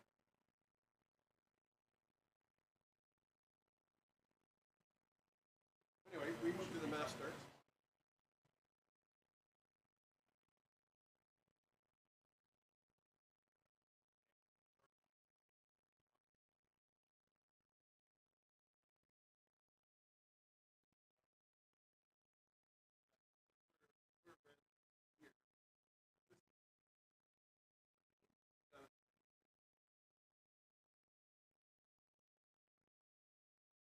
Probably shouldn't be that high. But you can do this. Bring that down, move this up. Thank you.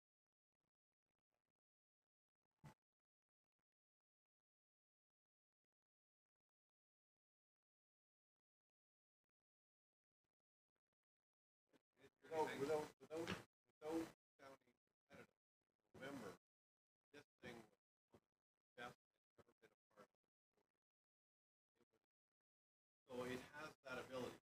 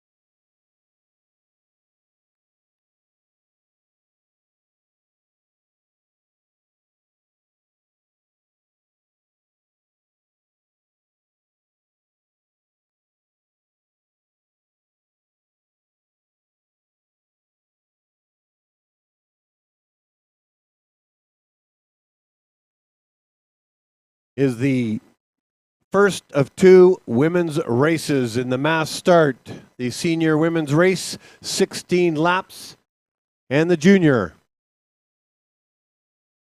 which is 10 laps. Followed by the men's. 3:10 start. Ladies and gentlemen, we'll start in 11 minutes.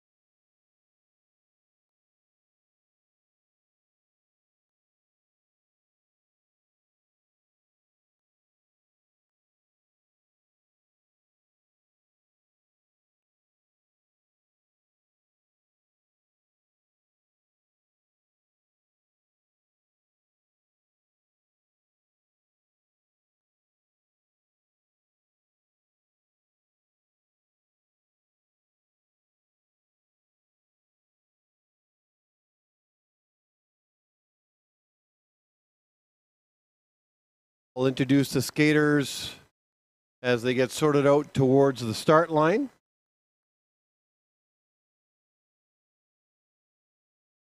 So stay tuned for 2 women's mass start races, a senior and junior, and also men's senior and junior.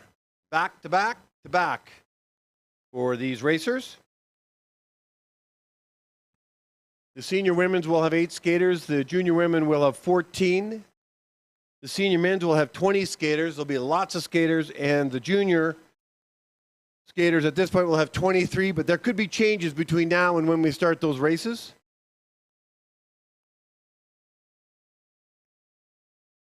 I can see at the start area the referee is spending time with the skaters, getting them ready, giving them instructions for the races, making sure they have the proper equipment. They'll be wearing transponders.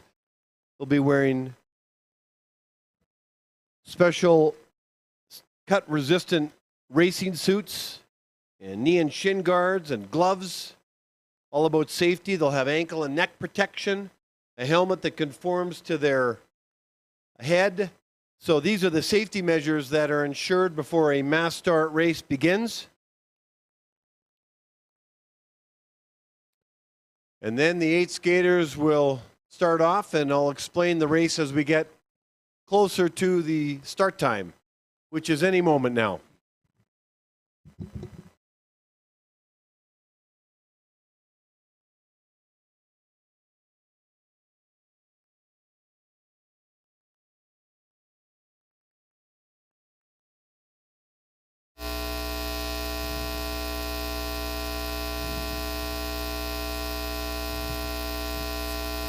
We're all good.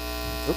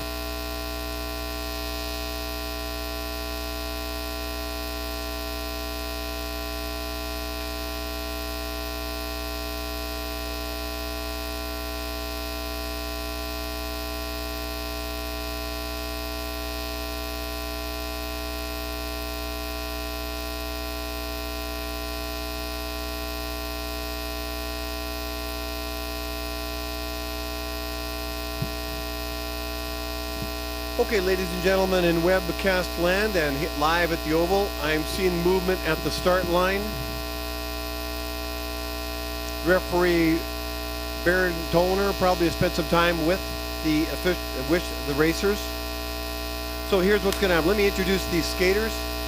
Allison Desmarais from BC wearing helmet cover number 1. Number 2, helmet cover number 2, Laura Hall from Alberta. Emily Greenfield from Quebec. Helmet cover number 3, Gabrielle Jelinek. Helmet cover number 4 from Quebec. Emmanuel Cote, helmet cover number 5 from Quebec. Claire Mallard from Ontario, helmet cover number 6. From Ontario, from Sweden, helmet cover number 7, Anne-Marie Lindquist. And helmet cover number 8 from Alberta, Heidi Beck. Good luck, ladies.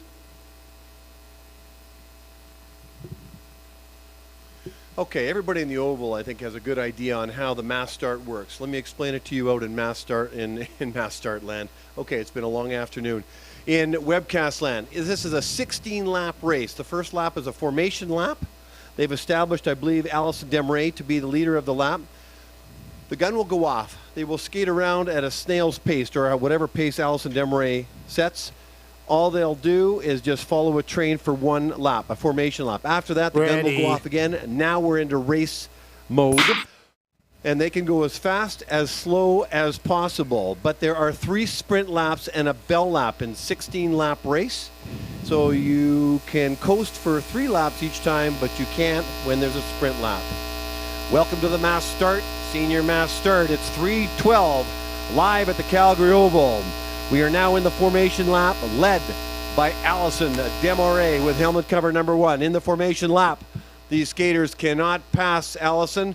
They'll just settle in, go as fast as a snail pace. They'll use the inside lane is what they'll use probably for the entire lap. That's the shortest way around a 400-meter track. There's 13 meters of width they can use, but they choose to use the 5 meters on the inside. Okay, that completes the formation lap. Now we are into the first official lap. The gun has gone off. Now the skaters can do what they want. There's 8 of them. They'll jockey for position. You see all 8 skaters on the screen in the middle of the oval, in the northwest corner, and of course on the webcast you can see it on whatever device. And each of the skaters are wearing transponders that allows us to track them and call the race. Allison Desmarais in the first position, Laura Hall second, and Marie Lindquist third. Really means nothing at this point. It's a 16-lap race. So the skill set, look at, they're standing up right now, probably talking about what they're gonna get for each other's birthdays at this point in time. But this is a skill set required. It's long track skill, short track skill, and skating IQ. And it'll be interesting to see who starts to take the lead, who stays in the packs. In talking to Emily Greenfield at one point about she loves the mass start. She loves, Chloe Beauchesne, I should say, who used to be a mass start. That was one of her favorite starts. She loved to stay in the middle of the pack and collect the draft and not exert too much energy.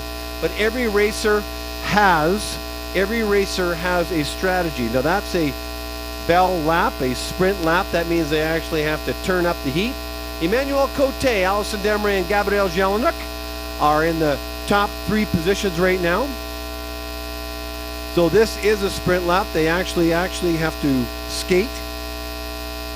It doesn't look like they're skating that fast to me, because when they cross the line, they get points for positions 1, 2, and 3.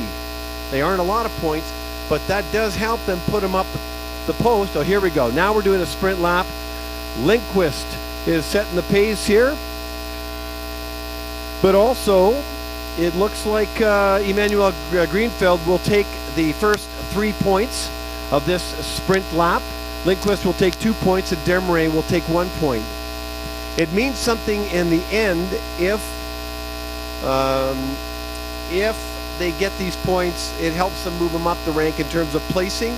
But crossing the line at the end of the race, I'm not exactly sure what the total points are. I think there's 60 points for the first, 40 for the second, 30, 20 for the third place, and then 10 for fourth, 6 and 3 for fifth and sixth.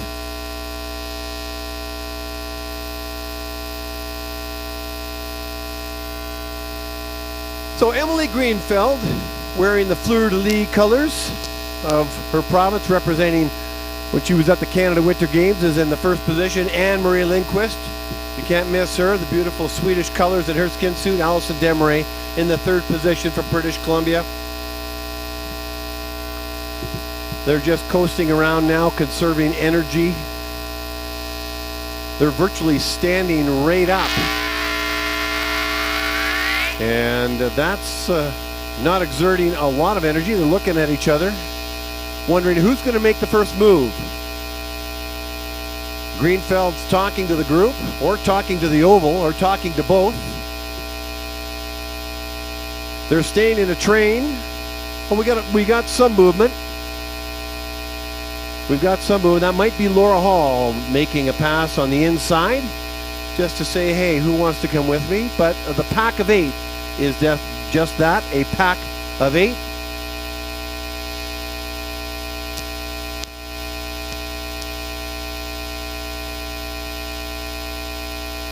Not overly exciting at this point, but it doesn't matter how exciting it is. They're all talking to each other. They're all competitors. They're all friends. Some of them are teammates. But I'm going to tell you right now, bell lap and sprint lap, and when they cross the finish line, they'll mean business. These are competitors. Laura Hall's in the first position, Anne-Marie Lindquist in the second. Heidi Beck now has moved up into the third position. You can see all 8 skater positions. We've got a couple races coming on up with over 20 plus skaters on it. That is a packed position. That's not Olympic style speed skating, ladies and gentlemen. Olympic style speed skating is 2 skaters. Here comes Lindquist pushing a Greenfeld, but Greenfeld wants those points and she's going to take him again. So Greenfeld is going to take another 3 points for 6 full points. She loves this race. Lindquist 4 points, so she gets second place twice in the second of 3 sprint laps before we go to the bell lap. Claire Mallard now has moved up and grabbed a point. Demaray's got a point. But at this point in time, with them staying in a pack of 8, this is still anybody's race. And they have a strategy. Each of them have their own strategy depending on their strengths. At the Canada Winter Games, Mother Nature was a huge factor for the mass start. They all stayed in a pack. The 16 skaters stayed in a pack to protect themselves from the weather. And what that did was help the sprinters, who then came out of the pack with 250, 300 meters to go to come around and win the race. So the sprinters weren't baited to get tired out early on by the middle distance or long distance skaters. But everybody has a different strategy. Demaray is in the first position right now. Emily Greenfield in the second. Gabrielle Jelinek in the third. And I'll tell you right now, it means nothing given that this pack of 8 is staying in a pack of 8. So this is just going to heat up for excitement because they've all conserved energy. Now they're starting to step up a little bit. They've got lots of energy. They're warmed up. They're competitors. And they've been skating for the last 2.5 days. Bring it on, ladies. The women's senior mass start, 16 laps here at the Calgary Oval to complete their journey at the Grand Prix Canada Cup 4. Demaray, Greenfeld, and Lindquist in the first 3 positions. How do we know? Because the technology picks up transponders that the athletes are wearing. There goes the third sprint lap, and it's able to then communicate to us and the technology that you can see on the screen inside the oval, and also those that are watching on the webcast. Allison Demaray, Emily Greenfield, and Anne-Marie Lindquist. Let's see if Greenfield wants to capture another 3 points, Lindquist another 2. Let's see what happens, because they're going to start to pick it up. Looks like Demaray means some business here, but Greenfield is using that long stride. Let's see what happens. Demaray is holding on to that spot, and she'll capture 3 points. And instead of taking a break in this group, now they're picking it up.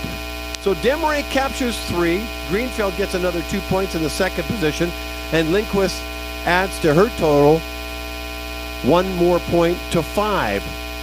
Now, with 3 laps to go and a bell lap to come, now this is basically a 1,200 meter race. It's gone from 16 laps to now a 3-lap race. Laura Hall, who wasn't even mentioned in the top 3, has been sitting back in 6th, 7th, and 8th position, who is a middle to long distance skater, an exceptional skater, winning and setting track records in the 3,000 meters. Here comes Hall. Allison Demaray in the second position, at Gabrielle Jelinek in the third. Now the order is starting to change. Hall, Demaray, and Jelinek in the top 3 positions. You get the most points by crossing the line in those positions.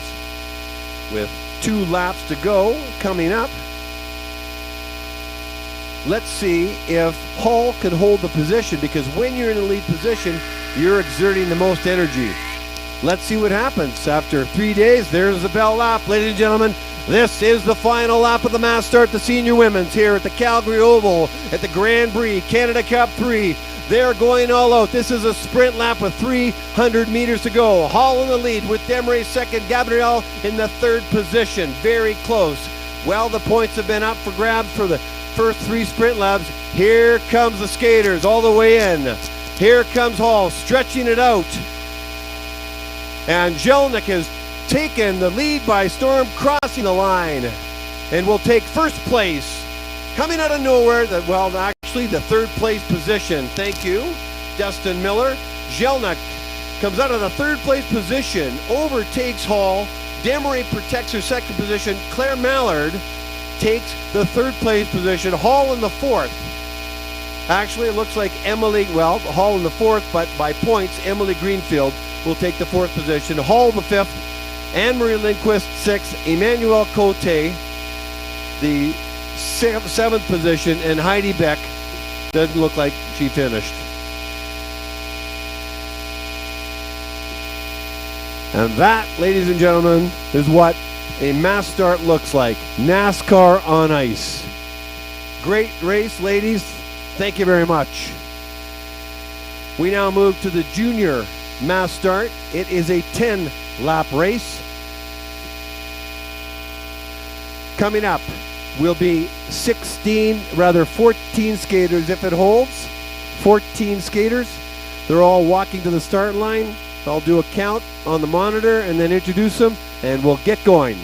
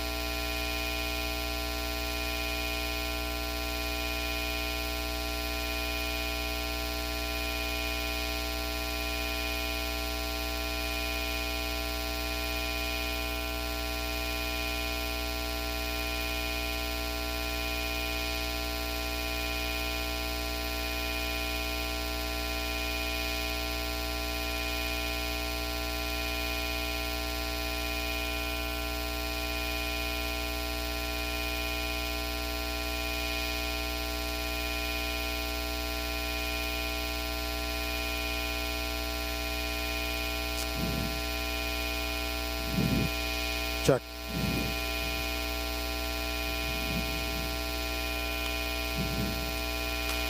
Just gotta sneak in here for a little bit.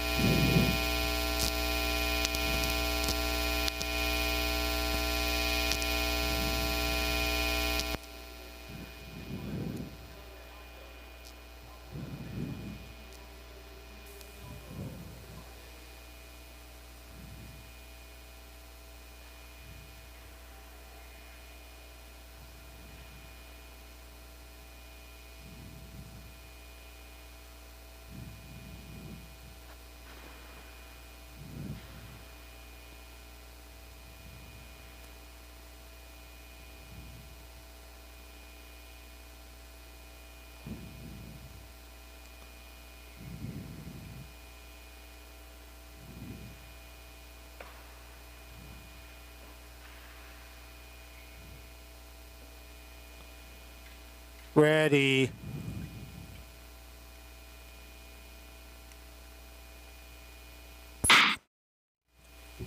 Okay, a revision to the lineup as the formation lap is now underway. We have 12 skaters, not 14, 12 skaters on the ice. Beeson, Champagne, Smart, Smith, Marshall, Hanson, Key, Onos, Breedlove, Turner, Halpern, and Snellgrove. Leading the formation lap is Darby Beeson from Alberta, wearing transponder and helmet cover number 9. This is a 10-lap race, ladies and gentlemen. 10 laps, or 9 after the formation lap. The rules of engagement are: no one can pass the lead skater in the formation lap. If you do, you're disqualified. I've never seen it happen. This is to set the tone for the race. The skaters, the other 11 skaters behind Darby, they can jockey for position all they want. They just can't pass her. Okay, showtime.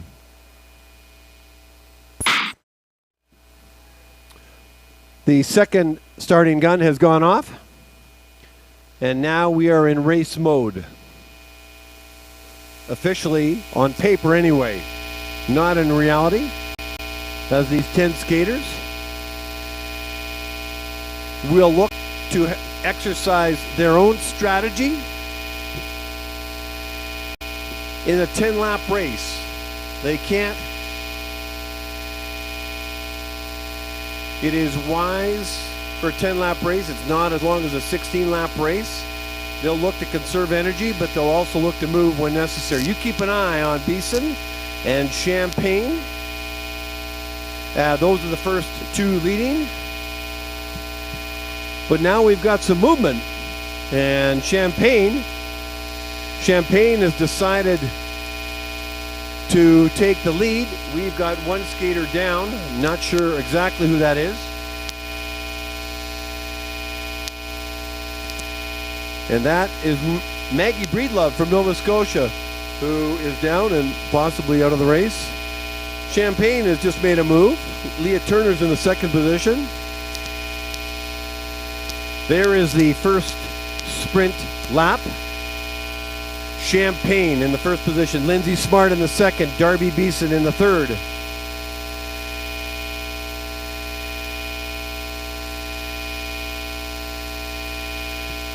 Champagne, Smart, Beeson in the 1, 2, 3 positions in the sprint lap. 3 points, 2 points, and 1 point is up for grabs. Not too stressful of a finish for Darby Beeson or Lindsay Smart or Julia Snellgrove. Each of them will get points. Champagne 3 points, Snellgrove 2 points, and Lindsay Smart 1 point. The skaters are virtually standing right up, taking a break.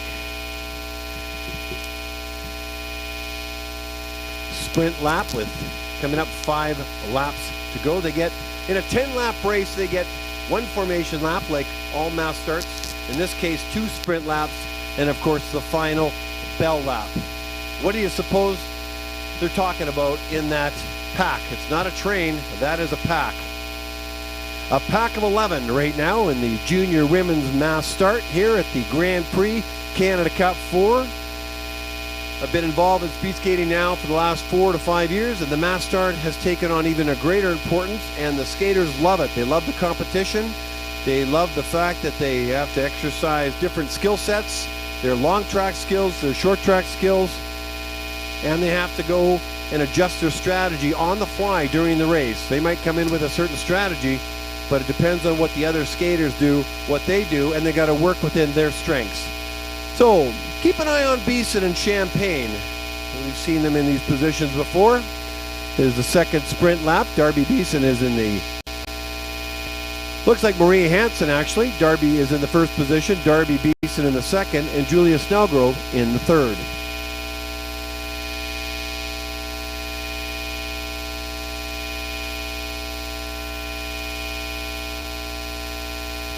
So Hansen, as they crossed in front of us in the timing deck, was in the first position.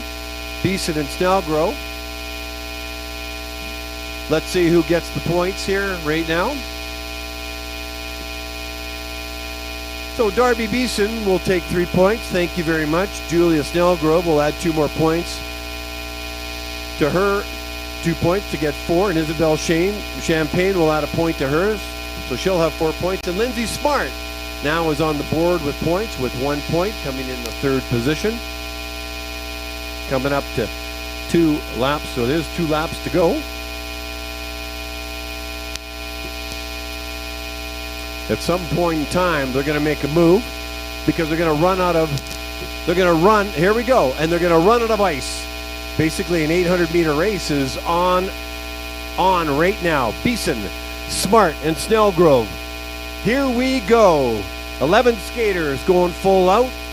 No more train, no more pack. Basically, it's all out to the finish line. Who can hold the speed the longest to cross that line? Beeson in the first position. Lindsay Smart in the second. Snellgrove in the third. And the bell lap. This is a 400-meter race now, ladies and gentlemen. Beeson holds the first position. There is Champagne now, no surprise, in the second position. And Snellgrove has now locked in for the third position as they head down. So this is going to be a race for 1-2. Beeson and Champagne for the 60 and 40, rather 30 and 20 points are up for grabs. This is an all-out sprint, less than 100 meters to go. Who's going to take it? Crossing the line is Darby Beeson, followed by Isabel Champagne and Julia Snellgrove. And then Maria Hansen, Lindsay Smart, Leah Turner, Aoife Marshall, Talia Halperin. But the most points are Darby Beeson will take first place, Isabel Champagne will take second, Julia Snellgrove will take third, Maria Hansen fourth, fifth Lindsay Smart, and Leah Turner sixth. And those are the positions that get the points in the mass start. So inside the oval and on the webcast, that is mass start live in real time. It's 3:32. The officials and the senior men are getting ready with their proper equipment to have their mass start. Coming up is 20 skaters from what I'm aware of. It may be pared down, but I'll give all their names a due as we get closer to the start line. Congratulations, junior women, for a fantastic race.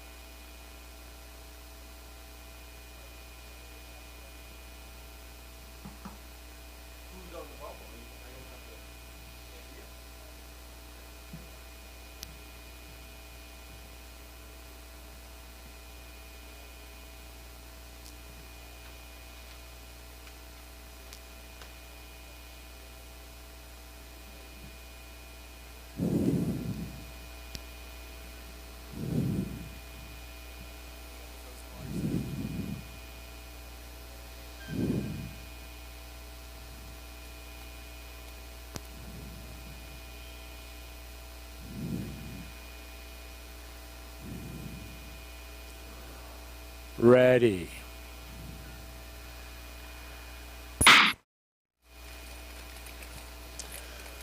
Welcome back, ladies and gentlemen. The senior men's mass start 16-lap race. There are 18 skaters on the ice.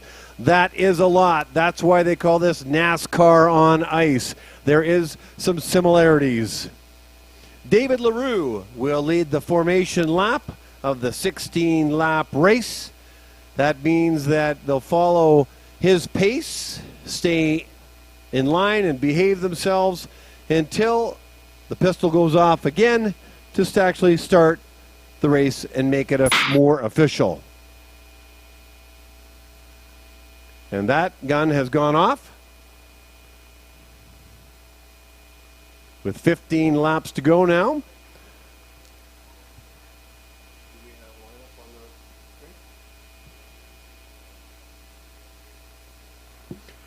"18 skaters, David LaRue, Max Halleck, Jake Weideman in the first 3 positions. Eric Orlowski, Hubert Marcotte, Caleb Mueller, Joel Simpson, and Jimmy Jouette in the early going take up the 7 positions. Mueller, Simpson, and Weideman now in the 1, 2, 3 positions.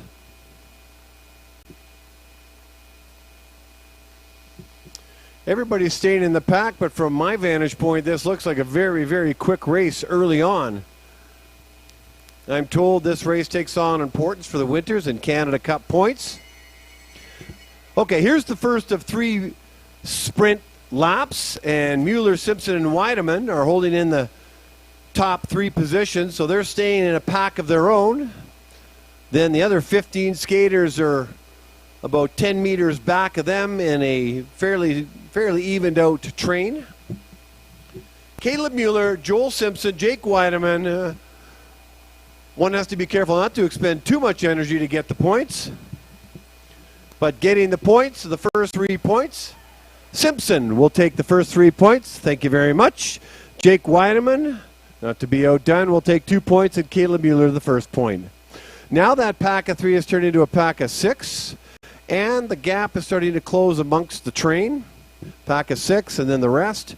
We'll see if they slow down and conserve some energy. You can see Jake Weideman now taking the lead, but looking over his shoulder, now standing up, grabbing a coffee as he heads into the turn. Let's see if they're going to pressure him to keep going a little quicker. Weideman, Mueller, and Joel Simpson in the top 3 positions. This race consists of 18 fantastic male Canadian long track skaters. Connor Howe and Hayden Meilleur represent Canada on the World Cup in the mass start. There'll be opportunities for other skaters to get carded, and the Canada Cup points will assist them in getting those positions. Now this train is no longer a train. This is a pack using all 4 lanes, all 13 meters of the width of the oval. Now they're standing up. I'm sure they're talking to each other. They all know each other really well. Caleb Mueller, Felix Rochelle, and Joel Simpson in the top 3 positions right now. The transponder clicks in right across the finish line, gives us an indication of the order for the 18. Here comes the second sprint lap. And Mueller has decided to take it by storm. Has got about an 8-9 meter gap between him and Hodzak Santer. And then there's Bonlow in there. But that train is tightening up a little bit on the back stretch as they come around the corner. Let's see who grabs the 3, 2, and 1 point positions.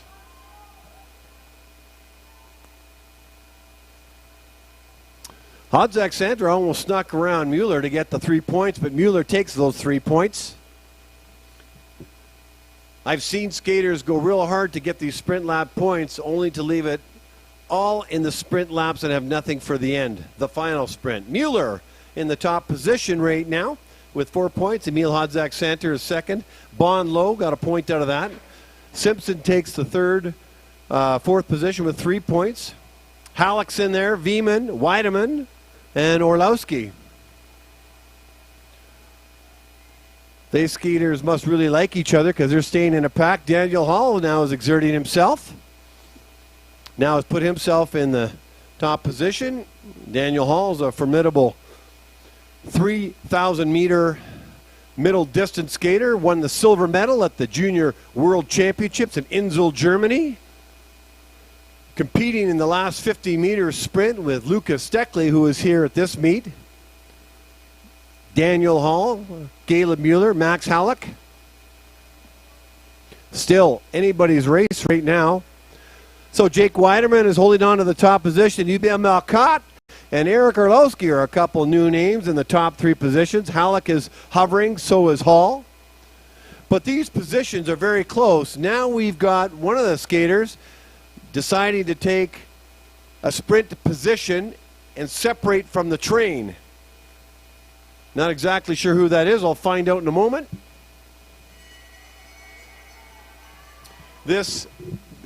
And that happens to be Jimmy Jouet from France. So he's taking a bold move, not conserving any energy, but using all his energy to hold on to that position. Daniel Hall wants to keep him in his sights and holding on to the second position. Bonlow now is in the 3rd position. This is the final sprint lap. And it looks like Hall wants those 3 points and gets them. Jouet, it paid off. He got himself a couple of points. Felix La Rochelle, a point. So Hall, Jouet, the La Rochelle are the winners of that sprint lap. But these skaters are not coasting now. They're not letting up. There's no rest in these because they know that they're running out of runway in this mass start. 16 laps, men's senior mass start.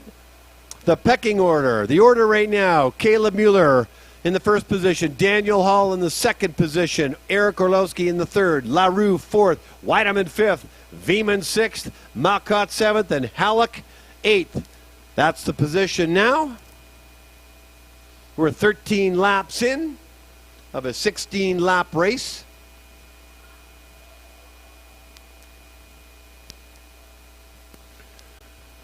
So out in front isn't so much of a surprise for me as I saw it happen at the Canada Winter Games is Luca Veman. Veman is exerting himself now. He was hovering in the middle of the pack. Showed up in the top 8. Now he's holding on to the top position. I thought Luca was a sprint skater. In talking with him, he takes pride that he's an all-round skater. Ladies and gentlemen, here we go. The final lap. Orlowski in the lead with David LaRue and Weideman. An all-out sprint with less than 300 meters to go. How's it going to finish? Orlowski, LaRue, Weideman, Marcotte, Halleck, Mueller, Hall, Antoine Hamel, all in the mix. This is a sprint for all the marbles. Crossing the line first, David LaRue, Hubert Marcotte, and Jake Weideman. LaRue, 60 points, Marcotte 40, Weideman 22 points, Orlowski 10, Mueller 10, Antoine Hamel, Daniel Hall, Joel Simpson will take 3 points each. But give your hats off to LaRue, Marcotte, and Weideman unofficially for all the time and the positions, as Baron Tollner has got to sign off on everything.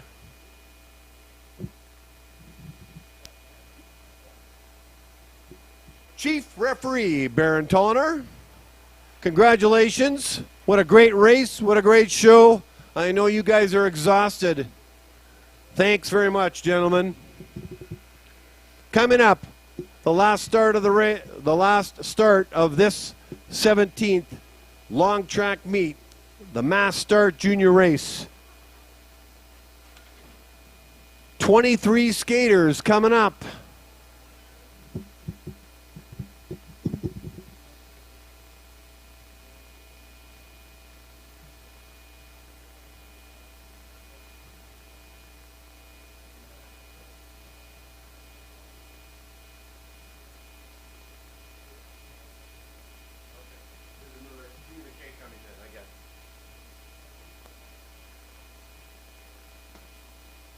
Oh, they do an exchange, I guess, eh?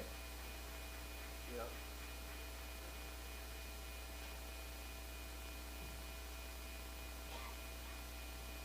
Well, I want to take this opportunity as we're transitioning from the senior men's mass start to the junior mass start, which is a 10-lap race. And as far as we know, 23 skaters. We'll find out the exact amount shortly. Those that put the meet on behind the scenes, a shout out to meet coordinator Greg Plenert, who's done this countless times, making this meet run very smoothly. Chief referee Baron Tolliner from Winnipeg, Manitoba. Brent Thompson from Halifax, Nova Scotia, assisting him. Andrea Ann Gagnon flew in from Quebec City, assisting Brent, being an assistant with Brent and Baron Tolliner. Rona Hathaway, Werner Meyer, and Dave Thompson. Thanks very much. Yuriko Boyce, referee in training, shadowing the referees and learning the ropes.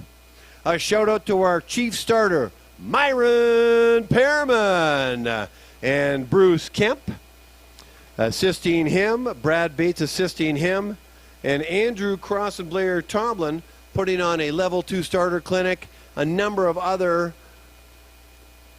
volunteers, generally speed skating parents, now setting a path to volunteering and going up the starter route, at least initially. John Little, our IT specialist, thank you. Dustin Miller, our team lead in competition. Donna Brown and Leslie Cassidy, electronic timing and on the bell. Results, Ron Jackson, thank you very much. Photo finish, I'll get this right today, Robert Armstrong, quiet, unassuming, and does this thing. Gene Ewan is on video and YouTube streaming, sometimes Sean Ireland, and sometimes Dustin Miller. Avanis Bedoni and Kevin Dobeck, our Can West paramedics. We don't want you to do anything all weekend, but we know we're in good hands if we do. They're in the yellow jackets, one positioned at the north end of the oval and one positioned at the south end of the oval. So that's the crew. I think I've got everybody that makes this meet tick. For those that are only participating in the Grand Prix and Canada Cup 4, thank you so much for being here. Good luck and safe travels home or wherever your travels take you. We look forward to seeing you next year. For those that are coming back for the Oval finale and Canada Cup 5, we look forward to hosting 4 more wonderful, glorious speed skating days in a post-pandemic area in one very, very busy speed skating season. And I want to give another shout out to all the coaches, whether at the club level, at the provincial level, or here inside the Oval. You coaches are amazing. You are so influential, upstanding citizens looking after our athletes on and off the ice. You're held in high regard. Thank you for making a positive and long-lasting impact for our children. And to the parents and grandparents and brothers and sisters, thank you for supporting these athletes. These athletes live a life of an imbalanced life to follow their passion. I know firsthand as a speed skating dad, I'm living it out in real time. Thank you for your support. I say this to all in the Oval and with my announcing voice to all those that are listening and watching the final mass start here on the webcast. So, we have fewer than 23 skaters. We have 16 skaters. 16 skaters for the juniors, 10 laps. And while they're all getting sorted out, and I think they've got all their helmet covers and transponders on, I'm going to introduce all their names.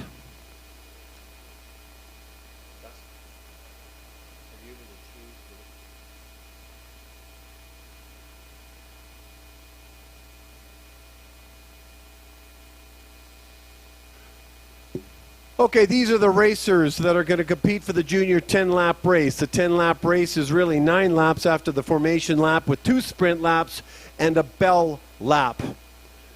From Manitoba, Ryan Kilbacki, he'll lead the formation lap. Brock Gilbert from Alberta. Keegan Waddington from Saskatchewan. Adam Buckwald from Manitoba. Joshua Sutherland from Ontario. Stephen Lee from Ontario. Alex Wood from Ontario. Liam McKegg from Saskatchewan. Aaron Reel from Manitoba. Liam Robinson from Alberta. Chandra Danda from Ontario. Cameron Mason from Ontario. Matthew Engel from Saskatchewan. Isaac Emblin from Ontario. Leander Ebbett from BC. And Thierry Havelka from BC. If I count all the skaters on the screen, I should get 16 skaters. Good luck, skaters.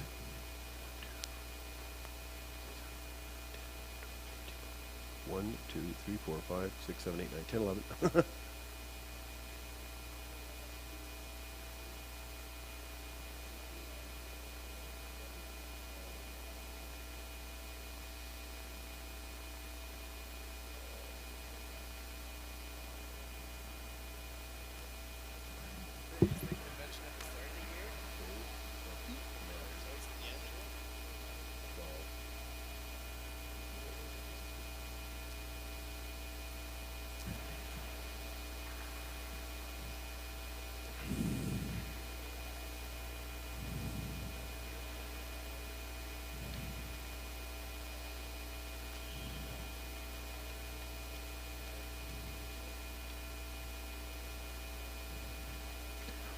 Ready.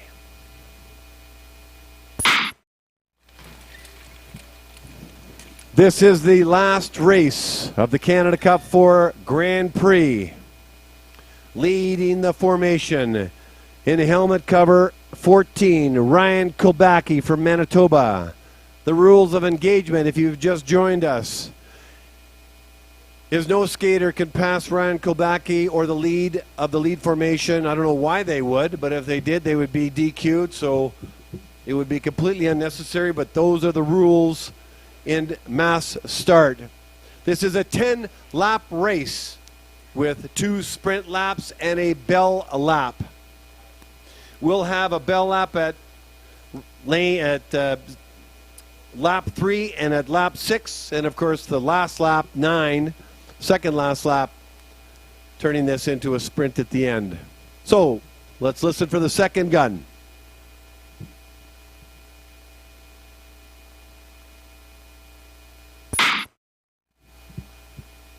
And we're off.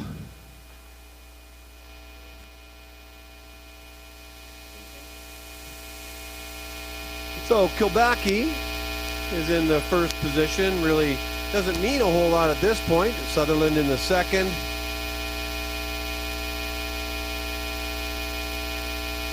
Just trying to read. It looks like Gilbert in the third position right now.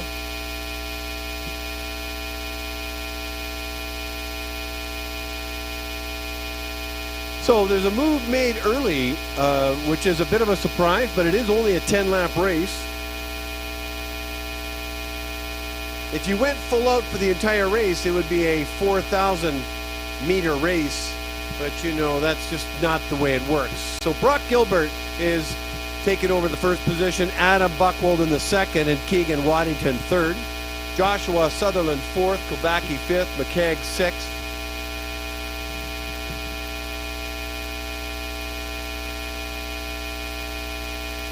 We now have 3 laps in. We now have a sprint lap up for points. You get 3 points, a whopping 3 points for crossing over first in the sprint lap, 2 points for second, and 1 point for third.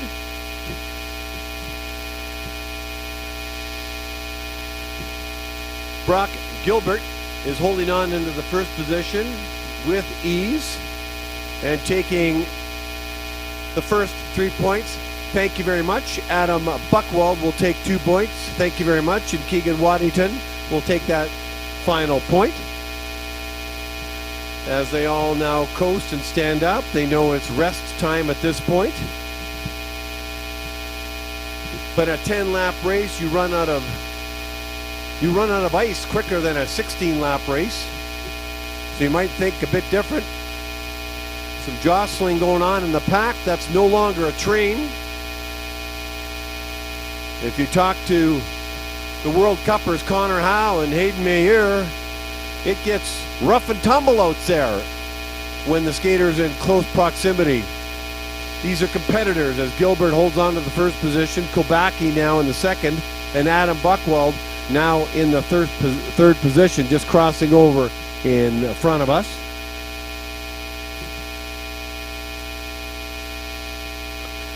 A 10-lap race becomes very quickly a sprint lap, a sprint race. So we are now in the second sprint lap.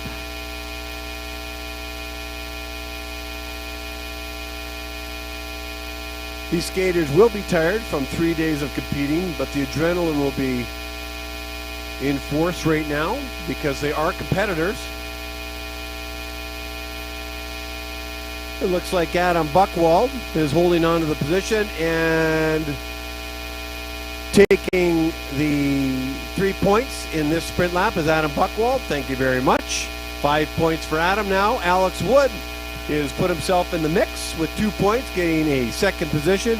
And Keegan Waddington is taking the sprint lap by storm, 1 point at a time with his second, third position. The next time the bell goes off, that will be it. It will turn this into a sprint. This train is now spreading out. And Keegan Waddington is now exerting himself. Buchwald is saying, I don't want you to get too far ahead of me. Enjoying his draft right now. Waddington in first, Buchwald second, Alex Wood in third. This is going to look interesting. And this is a bell lap. So Waddington, Saskatchewan, and Manitoba in the top 3 positions. Waddington in the first, Buchwald second, and Kobaki in third. Looks like they're making a move down the backstretch. Buchwald, there goes Kobaki on the outside, ahead of Buchwald and Waddington. Now the pecking order, the positions are changing as they head down the straightaway, ladies and gentlemen. Kobaki holding the first position. Here comes Buchwald, and that's the way it's going to be. Ryan Kobaki, Adam Buchwald, Keegan Waddington, 1, 2, 3. Brock Gilbert grabs some points, taking the 4th position. Liam McKeag the 5th. But Alex Wood in there with 4 points. Liam McKeag with 1. Aaron Reel finished in the 7th position. And Liam Robinson in the 8th position. So, ladies and gentlemen, about as perfect as you can end on time. On behalf of Greg Plennert, and meet coordinator, all the officials and volunteers, congratulations on a fantastic meet. Canada Cup 4 and Grand Prix is officially come to a conclusion. We see you next week at this time for Oval Finale and Canada Cup 5. Mic drop, Sky Guy out. See you next Thursday.